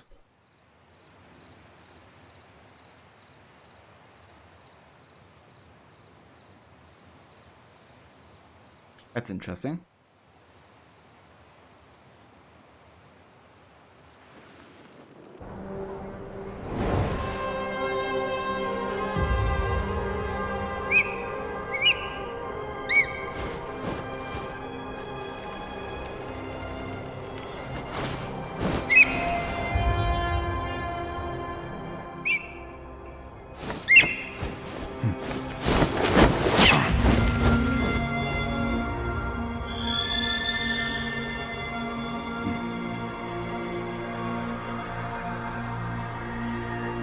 This memory I buried of this place, this prison, the torture I suffered here, it festered for years.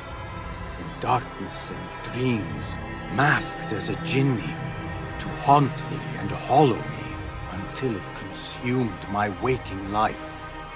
But I have faced my past, my pain, embraced it. I shed my skin once, in another time, another place. But I am whole again. I remember. And as for those who thought to bind me, should any of them still walk the earth, I so look forward to our reunion. But until that day, a new world awaits.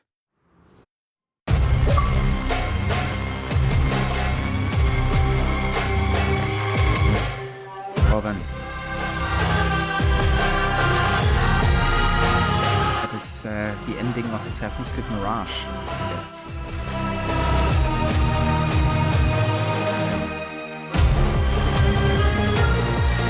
Superior landing. Definitely was, yeah.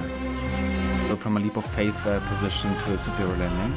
How did you do that? I guess he did the roll that Cassandra makes in Odyssey when she's like rolling forward midair. But she still has her blade in Valhalla. Yeah, I was wondering that too, you know. I mean, at least this gives us a reason for why Basim is still respected within the Brotherhood, you know. Because I imagine that Roshan wouldn't just let him walk away like that, you know. Or she would tell the other assassins about it, but I guess she just gives up herself. But I wonder too, you know, like, what's her actual reasoning to go to England? You know, like, she says to Ava she's after this guy that she has to assassinate, you know. But maybe she's also there to search for Basim? I don't know. Could be. That just means son, daughter of no one. Ah, I gotcha. So, Ibn Lahat just means daughter of no one. Fair enough. Which I guess is the case for Altair as well, because he lost his parents when he was quite young. I always assumed it was just like his regular surname, to be honest. You sound like Juno there, Basim. A new world awaits, yeah. It's the same thing he also says at the end of Valhalla, right? When he gets kind of like revitalized, I guess. And reunited with Alethea. Thanks, Harbinger. Thanks for GG's. Thank you also, Stan. I appreciate it. How would I rate the game? Wow. There's a lot I have to say about this ending, but that's kind of spoiler territory, so I'm just gonna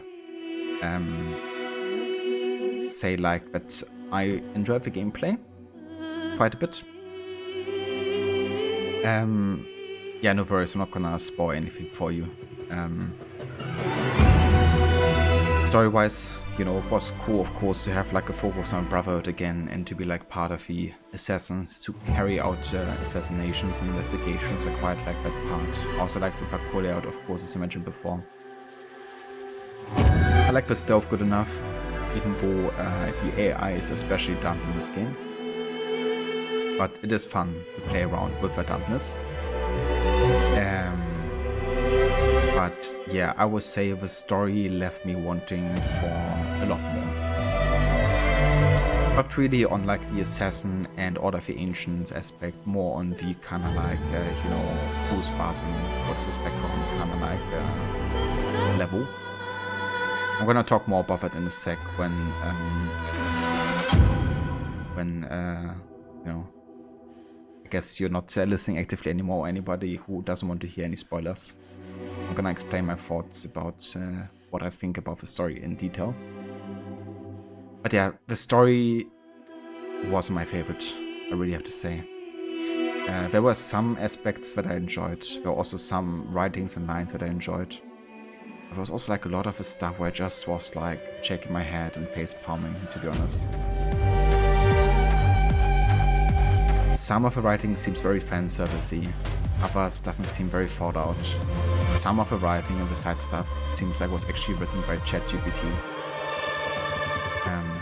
That fortunately doesn't go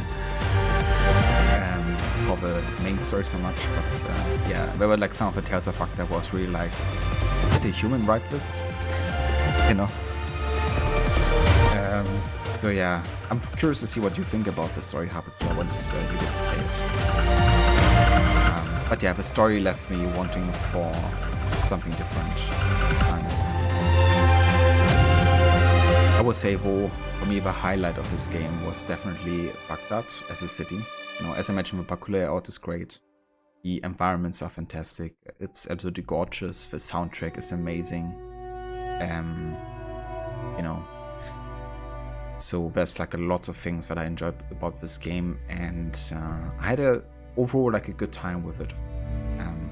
But for me personally, the story is always the most important thing for me in an AC game, which is why I also rate Odyssey and Rogue not quite as highly as others, even if they have lots of things I like about in the you know, gameplay aspects.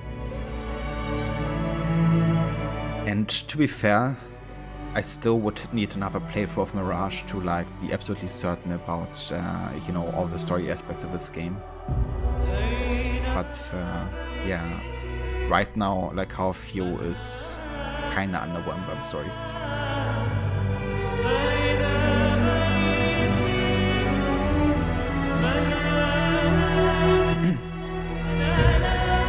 That's right, he does a good spot. Now I don't have to worry about spoilers. That's very true. Yeah, it's gonna be great to discuss the game now that I finished it. And also to, you know, watch videos like you mentioned, Access the Animus. And hear their thoughts about it, because I imagine there's still quite a few things that I did, you know, miss about the game and about the story. It would be cool to kind of like hear the opinion of somebody who really went down to analyze everything.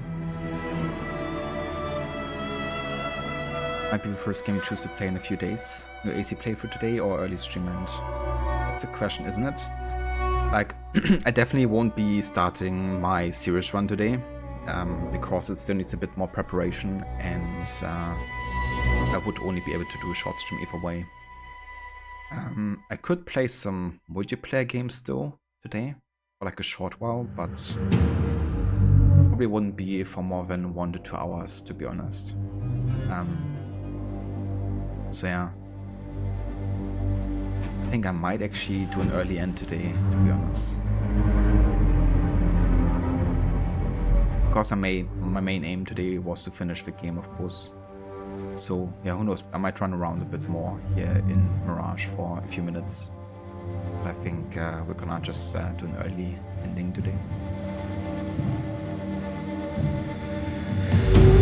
Definitely saw a bit of that. You are human, what you eat for food, like something drink if you feel like drink. Yeah, there's definitely been moments, you know, where you felt like, okay, yeah, this is not like a regular person would talk. The whole Care of Baghdad with Hyphen also comes to mind, you know. Like, even though I really appreciated how they kind of like made an appearance for Hyphen, you know, I quite like that. I thought the writing was horrendous, to be honest.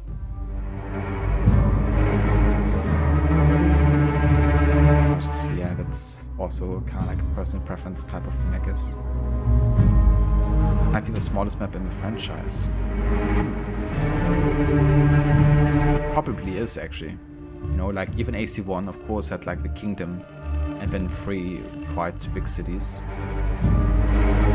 I don't know. I wonder if somebody already did like an you know, kind of like comparison, because I know there's like YouTubers who do like map comparisons in size. I know there's been a lot of videos for comparing Mirage stuff to other games, so I reckon there might be one for that too.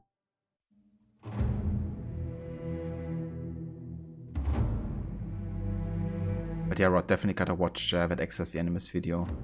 Maybe it will also make me aware of some stuff that I didn't, you know, realize. Punch gesagt because he dissed the version of Ezio's Family.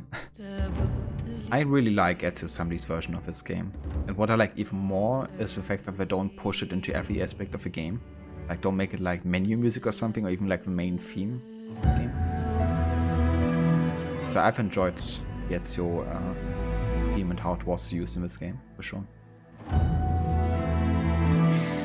But yeah, so I wanna now discuss kind of like the story in more detail. So this is spoiler territory for anyone, including Harbinger, that doesn't want to hear it. I would recommend muting the stream at this point. So yeah, you've been warned.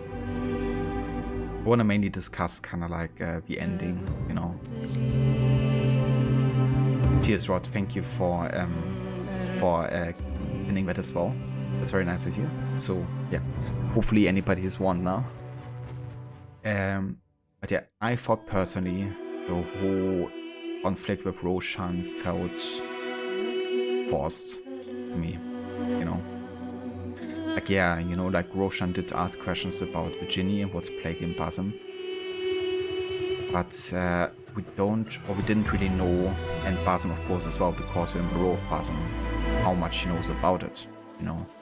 Like, apparently not so much, right? Because Basim was the only one who could open up the door. Right, the only thing was that she knew was, okay, he's plagued by a Jinni. It's also haunting him now in after assassination scenes. So maybe with how much she knows, you know, she knew that he might have a connection to that place in a way. But that doesn't mean that she has to share all of that immediately, you know, especially given that he's like still quite young, still an initiate of a brotherhood. And it kind of like has to earn his right as well to, you know, gain certain knowledge within the brotherhood. I feel like they kind of force Basim into stepping over lines, you know, like he did with the 4th assassination, or with the last assassination I should say, where he's like, it's my right to kill this dude, you know, in front of a mentor. It's his right to, you know, kind of like kill the head of the order and not the right of a mentor. Which kind of is like the first part, I guess, where they're getting into a conflict situation. But Roshan still lets him carry out the mission until, of course, she realizes that he won't kill her. But Basim never, I guess, gets to the point where he starts to realize that the order just wanted to use him. For him, the most important thing is to know his past, which is understandable. But he mentioned it in the end a couple of times, you know, he won't let anyone stand in his way. So I guess if an assassin stood in his way, you know, he would kill them. So, yeah, I don't know. I feel like they kind of like wanted to make it like AC1, you know, where the mentor becomes like the antagonist to the main protagonist. But I feel like there wasn't enough to kind of like really make us understand or relate to Basim wanting to actually kill Roshan, or like, you know, make her take revenge upon them. So yeah, that's one thing that I thought felt very forced to me, to be honest, the whole conflict with Roshan. Even though it was of course revealed in the fight with her that she knew about what it might unleash, you know. It's not like she's like owing Basim to tell him everything from the get-go. You know, maybe she would have at some point. You know. But I feel like it really wasn't his place to overstep all of his lines, to be honest. Like, yes, he's allowed to question, and he should question, you know, his superiors, because it's also part of a creed, you know. Not just there to kind of like trust blindly into anything that the mentor presents you. But you should still kind of like respect them, you know. And I think Roshan was ultimately right, you know. Something gets unleashed in Basim that ultimately takes over his entire being in a way. Let me stop there so I can catch up on chat. And we can discuss the next part of the story.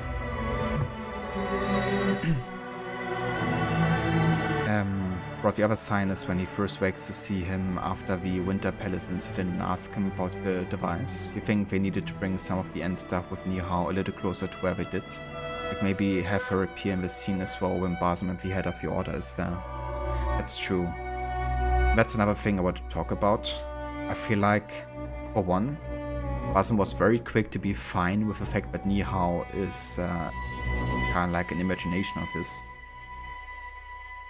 And I really think, you know, when you kind of like make a Fight Club like plot, which essentially is what this is inspired by, it seems, you know, kind of like this has been this person, this kind of like partner this whole time, and oh no, it's imagination, you know, that's essentially the gist of it. And you have to give us more kind of like hints, you know, and I feel like it didn't really start doing that until late in the game, you know, when she's like all of a sudden spying on Basim and is like listening to the conversation with Roshan, and he's like constantly looking over there and Roshan doesn't turn over, you know, to look at it.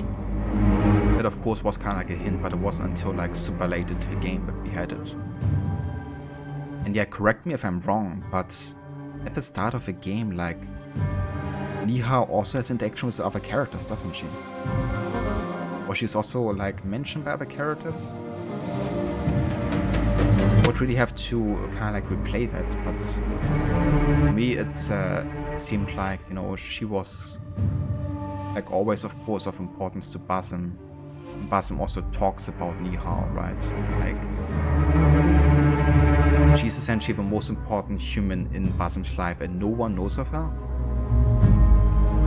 See, that's why I kind of like start to feel this is unbelievable, to be honest, because they're so inseparable if she's so important to him. If he's so deeply enrooted in his community, people would eventually start to ask questions like, who's Nihao? What are you talking to? What are you talking about? You know, that kind of thing. You know, because also people with multiple personality disorders, you know, they will eventually, of course, realize that those, you know, persons might not be there for real. But for Basim, it doesn't happen until he is like in, you know, the ISO device.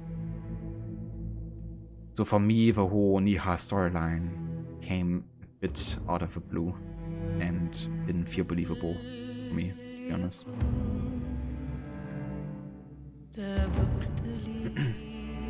Then that's a spoiler lifted. Lack of modern day made you feel like even less than a DLC for you personally. That's another thing, right? It's actually interesting because what's his name? Slider is like a YouTuber who like leaks a lot of stuff about Assassin's Creed and stuff like that. He actually leaked something that was hidden in the game files for Mirage, and that's like kind of like in modern day end scene apparently. Now, this might spoil us something about the future of the game or the franchise, so I don't want to say anything just yet. But if you want to find about it, look for this YouTube channel. I think that's how he's written. Yeah, he released that cutscene on YouTube. So if you want to know what I'm talking about, definitely have a look there. But the overall, of course, like the modern day has been very much pushed aside, you know. You have the Waymar's monologue at the beginning, and that's pretty much it, isn't it?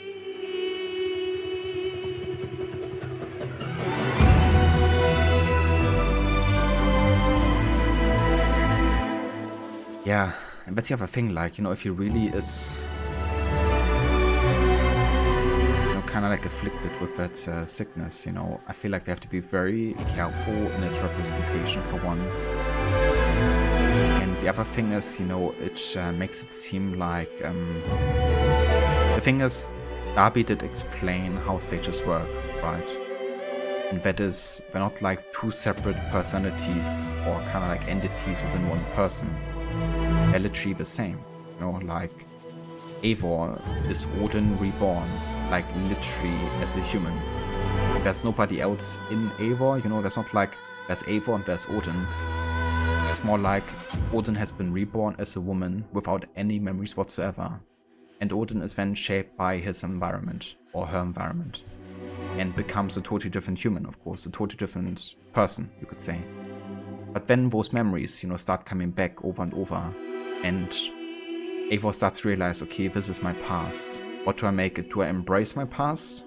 Or do I, you know, stay kind of like how I was as Eivor? Which I think is quite different, you know, to how they make it seem in this game. Now, obviously, you know, having these memories might affect people differently, but that's the thing, right? Like, Basim doesn't have any memories. The only thing that he has is this Jinni plaguing him. And that's honestly my biggest critique point about Mirage, is the fact that we don't have any actual memories. You know, like, yeah, we have this kind of like discussion, you know, it's kind of like figment of the past that we see, but that's not nearly enough to explain how Basim is in Valhalla. You know, what really comes to mind for me personally, one of the most important scenes in Valhalla is the bonfire scene. You know, Basim talks about how he had a family, how he had a son, how he lost his son, you know, and how he was betrayed by a man he trusted, a mentor. Obviously, this can't be in Roshan because he's specifically talking about a man, you know, which means, okay, yeah, he was literally talking out of Loki's perspective, you know, he was talking about Odin being some kind of mentor to him. And he was betrayed by him, and that's why he lost his son, you know, which of course is a reference to Fenrir. But where do we ever see this in Mirage? You know, that he actually realizes, okay, this is what Loki went through. You know, like at the end he says, I remember everything. Was he in the machine the entire time? You know, and then had like all of these memories coming back? So Mirage essentially skipping over that fact? You know, it's just like saying, yeah, he did experience all that, he remembers everything. But we're not gonna show you that. Which I think is a big mistake, you know. I get maybe they don't have the resources, you know, to kind of like make full-fledged Asgard scenes like they did in Valhalla and stuff. But even short cutscenes would have been enough, you know. Kind of like showcase important moments in Loki's life. And Basim actually realizing and connecting to those emotions that Loki went through of losing his family, you know. Another thing is Loki's love, Alethea. You know, the whole plan of Basim in the end of Valhalla is to be literally trapped in the machine, so he can be reborn later, I guess, and reunite with his love, Alethea, being trapped in the staff. You know, where's all of his explanation? Like, honestly. Alethea hasn't even been mentioned once, or that she's important to Loki. You know, I feel like the whole deal about Basim's character in Valhalla at the end is he wants to reunite with his family, but we've seen nothing of the sort in this game. And that's my personal biggest critique point about this game, is it just doesn't deliver on Loki's character, or why Basim is the way he is in Valhalla, to me personally. I feel like there's so much missing that could have solved even with like shorter cutscenes, you know. But for some reason they didn't go there. And to just say, okay, now the character remembers everything, I don't think is enough for me. Are they just like repeating the credits here? Yeah. Are they? I think they just run endlessly.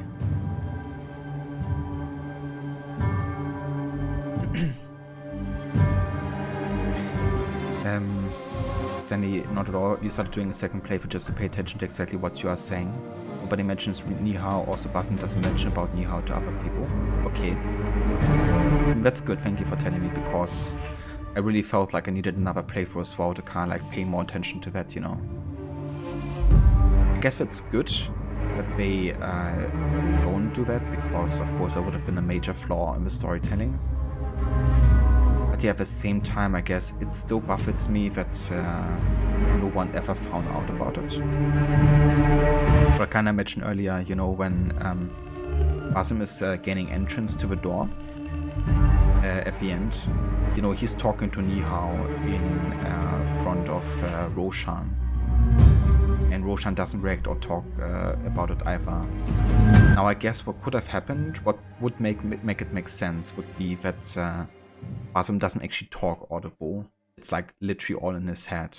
And he's like talking to Nihao in his head the entire time. Instead of like talking and then imagining a voice coming back, right? But yeah, in that case again, I asked myself, like, would it be authentic on a psychological level? I don't know. I'm not an expert, so I have no idea. But it would be interesting to do some research in there and see how authentically they might have represented that, you know.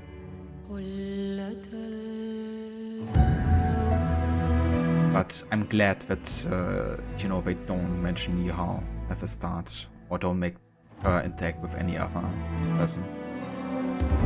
That's one thing, I guess, where I'm kind of looking forward to replay of this, because it definitely is a game that's meant to be replayed in that regard, I feel, you know. So, yeah, that's something I look forward to, I guess.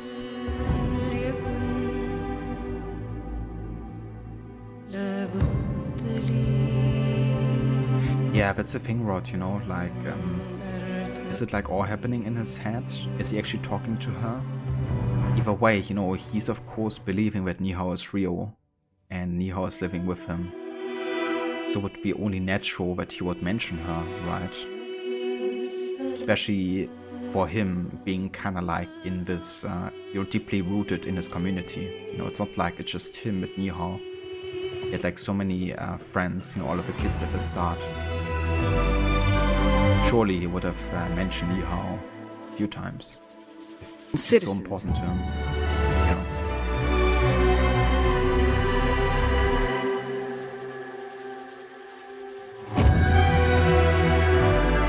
Yeah, definitely, Rod. So that's the other thing, like, that cutscene that has been cut from the game doesn't even connect to the beginning. I mean, I guess William Miles is mentioned, but it doesn't really connect to what William Miles is saying at the beginning.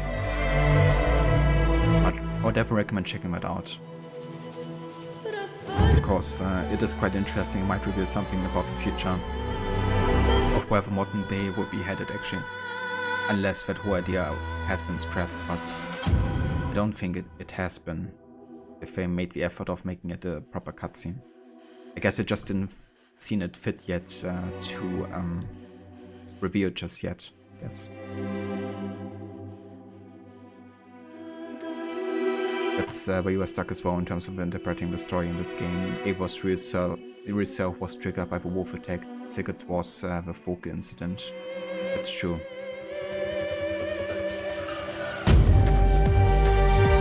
And of course by the magic potion that's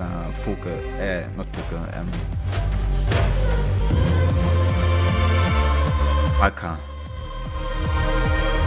has given to Eivor. So hey Aura, welcome in. Thank you. Yeah, we just finished it earlier. Just a fair warning, we're currently discussing spoilers and stuff, so if you don't want to know anything about the ending of the game, probably good to still lurk for a few minutes longer. We're gonna get rid of a pinned message at the top of the chat once the spoiler talk is finished. So just fair warning. It's fine. Okay then. Suit yourself. But I hope you're doing well, Aura. Rod might also be trying to make Wosu play this first, not have too much shown ahead of Valhalla, a bit of a catch-22 with 2 games. That's a very good point, actually. I feel like that's definitely something they did consider, you know, not to reveal too much. You know, one scene I actually quite liked was when Enkidu hurt Basim at the end. You know, because maybe Enkidu also realized that something has deeply changed in Basim. You know, it also explains where his scar comes from, of course, which was cool. And I liked how he was oddly at peace with it. You know, definitely it seemed like Loki was creeping through the.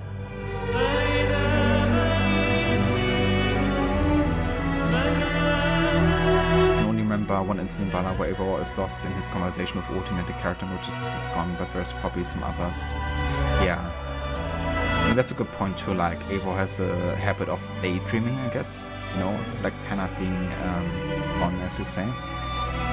Like in the beginning when he's like, or she's having to free the Raven clan. There's of course a moment where Basim is actually spotting Eivor kind of like being in her daydream as well, right? Which in retrospect is actually cool detail because Basim being curious about that with Eivor might make him think of himself with Nihal, you know? So that might actually be a nice connection to Valhalla there, to be honest.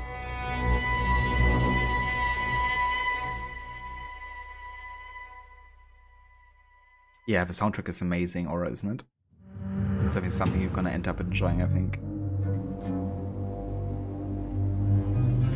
I do like that Virginia turned out not to be some version of Loki that Basim couldn't make out as human, instead it was his torture. You fear it was a good way to make people not suspect Nihal. That's a good point too, yeah. Yeah, I mean, personally I didn't see it coming. Like, it did surprise me.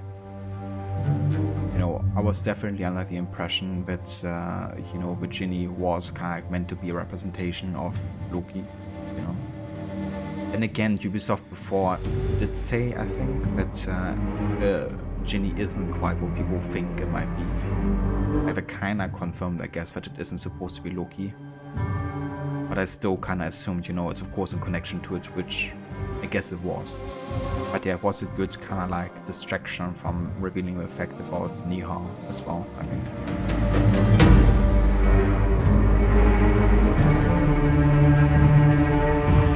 Yeah. Kinda reminds me of Scrubs, one of my favorite TV shows, because the protagonist is also like constantly daydreaming and people are literally like waiting for him to wake up. Sometimes. Eivor can be like that sometimes.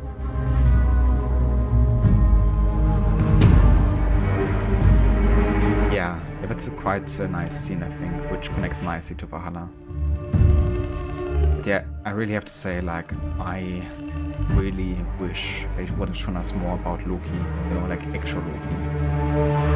Because it's one of the most important parts about Basim's character, right? That he really realizes and connects to what Loki has been going through. And I think, I mean, I've said this at the beginning of the game, but I don't think this game has any room for Basim starting a family, you know. But I feel like what would have been interesting is that what Basim goes through matches in parts what Loki goes through. And that's the point where Loki and Basim kind of like get on a similar level, you know. Like the way they talked about it before the game, I was under the impression, okay, maybe, you know, Basim gets to a point where he does have a family. You know, maybe Nihal, he could have started a family with Nihal, like in another alternate version of the game. And he would have a family, and for some reason, Roshan is responsible, or somebody else who's a mentor to him, you know. Could have also been the other dude in the Master Assassin outfit, was responsible for his son, for example, dying. Maybe that being like a key moment is like connecting with Loki and what Loki went through, like that emotion, and that triggering all of this, you know. And I feel like this would have been, for me, like a way to make it more believable, you know, that Basim is like so on board with Loki's, you know, whole vision. But yeah, I mean, there's so many different ways they could have taken this story, I guess. Ultimately, it did leave me desiring for more and something else. But I will admit for sure that this game also had strong parts in the story. And they definitely did succeed in surprising the players, I guess. Or at least it did surprise me with the Niha review. So that was done effectively. As you also mentioned with the whole distraction of the Ginny. But yeah, I feel like there's still what's missing they should have explained more about.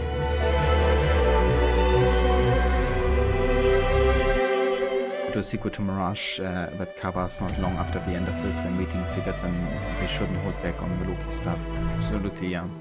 Yeah. I mean, I guess meeting Sigurd could have been another thing that would have triggered like more memories, right? But I guess where we have the comic to kind of like fill in the gap. Because I think in the comic they kind of like showcase that meeting right between Sigurd and him, I think. I mean, I haven't read it myself, but I think so. I think Basim will return next game. Do you mean like that as a joke about Valhalla, or do you mean like legitimately the next AC game will still feature Basim? Because I mean, he can of course have a return in modern day.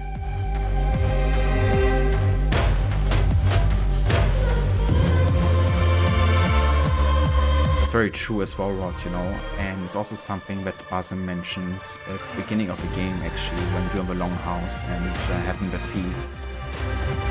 You talk to Basim as Eivor. It's kind of talking about meeting Sigurd and how it reminded him of a memory of a long-lost friend or something like that, you know. Whereas with Eivor, of course, that's more difficult, given that they don't really look anything alike.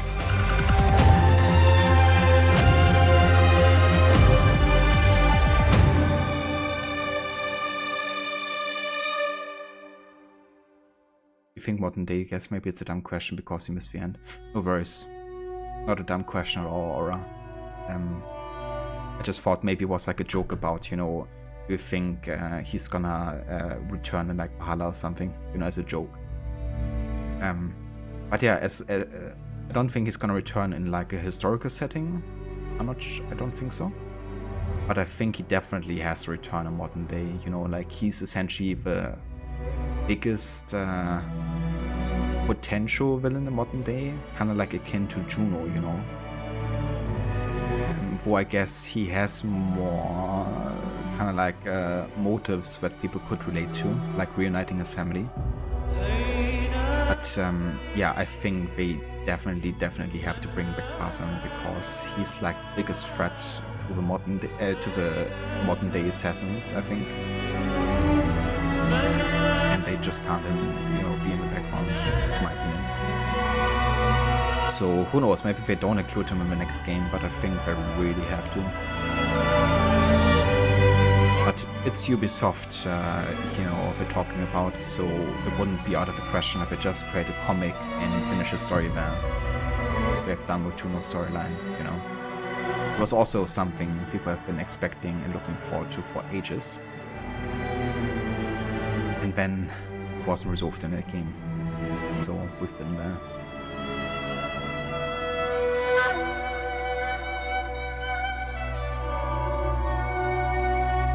You actually mentioned this game at all about Basim's neck scar, even in the review at the end. You think having Basim scratch his neck when Niha was present could have sufficed? Yeah. I had to think of it as well just now, you know, like of ways that Basim could identify Eivor, you know, obviously not by the looks, but by the scar, of course. And later, of course, it says a wolf's bite or wolf's kiss, you know, takes my prize, because, of course, the scar of the wolf kiss that Eivor had received earlier was like overlaying the scar of the first Sith technology they used. But yeah, we had none of that, of course, in Mirage, like explaining that scar, talking about it. Obviously, it's something that Basim knows to look for in Valhalla, but we don't know why he's looking for it in Mirage. You know? Which is one of many things, I think, where they should have just really focused a bit more on the ISO storyline. As much as people might loathe it right now, or had the thought that it was like too much in the recent games.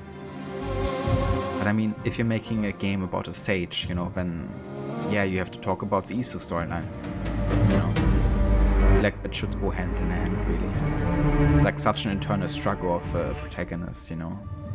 Which is why it was such a big theme in Valhalla, and deservedly so, I think. Even if it wasn't everyone's favorite storyline.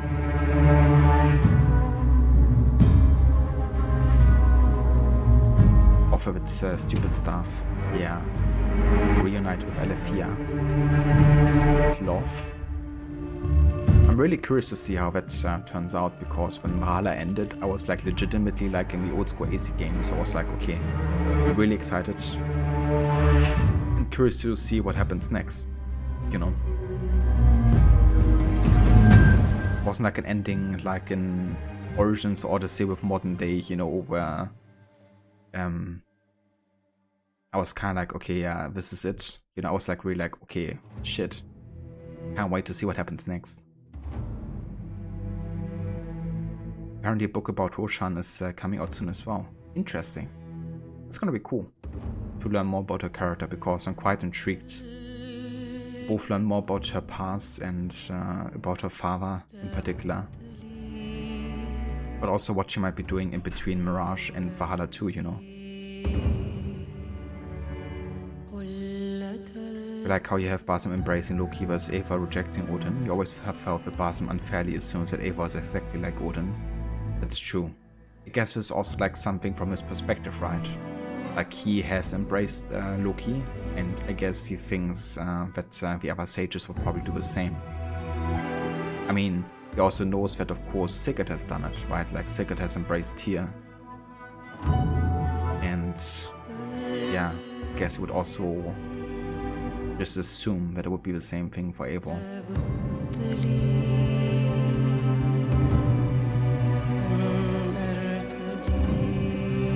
Yeah, so I think we watched these credits 4 times already. Let's go back here to the game.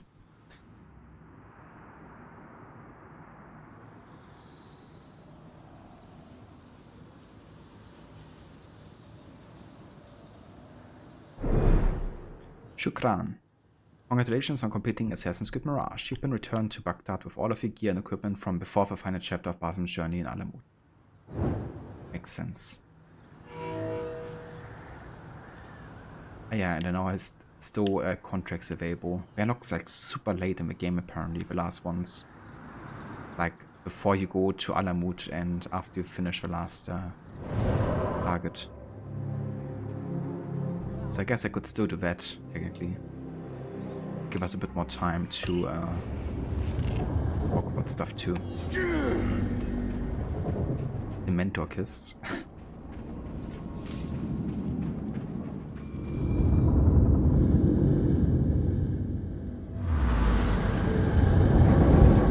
I think we should have 2 more left at this point. Have you checked the board for new Never mind, 1.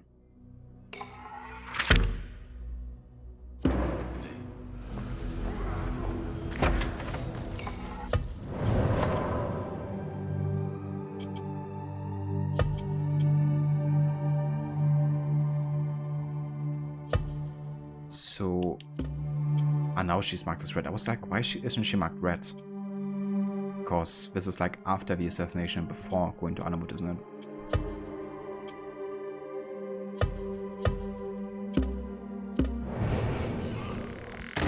Explain why Basim doesn't have an ego, but why doesn't hive him? I guess that eventually the idea of a hidden one with a bird was stopped.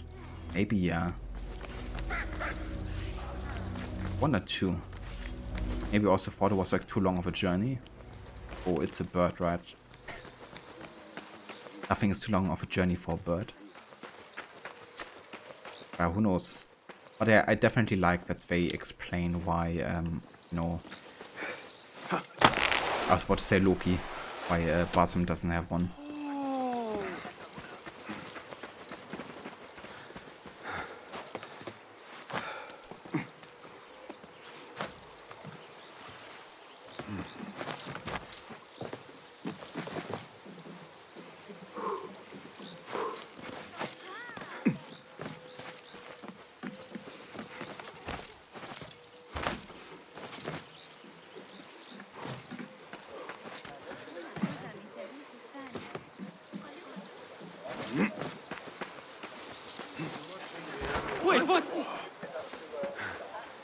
Siphon Go as Haven in German translation of Valhalla? I have no idea actually. I've never played Valhalla in German. Last time I played an AC game in German was when I played Unity, I think. I think the first time I played Unity, I still played it in German, actually. But then with Syndicate, I started playing all the games in English, pretty much. Kind of like around the time where I tried to push myself to just learn English a bit better. So, yeah, don't know, unfortunately. But given that it's kind of like a regular name, usually we don't translate those in Germany. Unless it's like a movie title. We love translating movie titles for some reason. Which is like super stupid. But we do that stuff.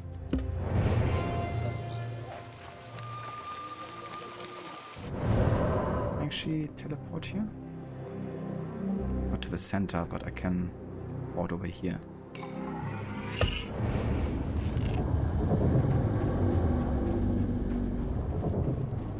In Rebellion, the mobile game, players with German language phones would see him in that game as Haven. Huh. That seems like a mistake for the translation for Rebellion, I guess. Even that it's a mobile game, I guess can be excused maybe more than for a main title, but it would honestly surprise me if I did the same mistake in Valhalla of a German translation. Given how much of a major character he is, and yeah, we don't translate, you know, proper names usually, so I guess it must be a typo if I never bothered fixing.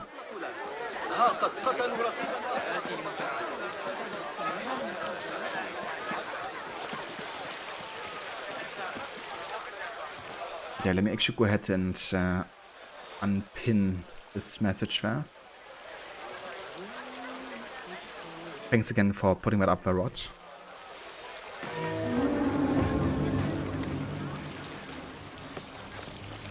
Who? Yeah.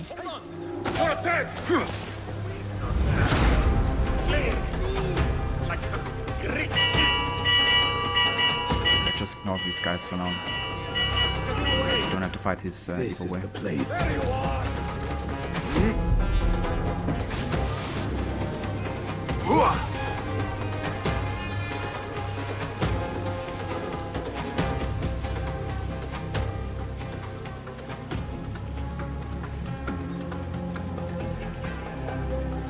Definitely can be Rod, for sure.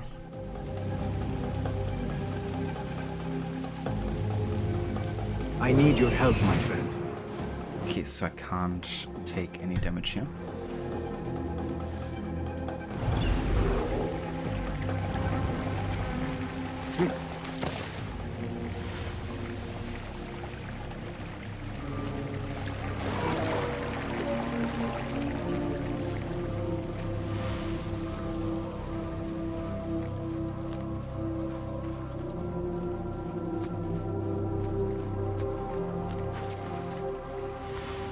I actually wonder if they released a patch recently for Mirage, because if so I didn't notice. Because I feel like they actually adjusted some of the detection stuff in the game. Like just now, you know, being as detected there, I didn't have these situations happening at the beginning of the game. Because I was like literally able to assassinate people in front of their eyes, like 5 meters away, and they still were like only in the orange meter. I'm not sure if they have released a patch addressing the detection speed, because it was definitely criticized for being too easy. So I think that's a good thing, because yeah, sometimes the amount of times I got away with not being detected was insane.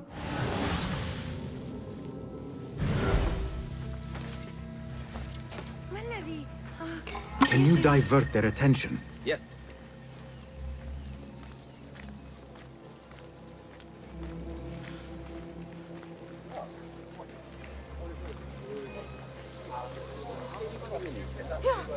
اصنعي خليطا للسويق المراد إعداده، ثم انثري عليه المكسرات المفرومة أو ما هو في متناول يدك، ثم ينضج على النار So far you guys take me. اسكبي What's the guy looking here, isn't it? من ماء الورد بعد ذلك ثم استريحي. He's looking the other direction. Okay then.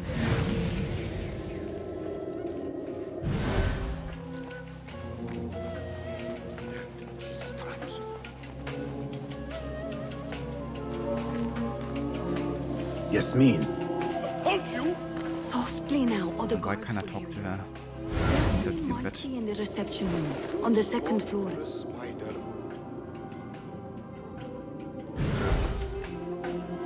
Yeah, come over here.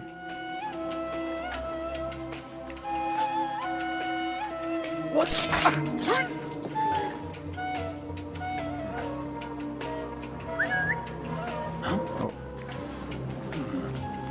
That's odd. Leave no stone. Hey! We have a guy ausgebildet here. Would be funny. How many people actually fit in one of these? How's the replayability of Mirage?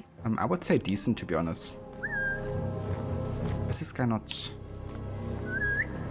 He's just ignoring my wizards. Amazing.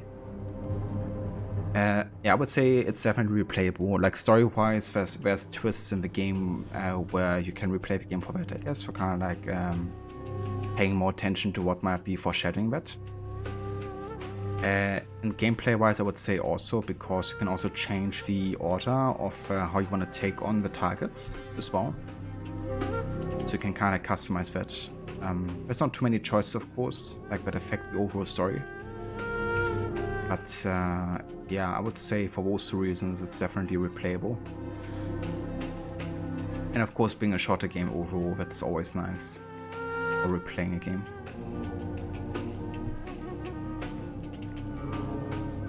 How many bodies fit in one closet? How many clowns can fit in a car? Sounds like a plan, Stanley. Yeah, I'm definitely gonna take a good break from Mirage before I come back to this.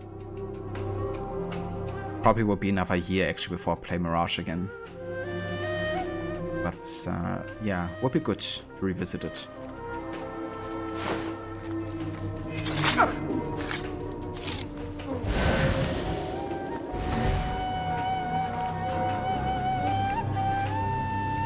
So they said something about second floor, right? So I don't even need to talk to her, I guess. Yasmin. Are you blind? We look nothing alike. Try upstairs. Yeah, upstairs. Thank you for a follow and welcome in.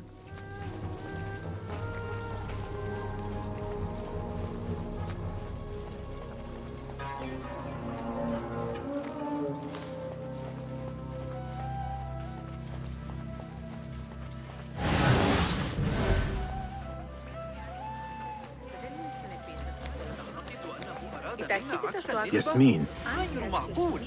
Yasmin, I'm not certain. You could try the next room. لو كان ابن مساعدة قيد الحياة فقط لدي فيض من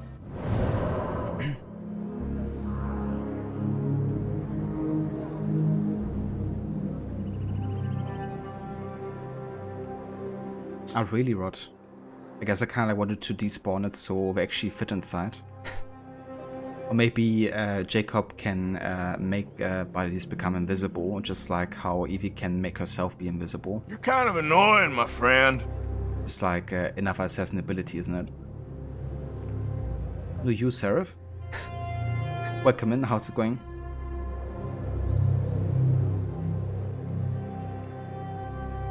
You love a replayable game? Yeah, I would say this one is definitely a replayable one, for sure. Rocky, my favorite outfit in this game. Let's have a look, shall we? Now, I would say... Oh, we actually got the Initiative of Alamut as a regular costume now. That's cool. I would say I really enjoy the Basim Valhalla outfit, the one we've seen in Valhalla, like the way Basim looked there. But as for like regular outfits, I would say the Initiative of Alamut is definitely my favorite because it fits him really well, I think. I like the clothing underneath the hood quite well. I also like the white and blue. It of course looks very classic Assassin-y with the kind of like white-gray on the robes. And I also quite like the color variations as well. Like there's some really cool color variations, like the green and the shit. The Oasis one is probably one of my favorites. Yeah, I like the customization there as well. But I think still the default outfit for Basim is honestly my favorite one.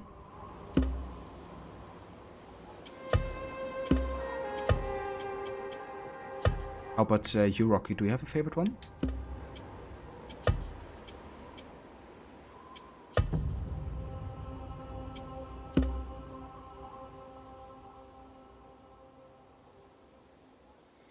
Yeah, or I've actually seen a review yesterday of Baldur's Gate 3 from like a German YouTuber show, I guess. It's quite big over here, and they all have been falling in love with Baldur's Gate pretty much. Made me definitely consider playing the game at some point too. I'm just not sure how much I will enjoy like the gameplay, given that it's like a CRPG. But I think I would really enjoy the story, you know, so it might be worth just playing for that.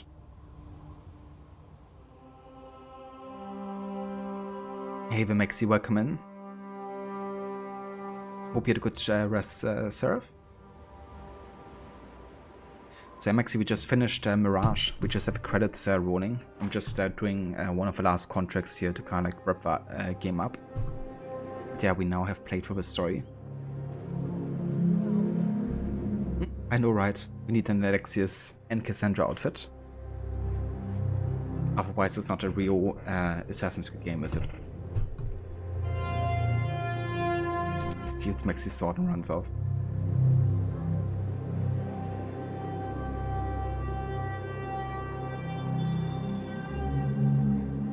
Yeah, the Master Assassin outfit looks really nice, especially from the back, I think, and it looks very much like Altair's outfit, of course, and what Basim wears under his cloak in Valhalla too. So I quite like how that progresses quite nicely in his look. The King of Thieves wasn't too bad either, I agree.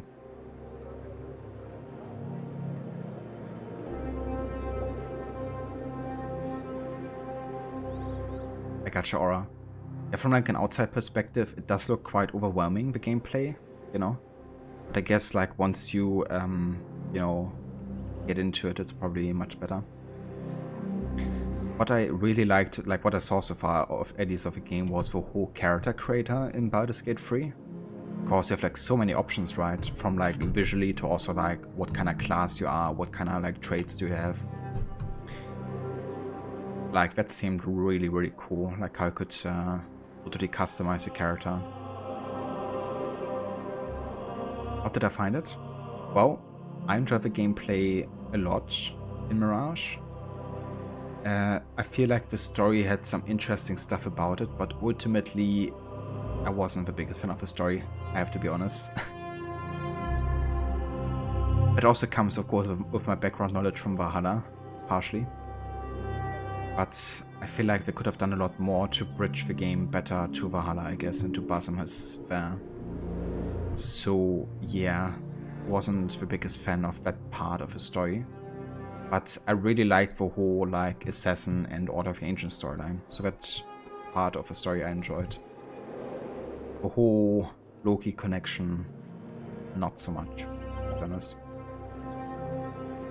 But overall, it was a really enjoyable game. Like, I had a good time with it.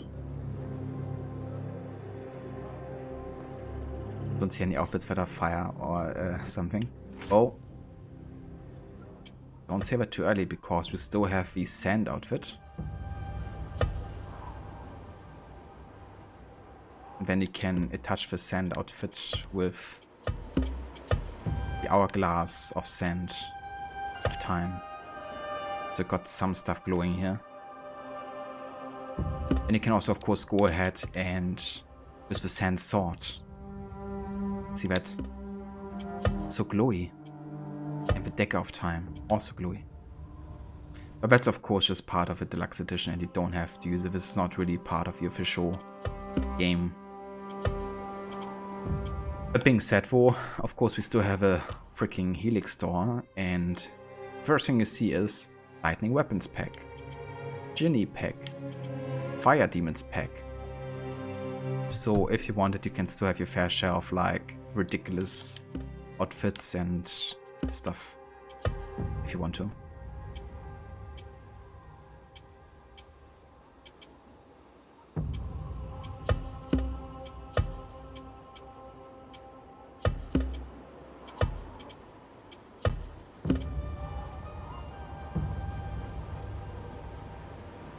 No worries, Aura. Take it, Seraph, take your time. Oh yeah, you did Maxine, nice. Yeah, Origins is such an amazing game. Like, still my favorite AC game part with AC2. Like, AC2 is kind of like, for me, it's also like a lot of nostalgia, but I also just think it's an excellent game. But Origins just really hits so many spots as well, you know, so for me it's kind of like tied between those two. Like, definitely one of my favorite ones. It's just like Bike as a character as well, you know, just outstandingly voiced, and you can just really feel every emotion, you know, in his performance. It's just insane. It really seems to be Aura. Like, that was one of the best character creations I've ever seen in the game. You couldn't connect well with Basim? Same here. I think the way he is written, you know, there was like room for a lot more. Sure.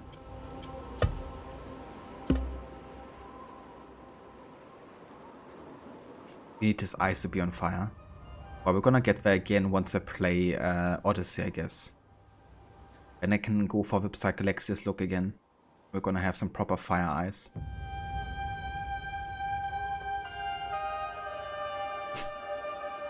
Mom, can we get Prince of Persia at home? Pretty much like that.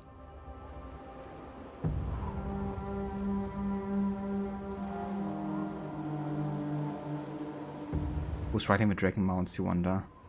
That's the thing as well, right? You barely have any... They stir not, be it done for them as for Osiris. I am Osiris. I am Osiris. Yeah, you barely have any opportunity to ride a mount either way. Like, there's not so much in the wilderness that you spend like ages there. And mount traverse is actually really shitty in Baghdad because it isn't really built for, you know, around bad idea. Of course, you're like supposed to parkour. So getting like a dragon mount seems like so useless to me. Not even spending that much time on it. Until he was motionless like Osiris. Exactly, Maxi, you know where he came from, why he is on the path that he is. I think it's very easy to connect with Bike, you know, and with the pain he goes through.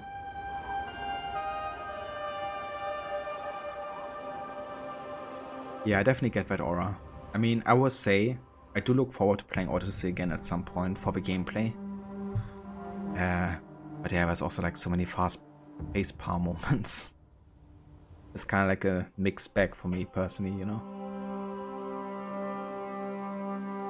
Yeah, we have like the talisman in this game. Or in this game it's like purely cosmetic. For some reason. I feel like it would have been cool if they kind of gave us more of an attribute, you know, like kind of like, okay, if you wear this talisman, you're gonna get the benefit in some social circus, you know. Like, for example, wearing like the Mars Assassin outfit, maybe it gives you like a bigger reward for assassin contracts. Or wearing the Knight's Talisman gives you like, allows you to kind of like hire mercenaries for free. You know, kind of like something like that. Would have been cool. Because like gameplay wise it's completely useless. It's just like, yeah. It's just for visuals if you wanna like flex, essentially. Yeah, it's just completely cosmetic.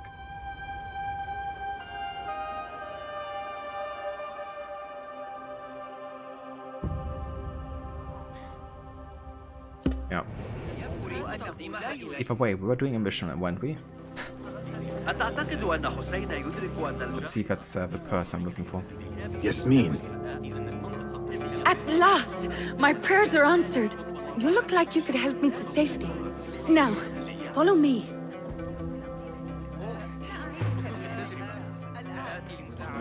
What did she just do?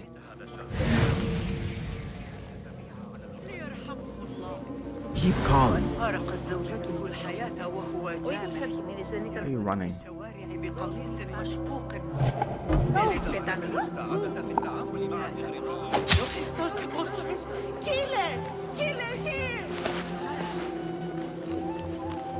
Don't be so suspicious.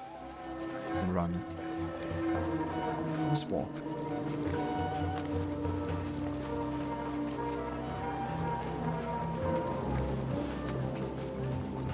Don't hold it up! They're coming. You deal with the guards, while I Okay. door down the corridor. Boss detection, it seems.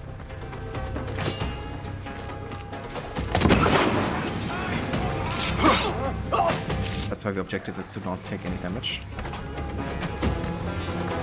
This isn't even locked. What are you doing?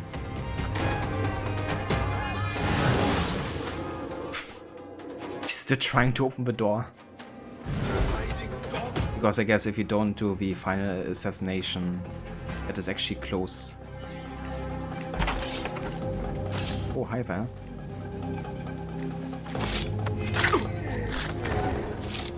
Classic hide behind the door. He's still trying to open a freaking door. It is safe now.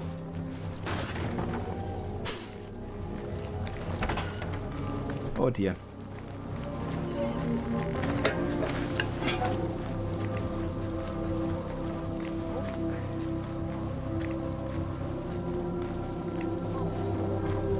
Could be Aura. Yeah, maybe they had like a plan with it, but not enough time to execute on They're it. searching the garden. Take care of them.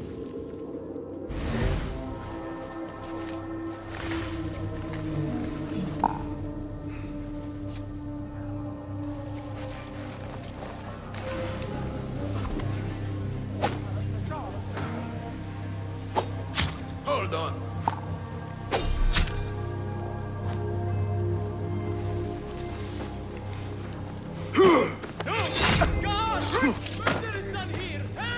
Murder.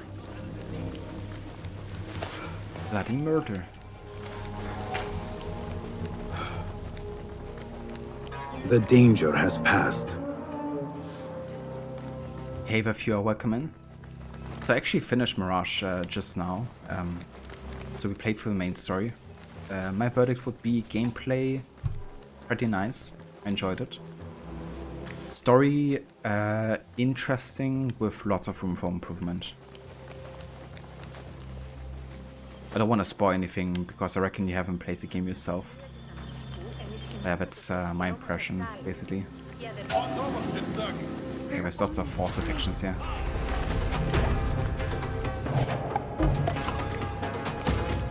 What are you doing? Turn and face me! There you are. Find the curve, face your fate. Time to What's he doing? There is no escape. There.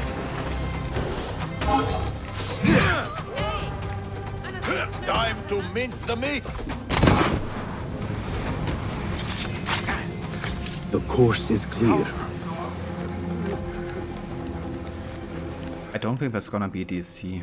I think the developers pretty openly announced that they never had any DLC plan for this game. Which I guess there's also why there's also no season pass or anything announced yet. But who knows, you know, like this game has been quite successful in its first week. Is there some way I can repay you? Your safety is payment enough. Like, this game has actually sold more copies than Origins, Odyssey, or Valhalla in the first week apparently.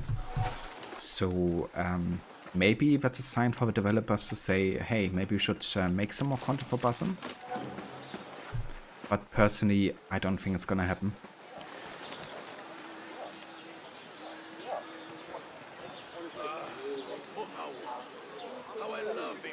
Ah, gotcha, Pure. I hope you enjoyed the visit. Sounds nice to, you know, be able to see each other again. So hope you enjoyed.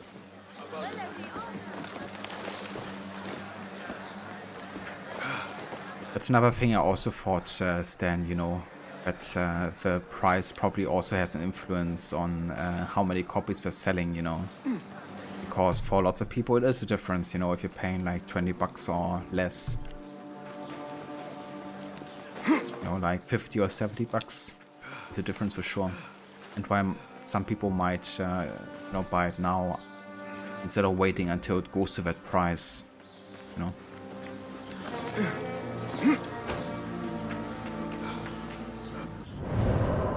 So the question is, there's no new contracts available, right? So I guess we've done all of them now. So 19 total, is that right? Cool. Alright guys, so this officially completes our playthrough. Now, technically I still have, you know, 2 Devish's artifacts left and 1 lost book there, but I'm just gonna complete this off stream. Not gonna be doing that today anymore. But yeah, apart from that, we've done everything in the game. Everything collected, all the enigmas solved. We read all of the database and codex entries. We've done all of the Tales of Baghdad. So yeah, this has been pretty much a completionist run here. Which is how I usually handle the games, the AC games at least, on my first time playing. And cover everything there is. But yeah, I'm gonna be finishing off the last bits and pieces, the last achievements as well, off stream. But yeah, that means we now have officially time to play something else, and honestly, I have no idea yet what it's gonna be. Yesterday I've been going for 2 hours through like game libraries, cells and stuff, and I just hadn't had a game where it like clicked, you know. I was like, okay, I really gotta play this, or I really wanna play this now. So I'm gonna think of something until tomorrow. I mean, I definitely have lots of options. So, yeah. Doom was actually one game I thought about, Aura, funnily enough. It was a game I considered. But I asked myself for, since you redeemed Doom Eternal, right? Would you say that I should play the reboot Doom game first? Or can you just jump into Doom Eternal and it's fine? Because I didn't really wanna, like, play 2 games just to get to like one, you know, to get like one viewer pick done, essentially. But I've had issue with a couple of viewer picks, like the mice, for example, redeemed for me to play Mafia 3. Then I'm like, okay, yeah, before I even get to Mafia 3, I probably have to play Mafia 1 and 2 first, you know? So, yeah, that's one thing I have to consider.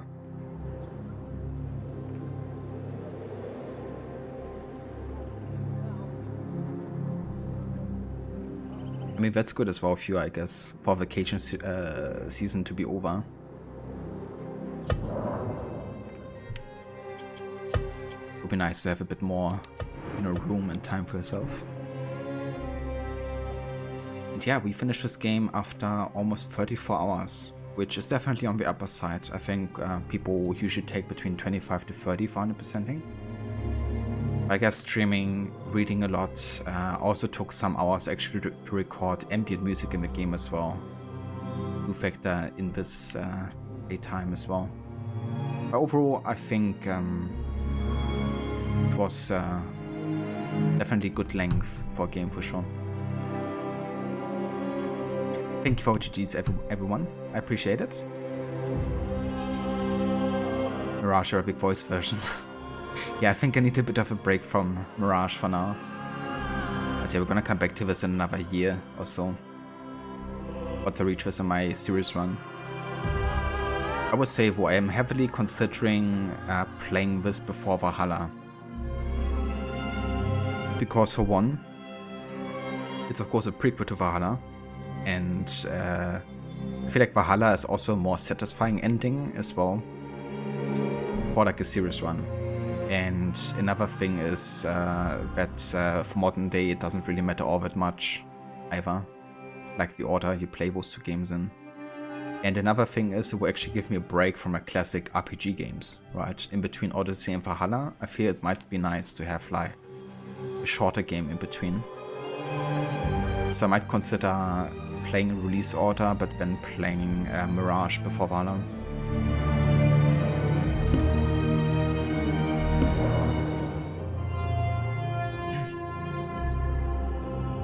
straight into Eternal. You never played the original reboot of Doom? I gotcha. Yeah, that's what I thought as well, Rod, you know, that it's like a sequel, but I'm not sure how much that affects the story or how important the story might be. I'm gonna make some research to see what people on Reddit might be saying. Whether they recommend playing 2016 first or not.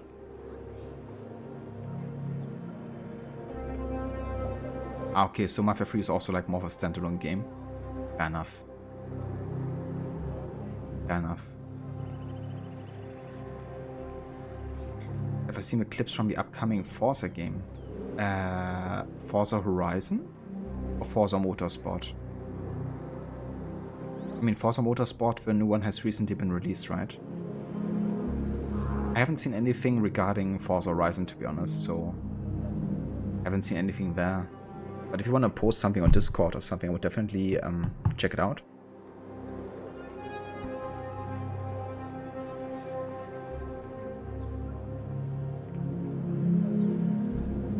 I got short. Cheers, dude. Thank you for the insight. Yeah, I mean, the Doom games look really cool, you know. I don't play so many first-person shooters, but that game looks really satisfying with, like, the gore mixed with the action and the soundtrack. Especially the soundtrack is probably what I look most forward to in those two Doom games.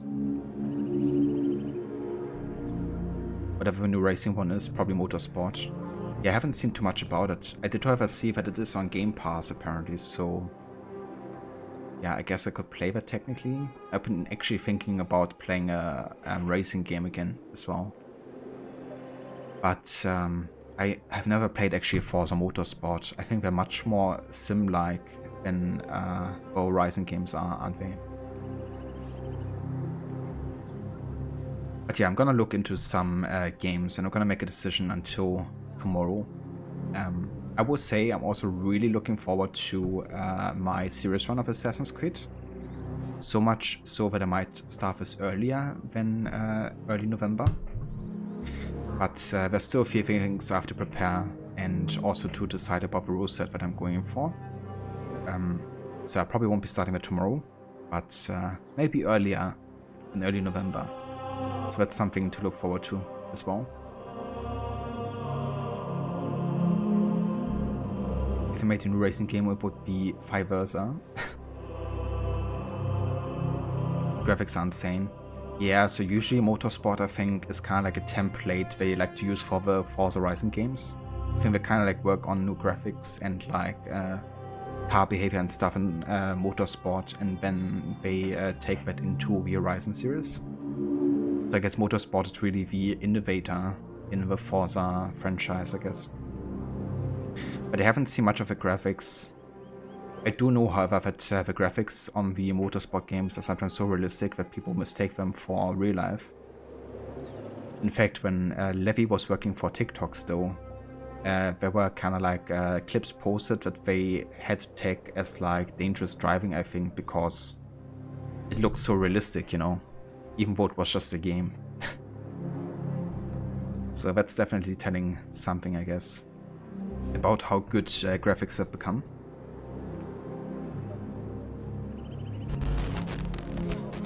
But yeah guys, let's switch over here and we're gonna have a look to see who's online, because we will end of course the stream here and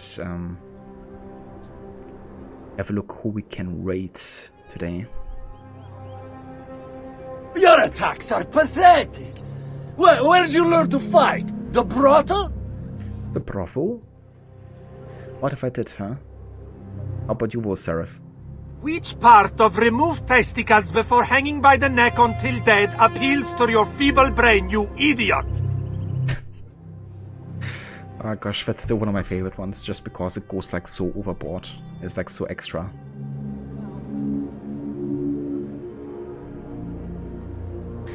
But yeah, before we raid outro, I want to give a couple of shoutouts to some fellow streamers here.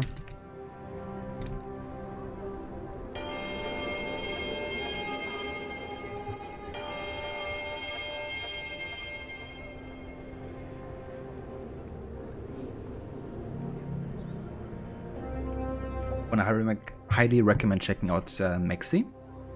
Maxi has recently finished his playthrough of Mirage, also with 100% challenge pretty much.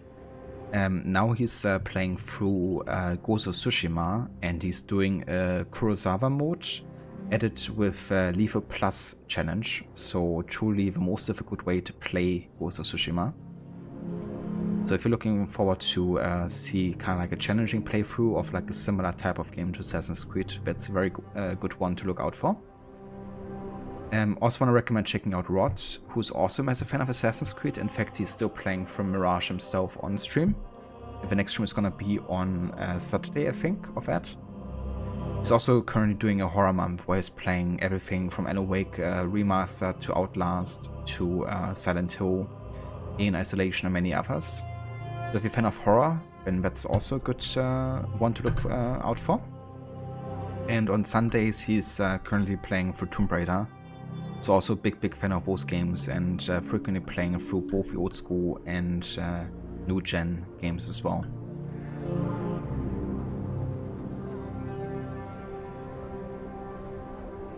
You always wish to be a duck? I knew it, Seraph. I had a feeling. Fucking hell. And yeah, no very so shout out Maxi. Yes, you're crap at games. I mean, if you beat Ghost of Tsushima with that challenge, I would say that's not a fact anymore. If it ever was.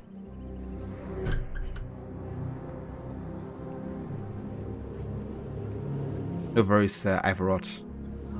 Often happy to give you a shout out, and thanks also again for the raid earlier. I really appreciate it. But yeah, so we are going to raid Lucinda, if she's still actively streaming. Let's have a quick look.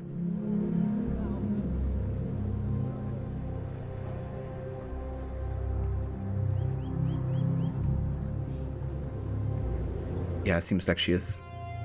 Lucinda's also actually doing a horror month, and she's playing through the Resident Evil games at the moment. Currently she's on to Resident Evil 6.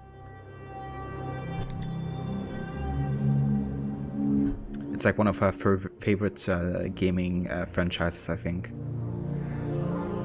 And she's also currently playing for the AC games, actually. She's recently finished Syndicate, however it's taking like a hiatus for October, being horror month. And then she's gonna come back to the series with Origins in November. So that's another thing to look forward to on her channel, if you want to consider leaving a follow there. But yeah, until then, I hope everyone is having a great rest of the day. Thanks everyone again so much for coming by to join me for this playthrough, and also for seeing me finish this. And yeah, I will catch you tomorrow with whatever game I would decide upon playing. So until then, have a good one, and until next time.